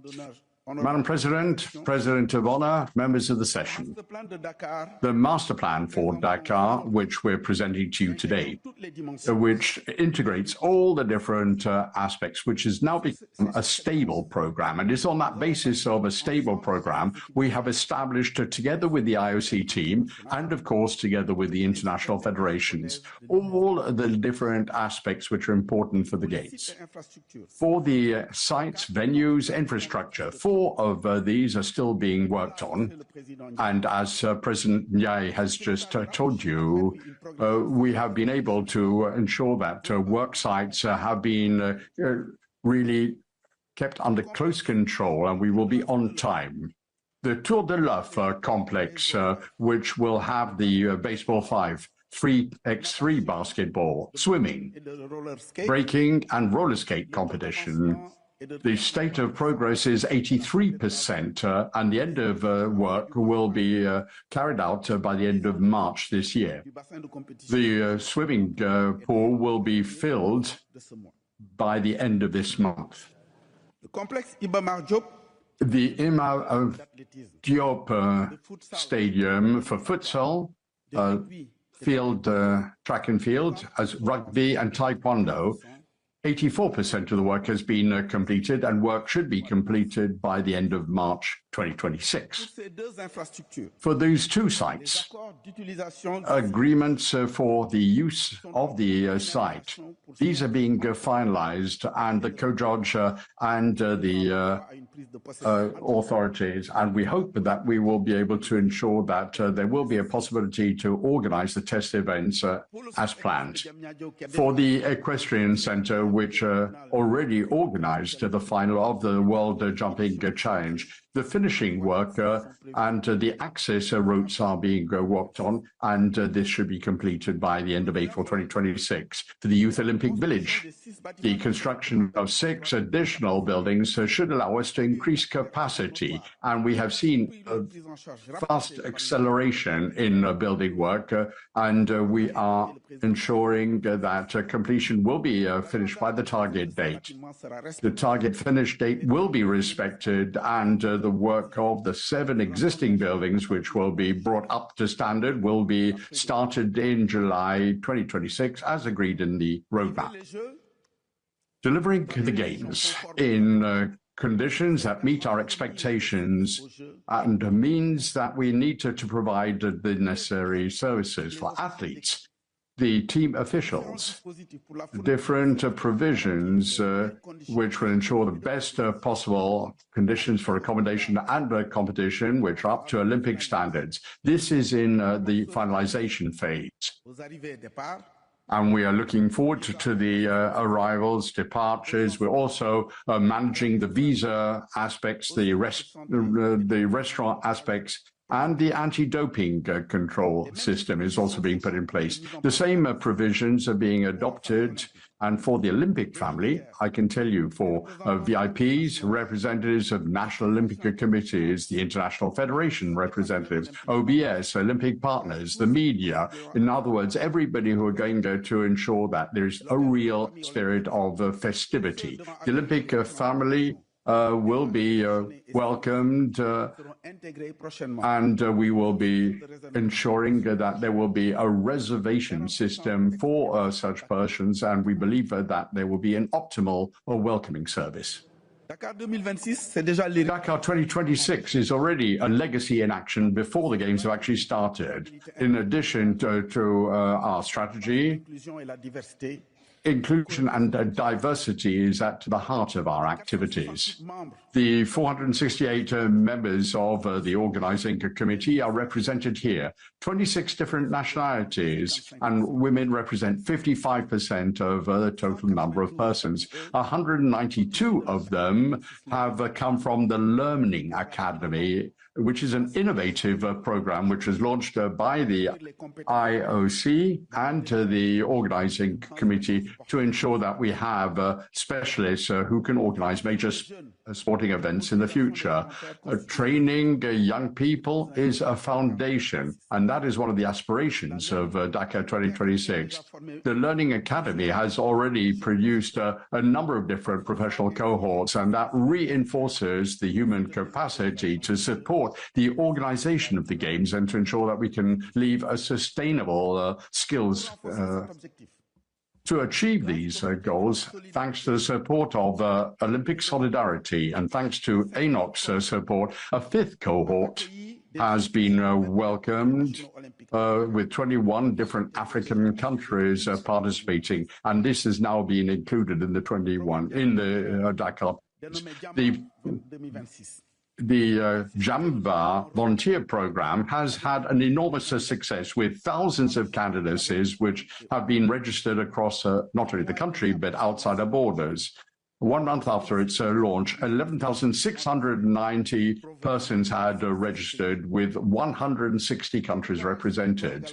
This legacy can also be reflected in an innovative program, which is to ensure that there is a program which can reach out to large swathes of younger people and associations, educators and local communities across the country. Youth promotion program to encourage the practice of sport and create citizen engagement programs. The legacy of Dakar 2026 is not waiting for the opening ceremony to be launched. We are already doing things which is something that is visible and which is well established in all the different parts of the country. In conclusion, Dakar 2026, as the President was saying, progresses with determination. Progress on infrastructure, sports coordination, the mobilization of the volunteers and legacy activities show how solid the program is. And as in any Olympic organization, we face challenges, but there are solutions, and we have a lot of commitment on the part of the organizing committee. Dakar 2026 will be a decisive moment for Africa, a symbol of international cooperation. Madam President, this concludes my presentation, and I'd like to ask you to follow this film on Dakar 2026.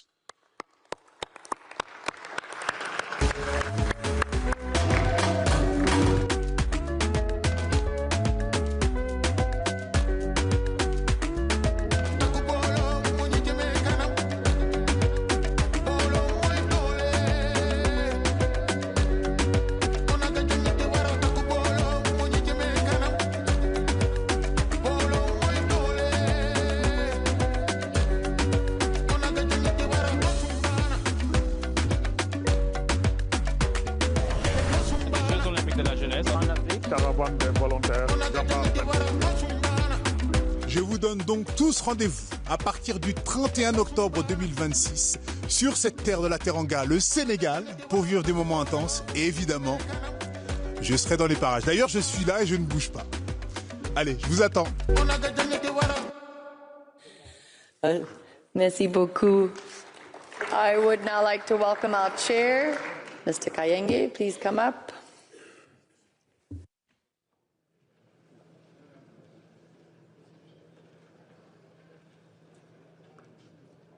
Dear President, dear Honorary President, dear colleagues, it's really a great honor for me to be on this stage. The last time I presented to the session was in 2009, and my World Rugby colleagues were reminding me earlier on at the session in Copenhagen when we were trying to get rugby to be included in the Olympic movement. So as we say in rugby, don't drop the ball. I really hope we don't drop the ball with Dakar on this other presentation. Thank you, Mamadou. Thank you, Ibrahima, for a very clear update, demonstrating the tangible progress and positive momentum towards Dakar. I would like to thank members of the Coordination Commission, Nawal, Lingwe, Jess, Paul, Gunilla, for the support and the contribution so far. The Coordination Commission remains clear-eyed on the priorities and how these are actively monitored and systematically addressed by the OCOG and its partners. Over the last few months, the government has been far more present in Senegal. President Faye attended the One Year to Go event, visited all the key venues, and reaffirmed Dakar as a national priority. The armed forces are deeply involved in different aspects of the organization, such as security and essential logistical operations. On the venue front, this is everybody's number one topic. We've heard from our colleagues, and we've seen the pictures. I will share an assessment from the Coordination Commission, as we were there a few months ago and made a number of visits. The Dakar Arena, a superb venue, is completed. The Stade Abdoulaye Wade, Senegal's holy grail in terms of soccer, is ready. Adjacent to it is the Dakar Export Center that is ready for the events. We move on to the three venues that have been mentioned for completion at the end of March. The Equestrian Center hosted its first event in November last year, and works are definitely on progress for an April 2026 finish. Works are ongoing as well at the complex Tour de Louvre. This is my second favorite venue because it will host swimming, and a lot of the urban sports will be there. So can't wait to see how it will look at the end of March. No pressure, Ibrahima. We will be back at the end of March with the Coordination Commission. Our expectations are very clear. The Youth Olympic Village, the new buildings that you've mentioned that are nearing completion should be at that stage. Renovations for the remaining buildings will start in May. The Tour de Louvre and the complex Ibama Diop. The complex Ibama Diop is my second favorite. We have athletics and rugby there. Will be ready, and we've seen several times from the pictures and from the contractors that this will be close to completion at the end of March. As you can see and note, we are talking about March 2026 in a month's time, as most of the deadlines will come up then, that we'll be able to see with our own eyes during the Coordination Commission meeting and be able to give an update on the final or completion stages. This will leave us 6 months for temporary installations. Rest assured, colleagues, we will continue to monitor and follow this progress on a daily basis. On the other front, our stakeholders, the NOCs and the IFs, have been visiting Dakar regularly. NOCs were able to participate in the NOC Open Day in November, just before the last edition of the Dakar Endure Festival. We saw during the Dakar Endure Festival that this was a great initiative that mobilized the youth, and the numbers during this festival were amazing. The NOCs will have another opportunity to visit the ground and see the progress since November. The Chef de Mission seminar in April will offer an added insight for the NOCs to be able to ask questions and get detailed operational information and clarity on the progress towards the Games. Madam President, our IOC team and the Games Delivery Unit are contributing actively to ensure that the event is a success. In terms of our international federations, they have also been in Dakar and completed their site visits. The organizing committee delivered 2 IF seminars focused on services and sport operations. Reports from the IFs are positive in respect to the depth of information received and the collaboration that is needed to ensure that the sports program is a success. May to September will offer us operational readiness to be able to validate the processes and strengthen our cross-functional coordination as we approach the game. Beyond the sports venues, the accommodation, the legacy of Dakar 2026 will be a formidable, trained, young human capital across Africa. Thank you to the NOCs who've registered the participants to the Learning Academy, and they will be joining the organizing committee in a couple of weeks' time. As the Olympic movement, we take pride in that the Learning Academy and what Senegal have introduced leaves not only an impact on the continent, but on Senegal, and how powerful this initiative will be to the young people. The Youth Olympic Games the Flame Tour will be a relay. It will go across Senegal in solidarity with the different cities, and several other African countries will unite around the flame. Dakar 2026 will stand as a clear expression that our commitment to the youth, to universality, and the future. The Olympic movement will come together later on in the year to stage an event that will mark lasting legacy to inspire generations on the Olympic dream. That concludes my report, Madam Chair.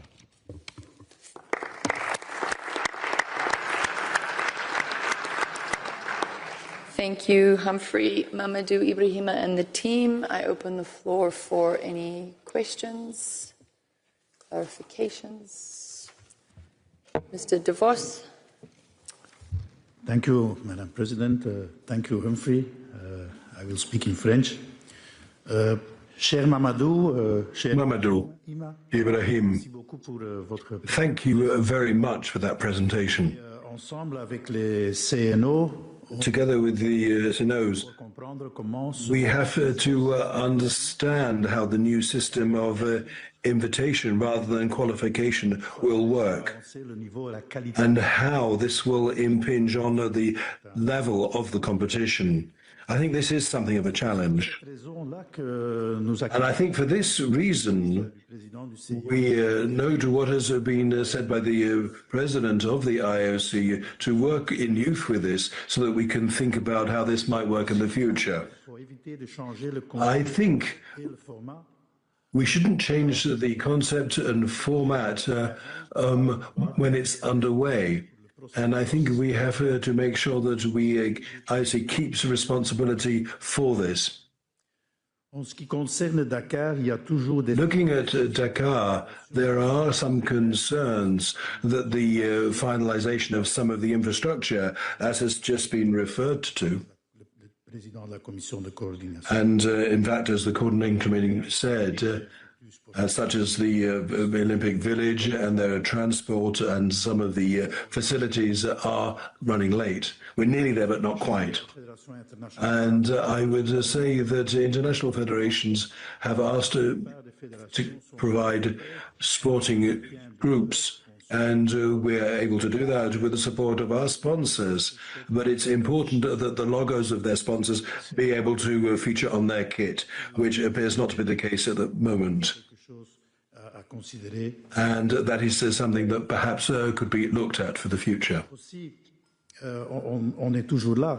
And also, we're there to help you and to give you our support. But I think what you now have to do is finish the building work. But you certainly have our support, and we wish you all strength. Thank you. Merci beaucoup, Mr. De Vos. President Baraf. Madame la Présidente. Thank you, President, Honorary President, friends, Director General, and friends from the IOC. I would, on behalf of our organization, and on behalf of the African Olympic movement, I'd like to congratulate the committee and the Senegalese government for the excellent efforts that have been undertaken for organizing these first games in our continent, our young continent, Africa.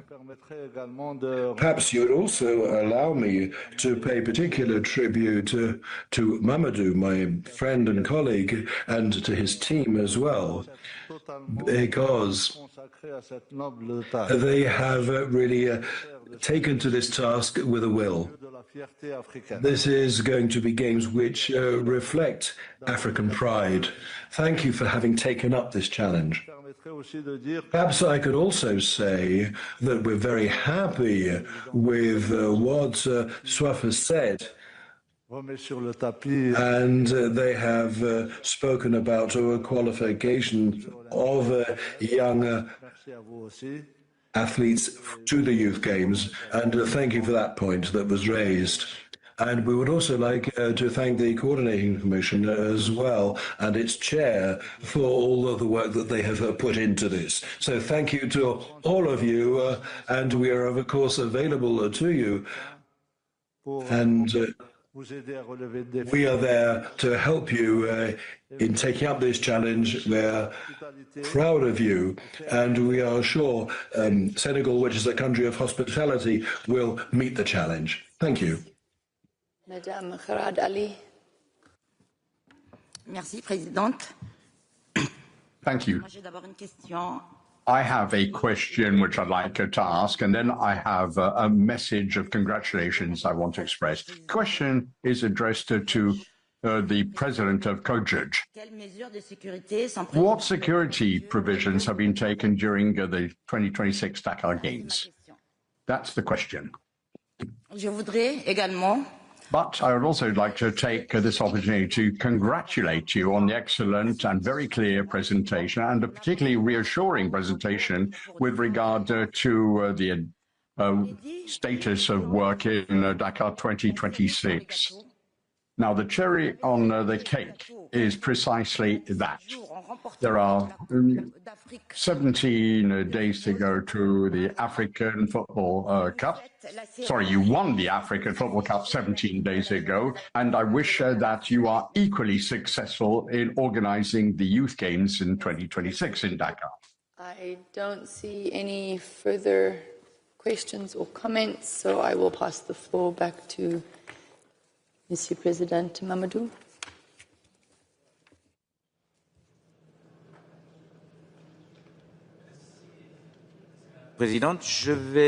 Madam President, I'm just going to answer the point made by Isha, and my colleague will answer the other questions. Good question you ask, because after all, we have been talking about stability, and we know that the countries around us are in a bit of a difficult situation, but we were able to organize a Day of the Army 3 months ago, and we were able to see what provisions are being taken and what measures have been planned for Senegal.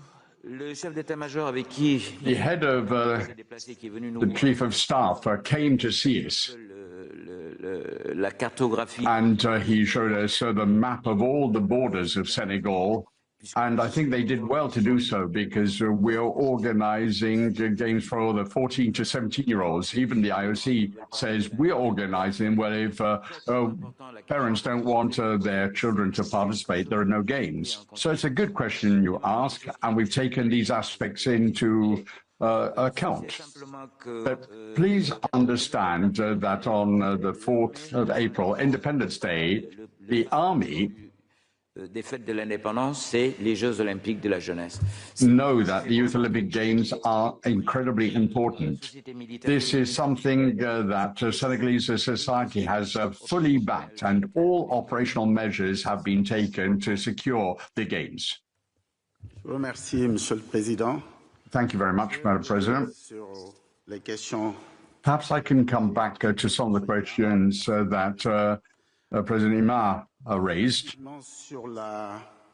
To begin with, on the qualification system, it seems to us that this is a point which, together with the sports department, we have addressed time and again. And this has also been discussed within ASWAF meetings. And we will also be able to give you more information once the rules have been clarified. And we will see how we will go forward. With regard to our infrastructure, some time ago, there was a concern with regard to whether the sites could be completed on time. But as our president has told you, we have really been given full backing by the government, and the figures that you've seen really reflect a reality. The deadlines actually reflect reality, as President Humphrey said. And we will be able to get information via the coordination committee, and they will be able to actually see what is happening on site. The next coordination meeting is on the 25th and 26th of March, which is just a few days before the delivery of the Games. The work is going on. We've got inspections being carried out day and night, and there are inspectors going onto the various sites at night. And I can tell you you all that we will respect the deadlines, and there is no worries at all. Let me just take the example of the equestrian center, which you referred to. The whole country has been mobilized because the test event was organized there, and we were able to meet the challenge. With regard to equipment, perhaps I should just point out that these are spontaneous offers that we were given by some of the international federations. And in order to be able to cooperate with the national federation, they wanted to provide support to Dakar in providing infrastructure, or rather equipment for our infrastructure. I think the question that you've raised will be able to be analyzed by the IOC marketing department, by the international federations concerned, as well as by the sports department. And together, they will be able to look at the marketing framework agreement. They will be able to determine whether the partners will be able to make their concerns known. I'd like to come back to the deadlines for the completion of the infrastructure. I can solemnly say that we will respect the deadlines. I would also like to pay tribute to President Baraf. I think that there has been a very strong partnership and full support that has been provided via the Learning Academy. As a result, we've been able to work together with the African NOCs, and which have been really allowing us to develop a full cooperation between the IOC and the organizing committee. We've got a 6th cohort, which will be coming out of the academy very soon. It's an English-speaking group. And also, with your permission, President, I'd just like to come back to the question of safety. I can tell you that during the last meeting of the Coordination Committee, which took place in Dakar, COCOM saw that all the safety measures had been put in place. The National Coordination Committee for the Games, chaired by the Minister of the Interior, and they're working on ensuring full security for the Games. Thank you, President, and I think that concludes my report. Thank you very much. I don't see any further questions or comments, so merci beaucoup. We look forward to seeing you in a few months to celebrate Dakar 2026. Thank you.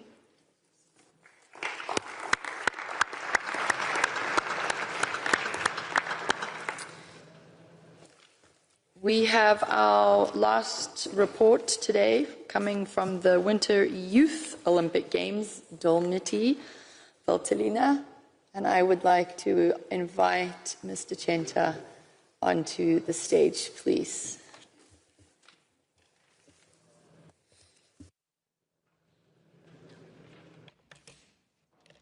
Thank you, President. Thank you, President Coventry, Honorary President Bach, IOC members, colleagues, friends. Thank you for giving me the opportunity to address you today. I do so with a strong sense of responsibility and with a clear awareness of the importance of this moment for Dolomiti Valtellina 2028. I was appointed only a few days ago, and I accepted this role with full commitment, supported by the Italian government, the Olympic Committee, and the regional authorities that led the bid Lombardy, Veneto, and Autonomous Province of Trento, and with the determination to ensure that this project now moves forward with clarity, discipline, and momentum. Dolomiti Valtellina 2028 was conceived from the very beginning as a natural continuation of Milano Cortina 2026, a genuine passing of the baton from one generation to the next. The Youth Olympic Games in 2028 are designed to fully exploit the legacy of the 2026 Winter Games. The venues, the infrastructure, are about the human capital and expertise that Milano Cortina 2026 is now activating. This legacy is not only physical but operational, encompassing experienced human resources, tested delivery systems, established suppliers and stakeholders relationships, and proven organizational standards that will significantly reduce risk and accelerate readiness for the Youth Olympic Games. I also foresee and strongly encourage the full involvement of the Italian sport federations, which organize, coordinate, and promote winter sport in Italy, including FISI, the Italian Winter Sport Federation, and FISC, the Italian Ice Sport Federation. Their experience, competence, and knowledge are essential to ensure the highest standard for sporting events in close cooperation with the relevant international federations. All competition venues already exist. Most of them are proven, iconic, and deeply rooted in territories with a long tradition of winter sport.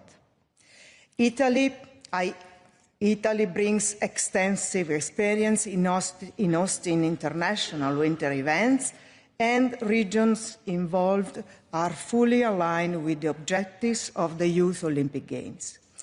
This allows Dolomiti Valtellina 2028 to be delivered as a responsible, efficient, and future-oriented edition, consistent with Olympic agenda principles and with a strong focus on youth education and sustainability.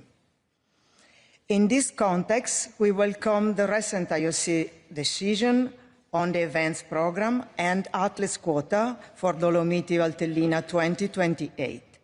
This clarity provides a solid and timely foundation of the organizing committee's planning and delivery work. The Youth Olympic Games are, by definition, about the future. They are about empowering young athletes, promoting healthy lifestyle, fostering social engagement, inclusion and diversity, and strengthening friendship and solidarity across cultures. So Dolomiti Valtellina 2028 will be place young people at the center, not only as competitors, but as active participants in educational programs, cultural exchanges, volunteers, and community engagement. We are fully aware that the priority areas that the IOC has identified for the successful delivery of Dolomiti Valtellina 2028. In particular, the organizing committee is now structured around 5 immediate work streams that directly reflects the IOC guidance. Governance and legal consolidation, leadership and organizational structure, games, planning and delivery optimization, budgeting and funding, and engagement, promoting and communication. With this work stream now define the organizing committee's immediate agenda. They are being addressed in close coordination with the IOC team, and they will guide our transition from setup to delivery. This transition is further supported by the immediate horizon of Milano Cortina 2026, now just 3 days away. Those games will be not only a global celebration of sport, but also a powerful accelerator of knowledge and expertise.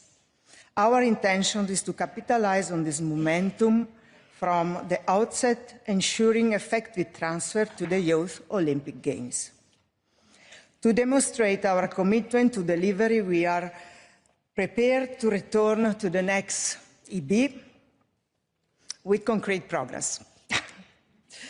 In particular, by the next EB, the YOGOC will present a confirmed governance and executive leadership structure, a consolidated planning framework developed jointly with the IOC, including the main delivery milestones. This commitment defined our next milestone and the responsibility I personally assume as a president.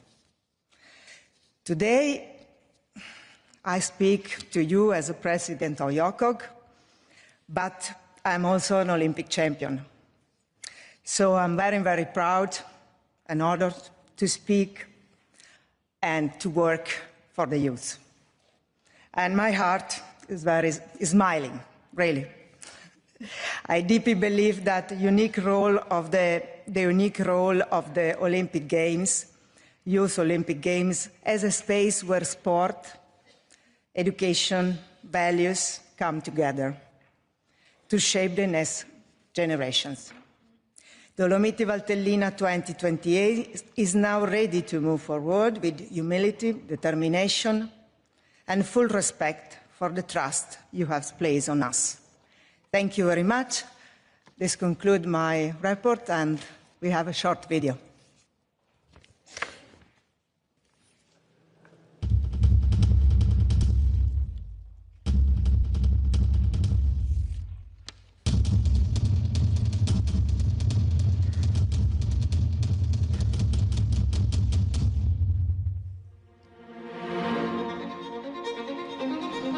È una sede ideale per il mondo del curling. L'area è perfetta, c'è un pendio, tu da sotto vedi tutto.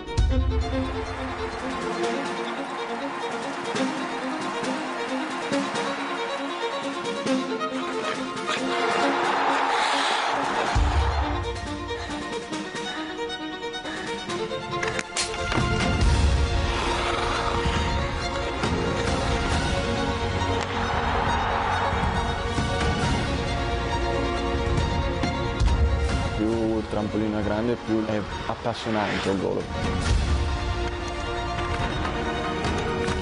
queste piste sono molto accattivanti, c'è un rettilineo d'arrivo che è lunghissimo e che permette dei cambiamenti fino all'ultimo metro.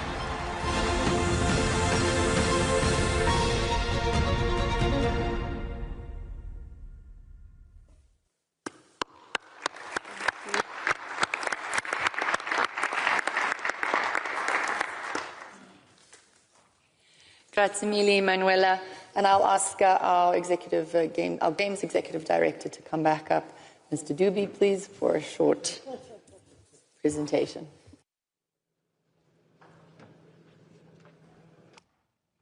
President, I take it there is an emphasis on short. I allowed myself to conclude with don't plan too early, and this was for Utah. Here, it's planned very fast. Manuela, it's a great news that you have now joined the organizing committee as a president. Thank you for accepting the mission. With your energy and passion, we're going to move mountains. So it's great to have you on board.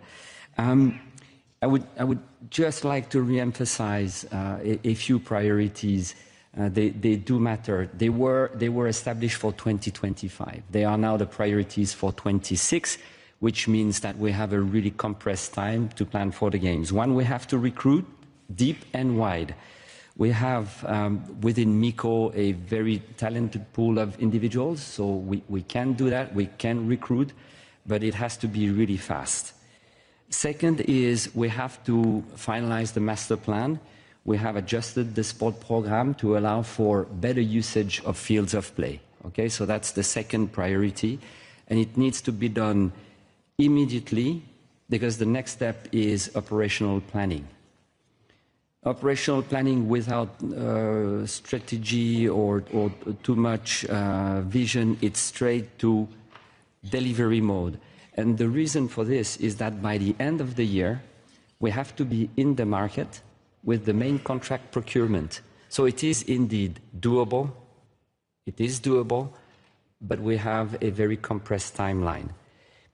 I would conclude by saying that we have obviously the unwavering support, as I said before, of the international federations.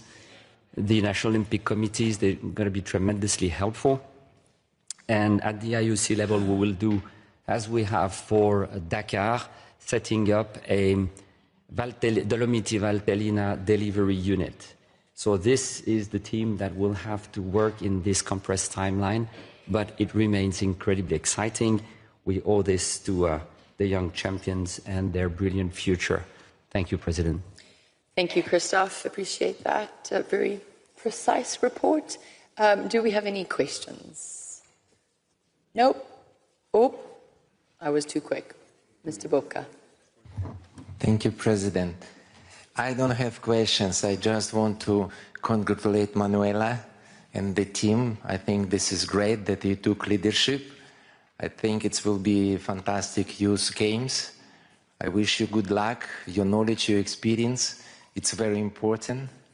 And of course, as great champion, this will be great motivation for the youth.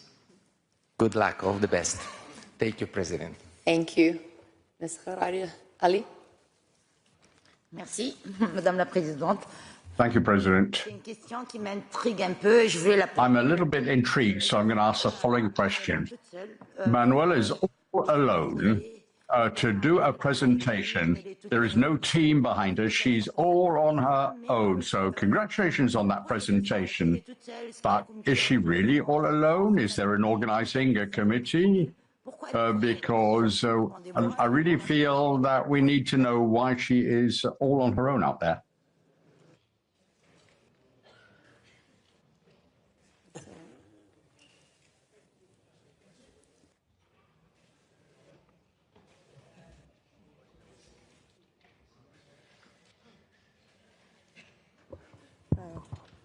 May I answer? Okay. Today, I'm one, but I know that soon we'll be a lot and a great team. Thank you, Manuela. We appreciate it. And with that, I would like to say thank you very much to everybody, to Manuela. Good luck. We're here to support you on anything that you need, so you let us know. Christophe, thank you. Thank you for today's meetings. Tomorrow we will have a shorter session in the morning, and after the lunch break we will have a workshop for all active members on Fit for the Future. And with that, I will pass the floor over to our Director General for a few housekeeping. Yes, thank you, President. Tomorrow we start at 9 a.m. We also tomorrow have some elections. So we have running for the position of the Vice President, Mr. Juan Antonio Samaranch, and we are running for the office of IOC Executive Board members, Mr. Ingmar de Vos, Mr. Neven Illich, Mr. Jaewul Kim, and Mr. Giovanni Malago. So the next point, President, is the most important one now is the family photo. Here, now. Where? Here. I think we're doing it all at front, if I understood correctly. So we can all come up and we're going to do the family photo. Thank you.